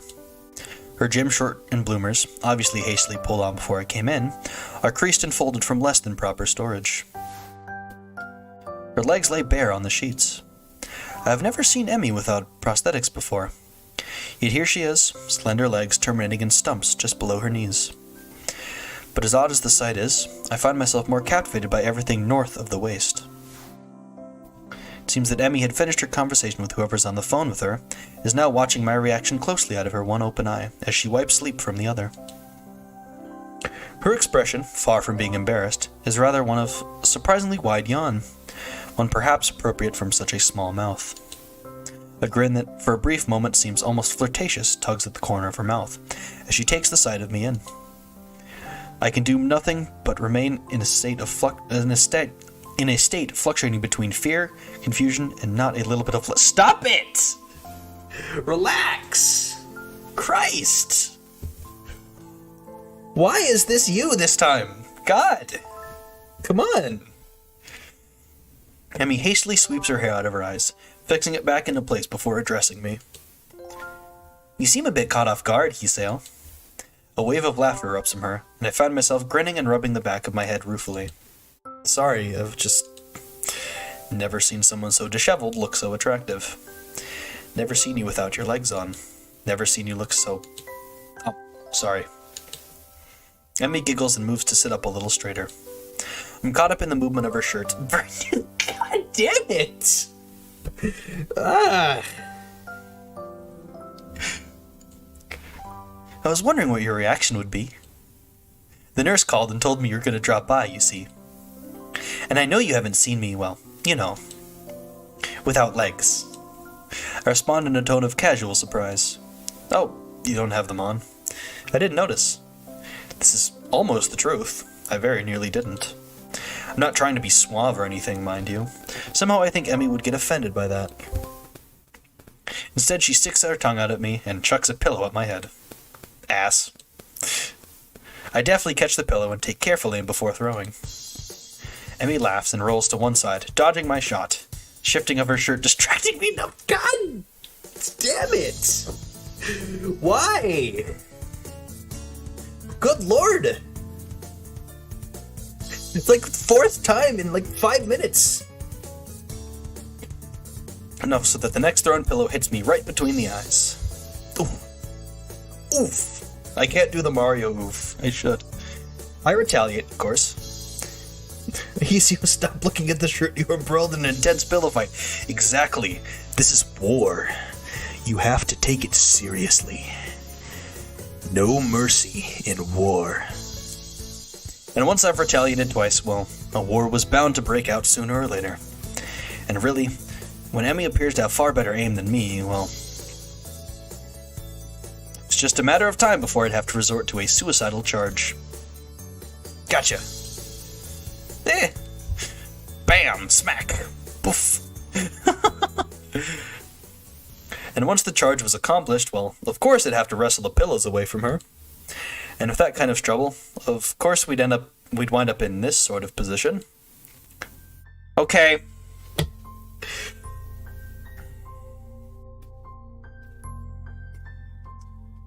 It feels weird because she looks like she's a fucking 7th grader or something. She looks way too young for 19. And so I find myself staring down at her from my position atop her. She's grinning, eyes sparkling with amusement, maybe a little sweaty from Oh no, where'd I go? Did my Discord crash? Is my Discord, like, Dying? What happened? That was weird. Yeah, well. He's grinning, eyes sparkling with amusement, maybe a little sweaty now from our tussle. Discord's heart stopped seeing all that happen. Discord also needs to be bonked. Her chest is heaving up and down, sucking in air. The small bit of my brain that is not currently enraptured by the sight and the smell of her observed that she must still be ill, because her stamina is not what it should be. We stay that way for a while. I'm not sure how long, because everything seems to go fuzzy. Everything that isn't her, anyway. Her eyes meet mine, and deep inside of them I almost catch a glimpse of, what, fear? Longing? Hope? Emmy? You're gonna get sick, Iso. A cough suddenly convulses her, and I'm almost stumbling in my haste to get off, to apologize for everything. Sorry, I shouldn't have... It's fine. She gives me a reassuring pat on the shoulder. So, what brings you here?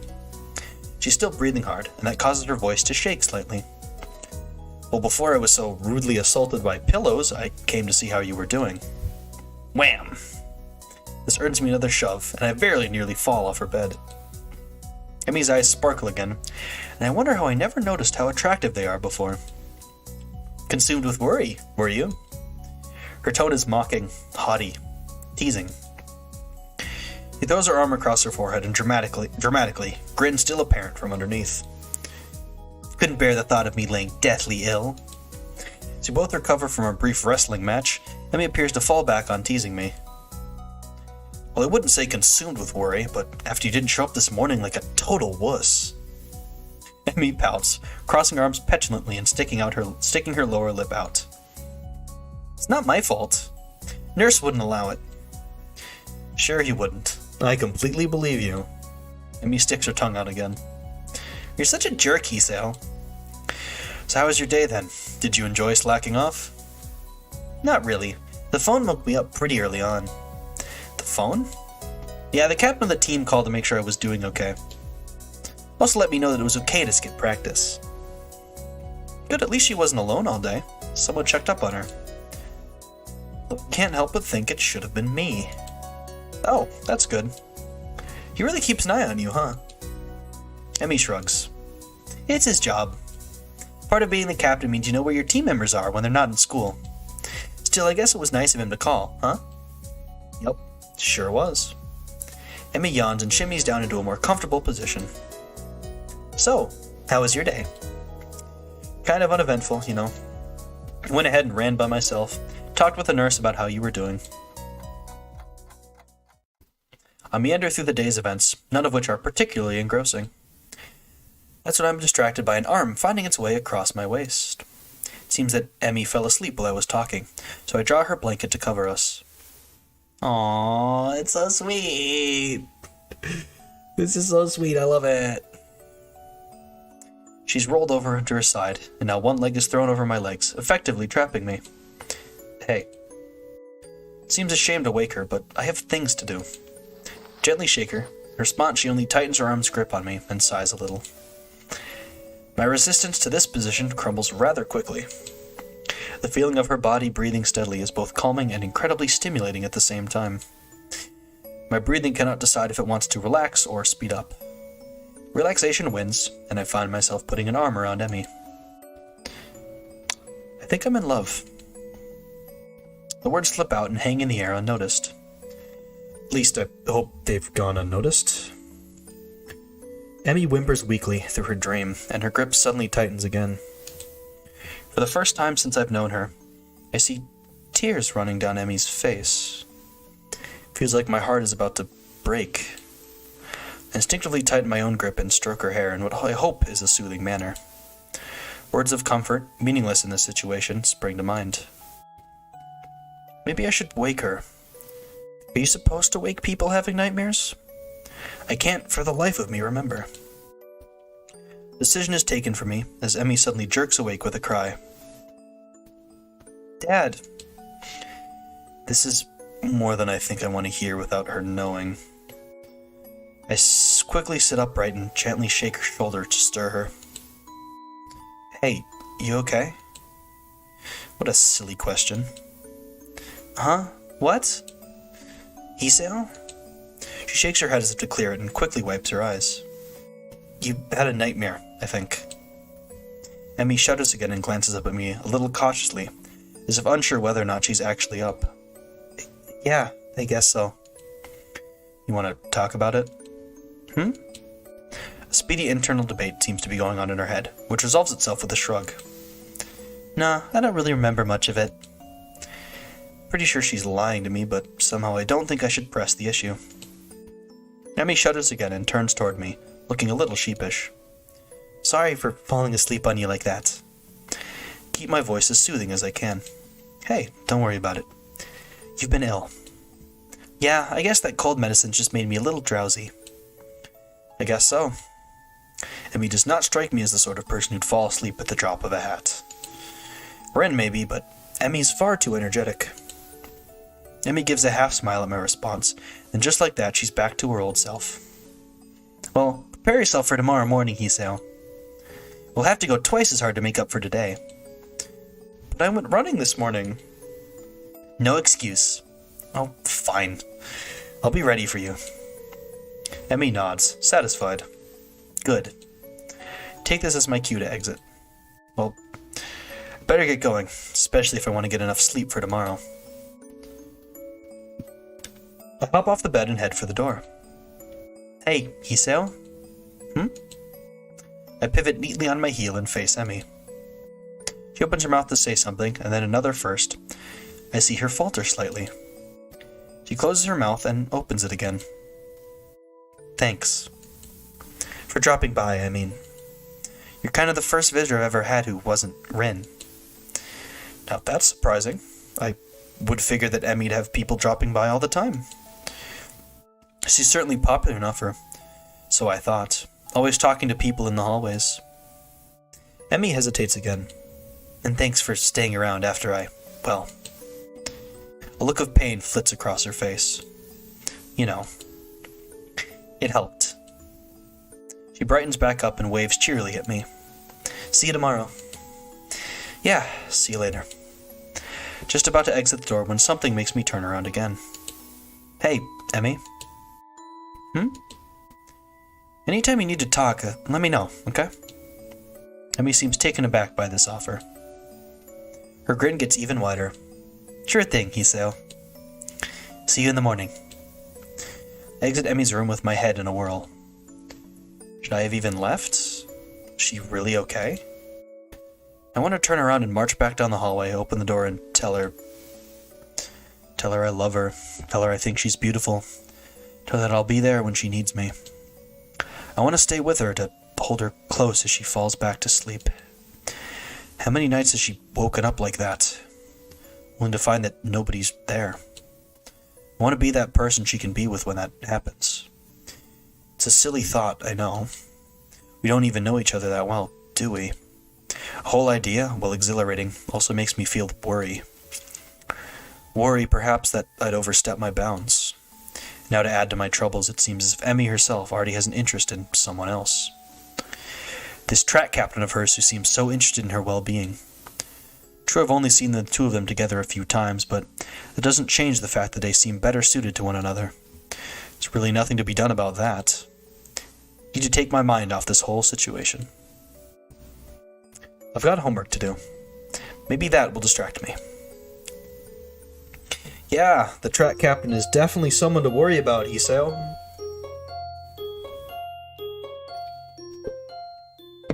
I don't remember. Okay,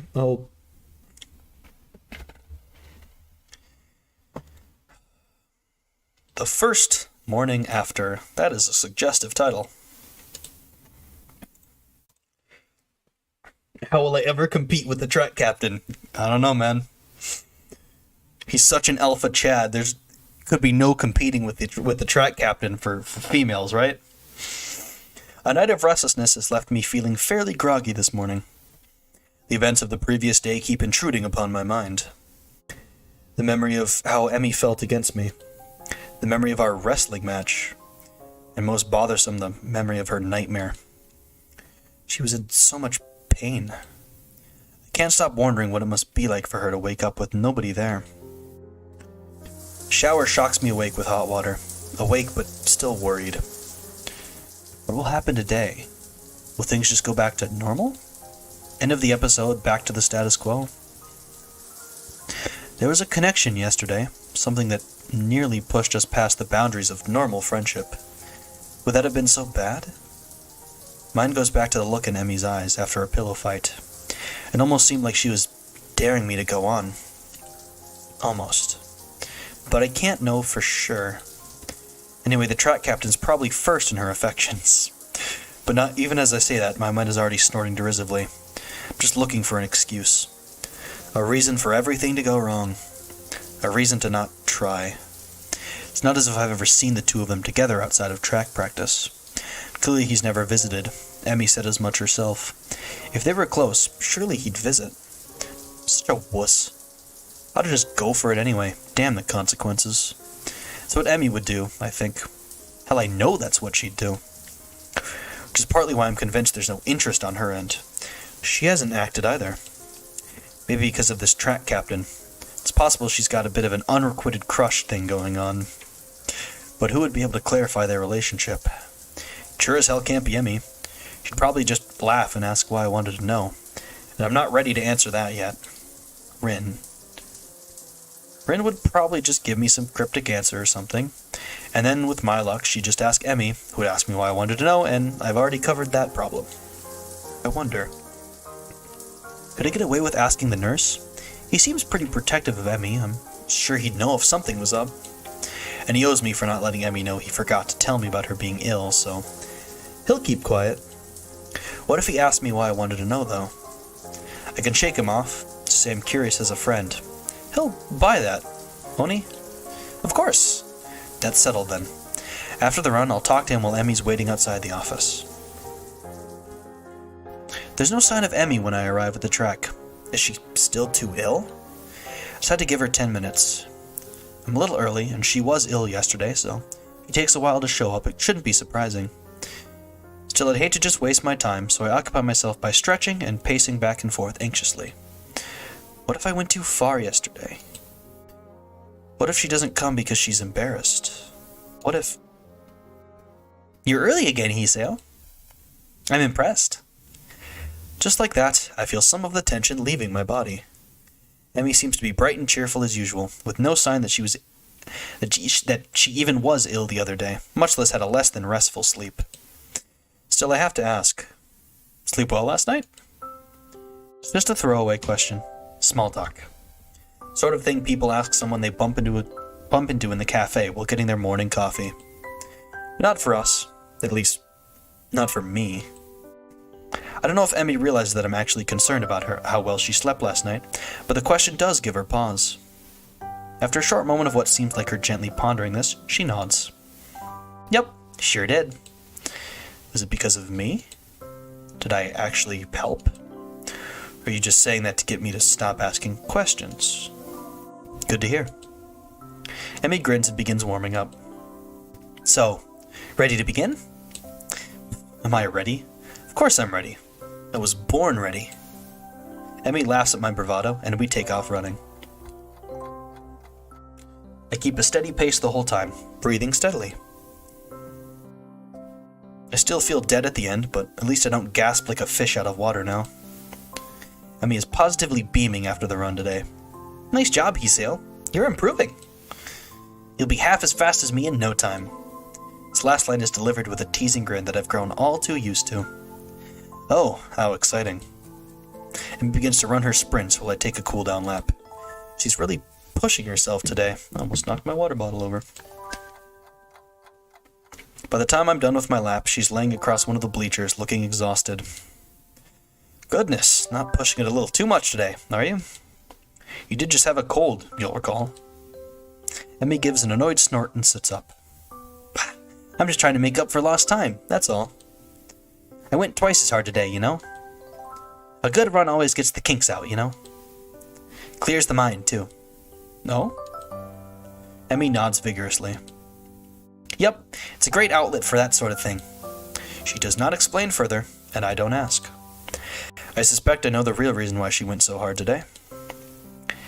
Being sick had nothing to do with it. Something's bothering her. Maybe the nightmare. Maybe something else. But it's not my place to pry. She'd tell me if she wanted me to know. I'm sure that comes in handy. You have no idea. Sincerity in her voice confirms my suspicions. The only problem is, even though I know she'd tell me if she wanted me to know, I still want to know. Something on your mind, then? Emmy doesn't seem surprised by my question. Instead, she shrugs. Nah, it's nothing worth getting worried about. Seems as if she's trying to convince herself as much as she's convincing me. I opened my mouth if yesterday is responsible for her current state of mind, but think better of it. Too much risk of her taking the question the wrong way. Besides, I'm not even sure myself what to think about yesterday.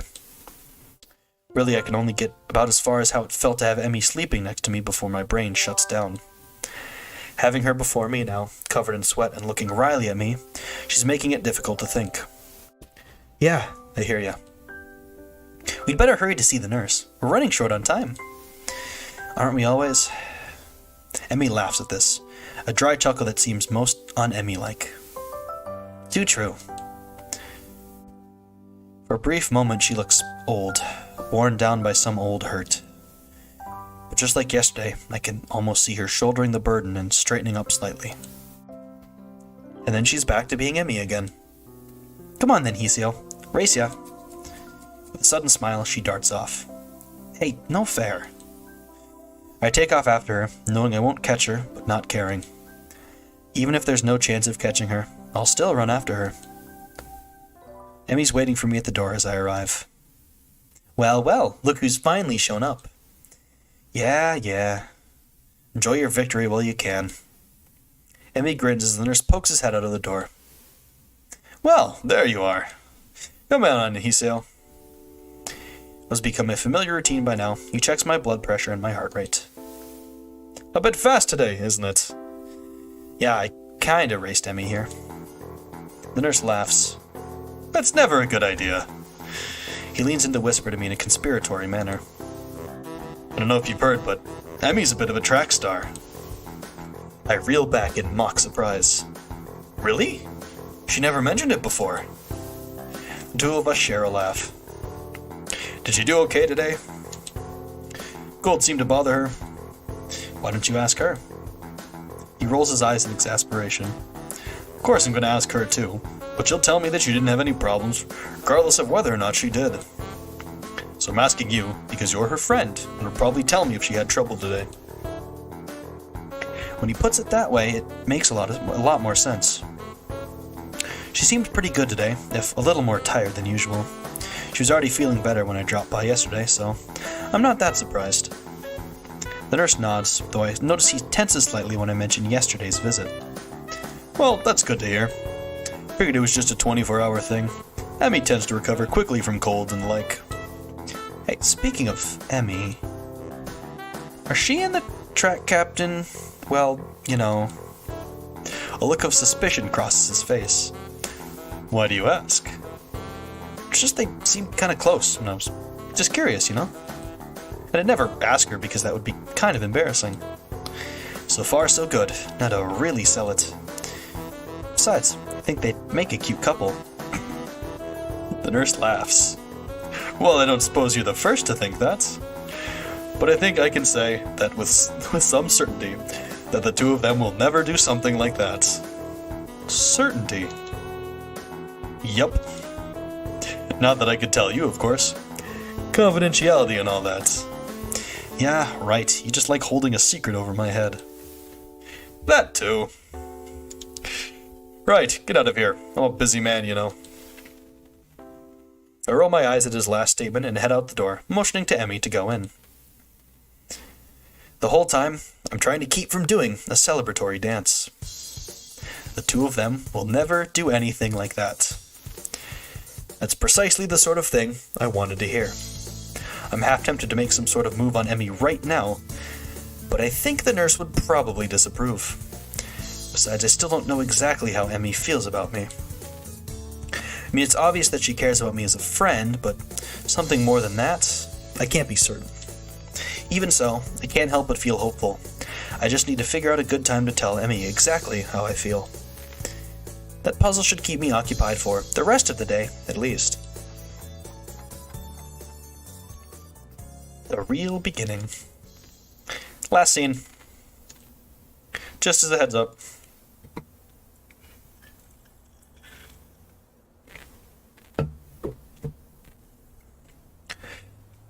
The rooftop is completely deserted. Normally I could count on Rin to be up here before me, but she's strangely absent. I wonder if she decided to accompany Emmy to the cafeteria for once. That seems pretty unlikely, but it's all I can think of right now. Part of me wants to go look for Rin, but a far larger part of me is too pleased with the way the sun feels on my skin to care. I pick idly at my lunch while I wait for Emmy and Rin to show up. It does not take long for me to hear the sounds of someone coming up the stairs. I wait until the door begins to open before talking. Took you long enough. Keep me waiting for you, honestly. Two of you are... Huh? Well, that's odd. The only person standing in the doorway is Emmy, who looks mildly confused. What do you mean, huh? It's me, you know, Emmy. We run in the mornings. She grins and I feel my heart jump slightly in my chest at the sight. Yes, I knew that. I'm just confused. Where's Rin? Emmy's grin is replaced by a rather guilty-looking expression. Yeah, about that. I kind of, sort of, gave her my cold. Oh dear. Am I at risk too? It would make sense after all. Emmy and I were in close contact the other day. So what did she and Rin do that got her ill? Steady on, old lad. Don't go down that road, you... Hiseo, please! Come on! Control yourself! For once! Your thoughts are gonna get you in trouble, you bastard! I love how Manji was responding immediately. I love how you knew. Rin's probably just got a worse immune system than me. Emmy seemed shocked by my comment, like she hadn't considered that before. I hope not. I'll feel terrible if you get ill because of me, Hiseo. Oh man, I think I feel a fever coming on. And the only prescription is more cowbell. I used to have a cowbell. I used to live my local, hockey team had cowbells as their sort of thing, and you'd ring them all the time, so... Emmy looks horrified, and then quickly shifts into a more angry expression. Hiseo, you stop getting sick this instant. I won't have it. Impulsively, she seizes me by the collar. Are you listening to me, Hiseo's immune system? Get your ass in gear. Give a smart salute. Duly noted, ma'am. Sounds like we can use a prescription for more cowbell. Should talk to the nurse about that. Emmy steps back and nods, satisfied. Good. You are not allowed to miss any of our morning runs, after all. But you missed a morning run. Emmy crosses her arms and looks at me haughtily. Yes, but that's a special case. It was me and not you. That's not an explanation at all. Emmy looks flabbergasted. You're kidding, right? That explanation makes perfect sense. No, it doesn't. It's a blatant double standard. I don't see what that has to do with anything. Oh, fine. Emmy seems pleased by her victory. Anyway, is Rin going to be okay? She's not terribly ill, right? Emmy shakes her head. Nope, she'll be fine. I got her some cold medicine that should help her. Although I probably should have made sure she didn't try to take them all at once. Oh, God. She's done it before, you know. Somehow, I don't find this all that surprising. I doubt Rin is one to pay attention to maximum dosages and such. You should probably check in on her later, then, just to make sure. Emmy shrugs. I'll stop by after practice. She'll be fine until then. I nod, figuring that line of conversation is over. The only problem is, I don't know what else to talk about. So...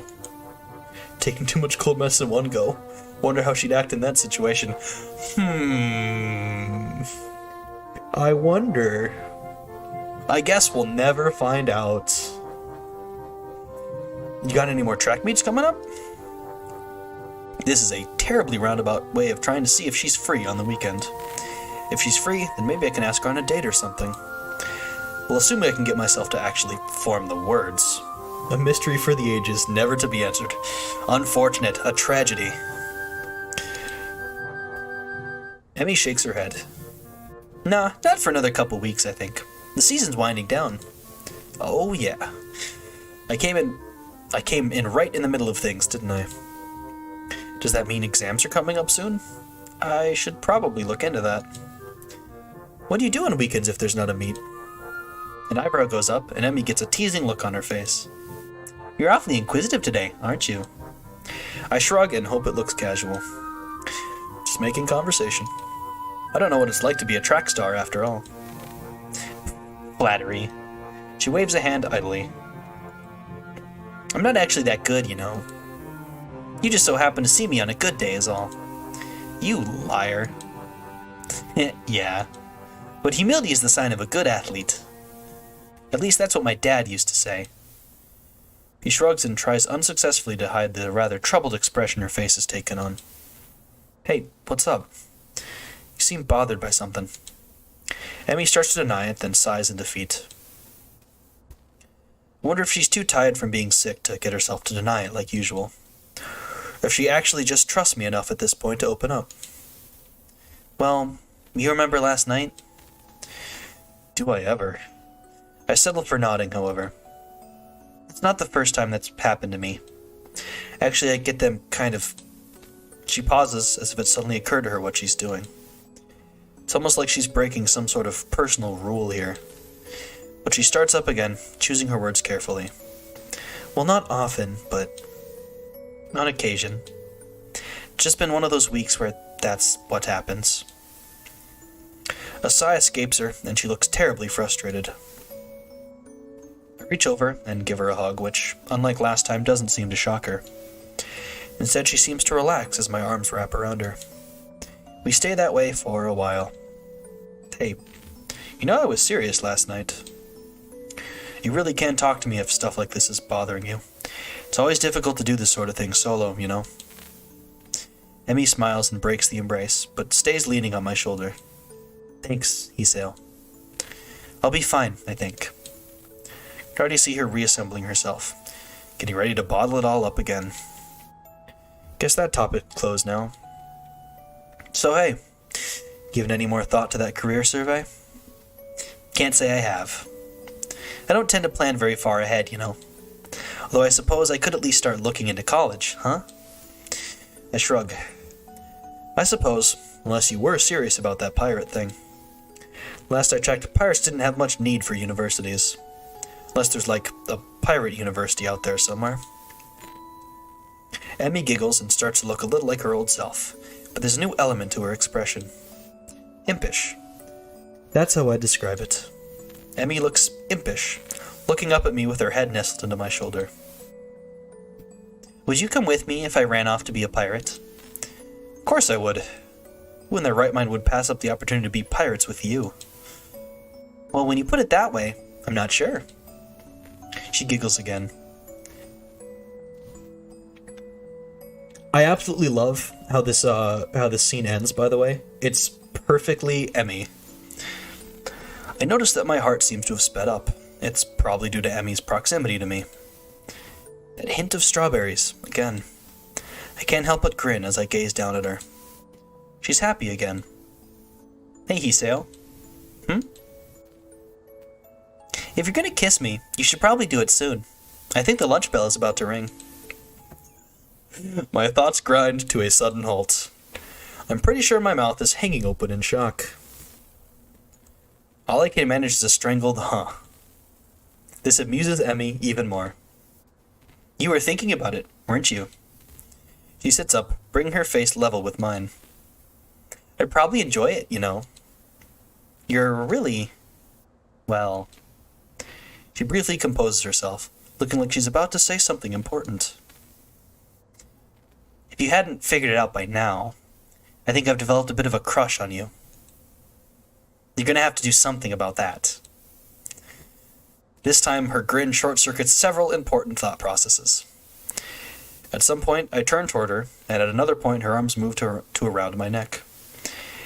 And yet another, my arms wrapped around her waist. I'd be damned if I could tell precisely when that happened. Because at that moment, there's only a voice in the back of my head yelling at me to kiss her. Kiss her, you fool! I look into Emmy's eyes. There it is. The thing I saw yesterday on the bed. It's there again. It suddenly strikes me that she's worried that I'll reject her. What a silly worry for her to have. I love it. It's so cute. Oh, it's heart-meltingly cute. Her lips taste faintly of strawberries. She leans into the kiss, and her arms tighten around the back of my head, making sure that I don't pull away. Not that there was any danger of that. There's a churning feeling in my gut. The world falls away. There's just me and her and this bench. My arms tighten, drawing her waist closer, entranced by the feel of her. I inhale her scent, my mind trying desperately to memorize everything about how she tastes, how she smells, how she feels. The ringing of the bell snaps us both back to reality. Oh, there goes gravity. And we break the kiss. Emmy's cheeks are slightly flushed. She seems to be catching her breath. In her defense, so am I.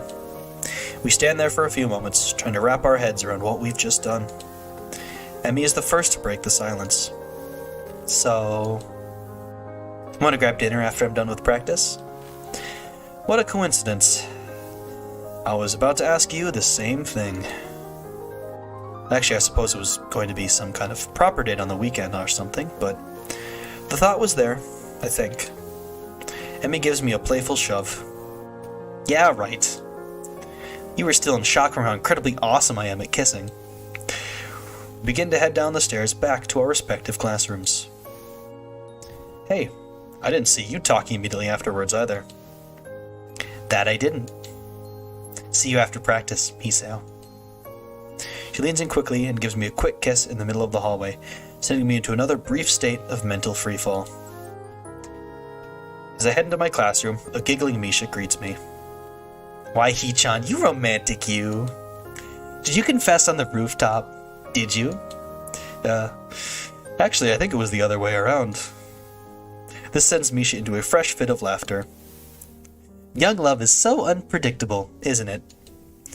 This being Misha, I suppose I should have expected her to tease me over this. I guess.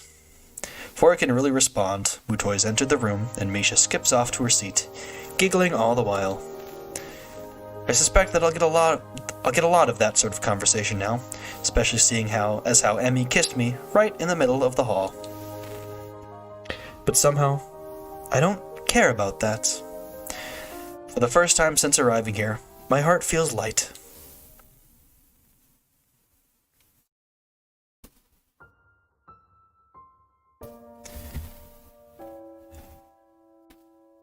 Act 3. Perspective.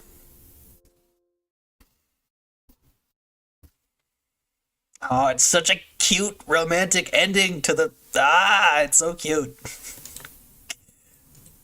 It's so fucking cute. I love it. It's so adorable. I can't handle it. Oh.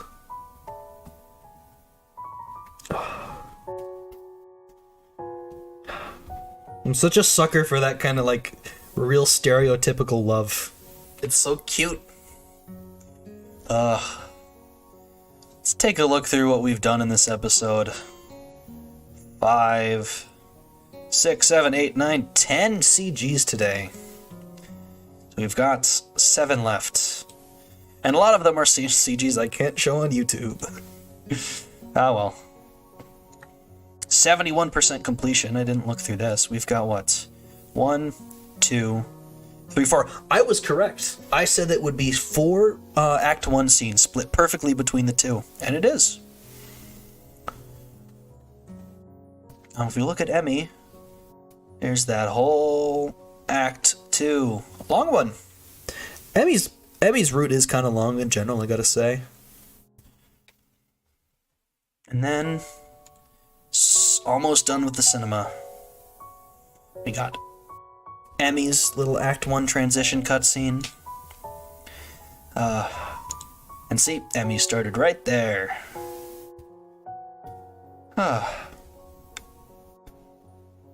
Emmy's Act 2 is so cute.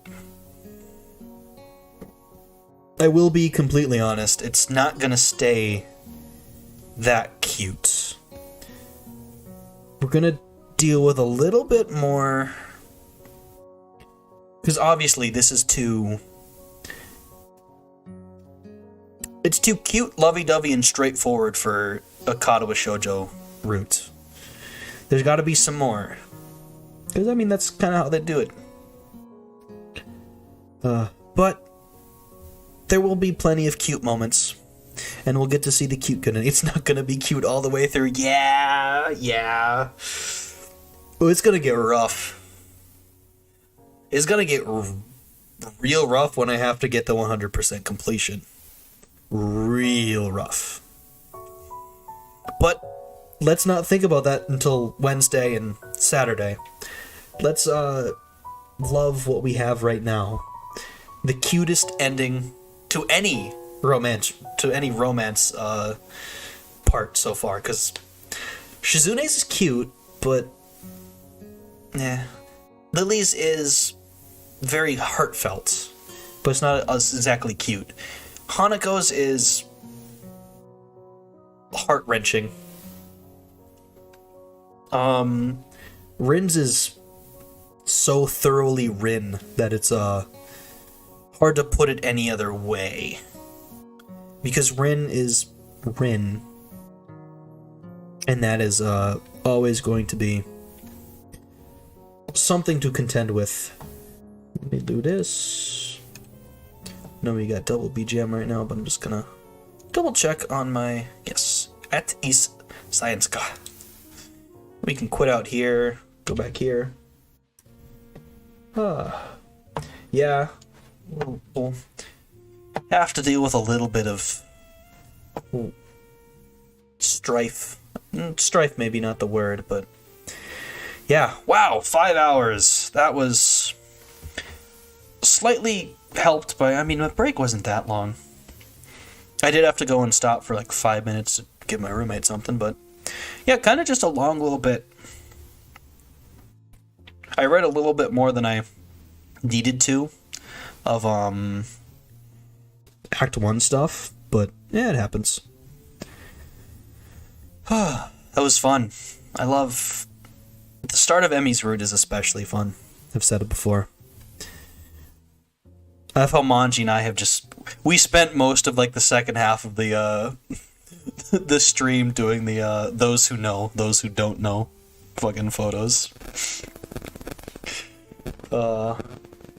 It's fun to experience it with people who've also experienced the game, gotta say. But as for the rest of the week, there's no stream tomorrow.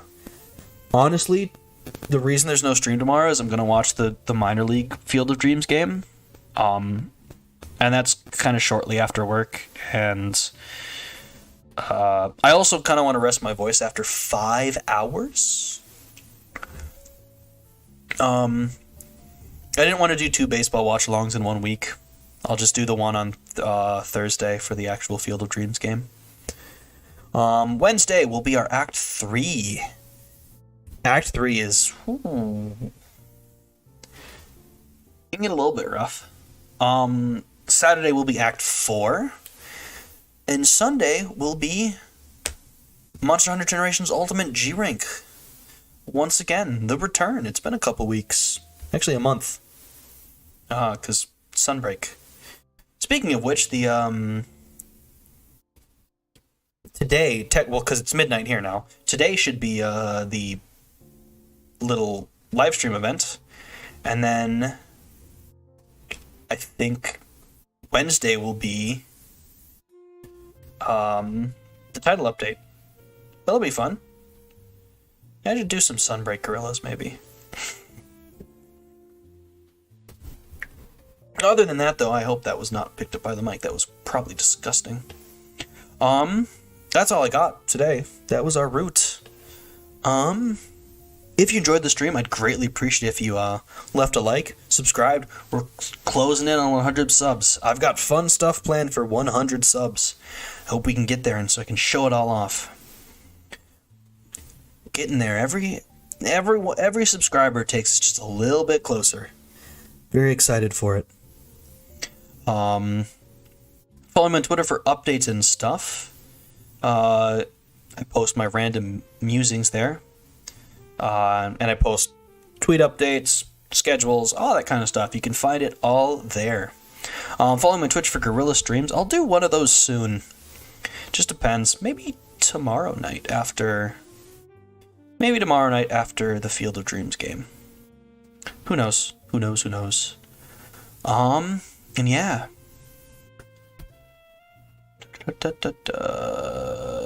Yeah, okay. I don't have anything else. I don't know why I blanked on that. I hope you enjoyed your time on the stream. I hope you have a great rest of your morning, afternoon, evening, or night. I hope you're safe, and I hope you're well. And I do hope I see you in the next stream. 7 p.m. CST on Wednesday, Katawa Shoujo, Emmy Act 3. OhaHyou, everyone. Bye-bye.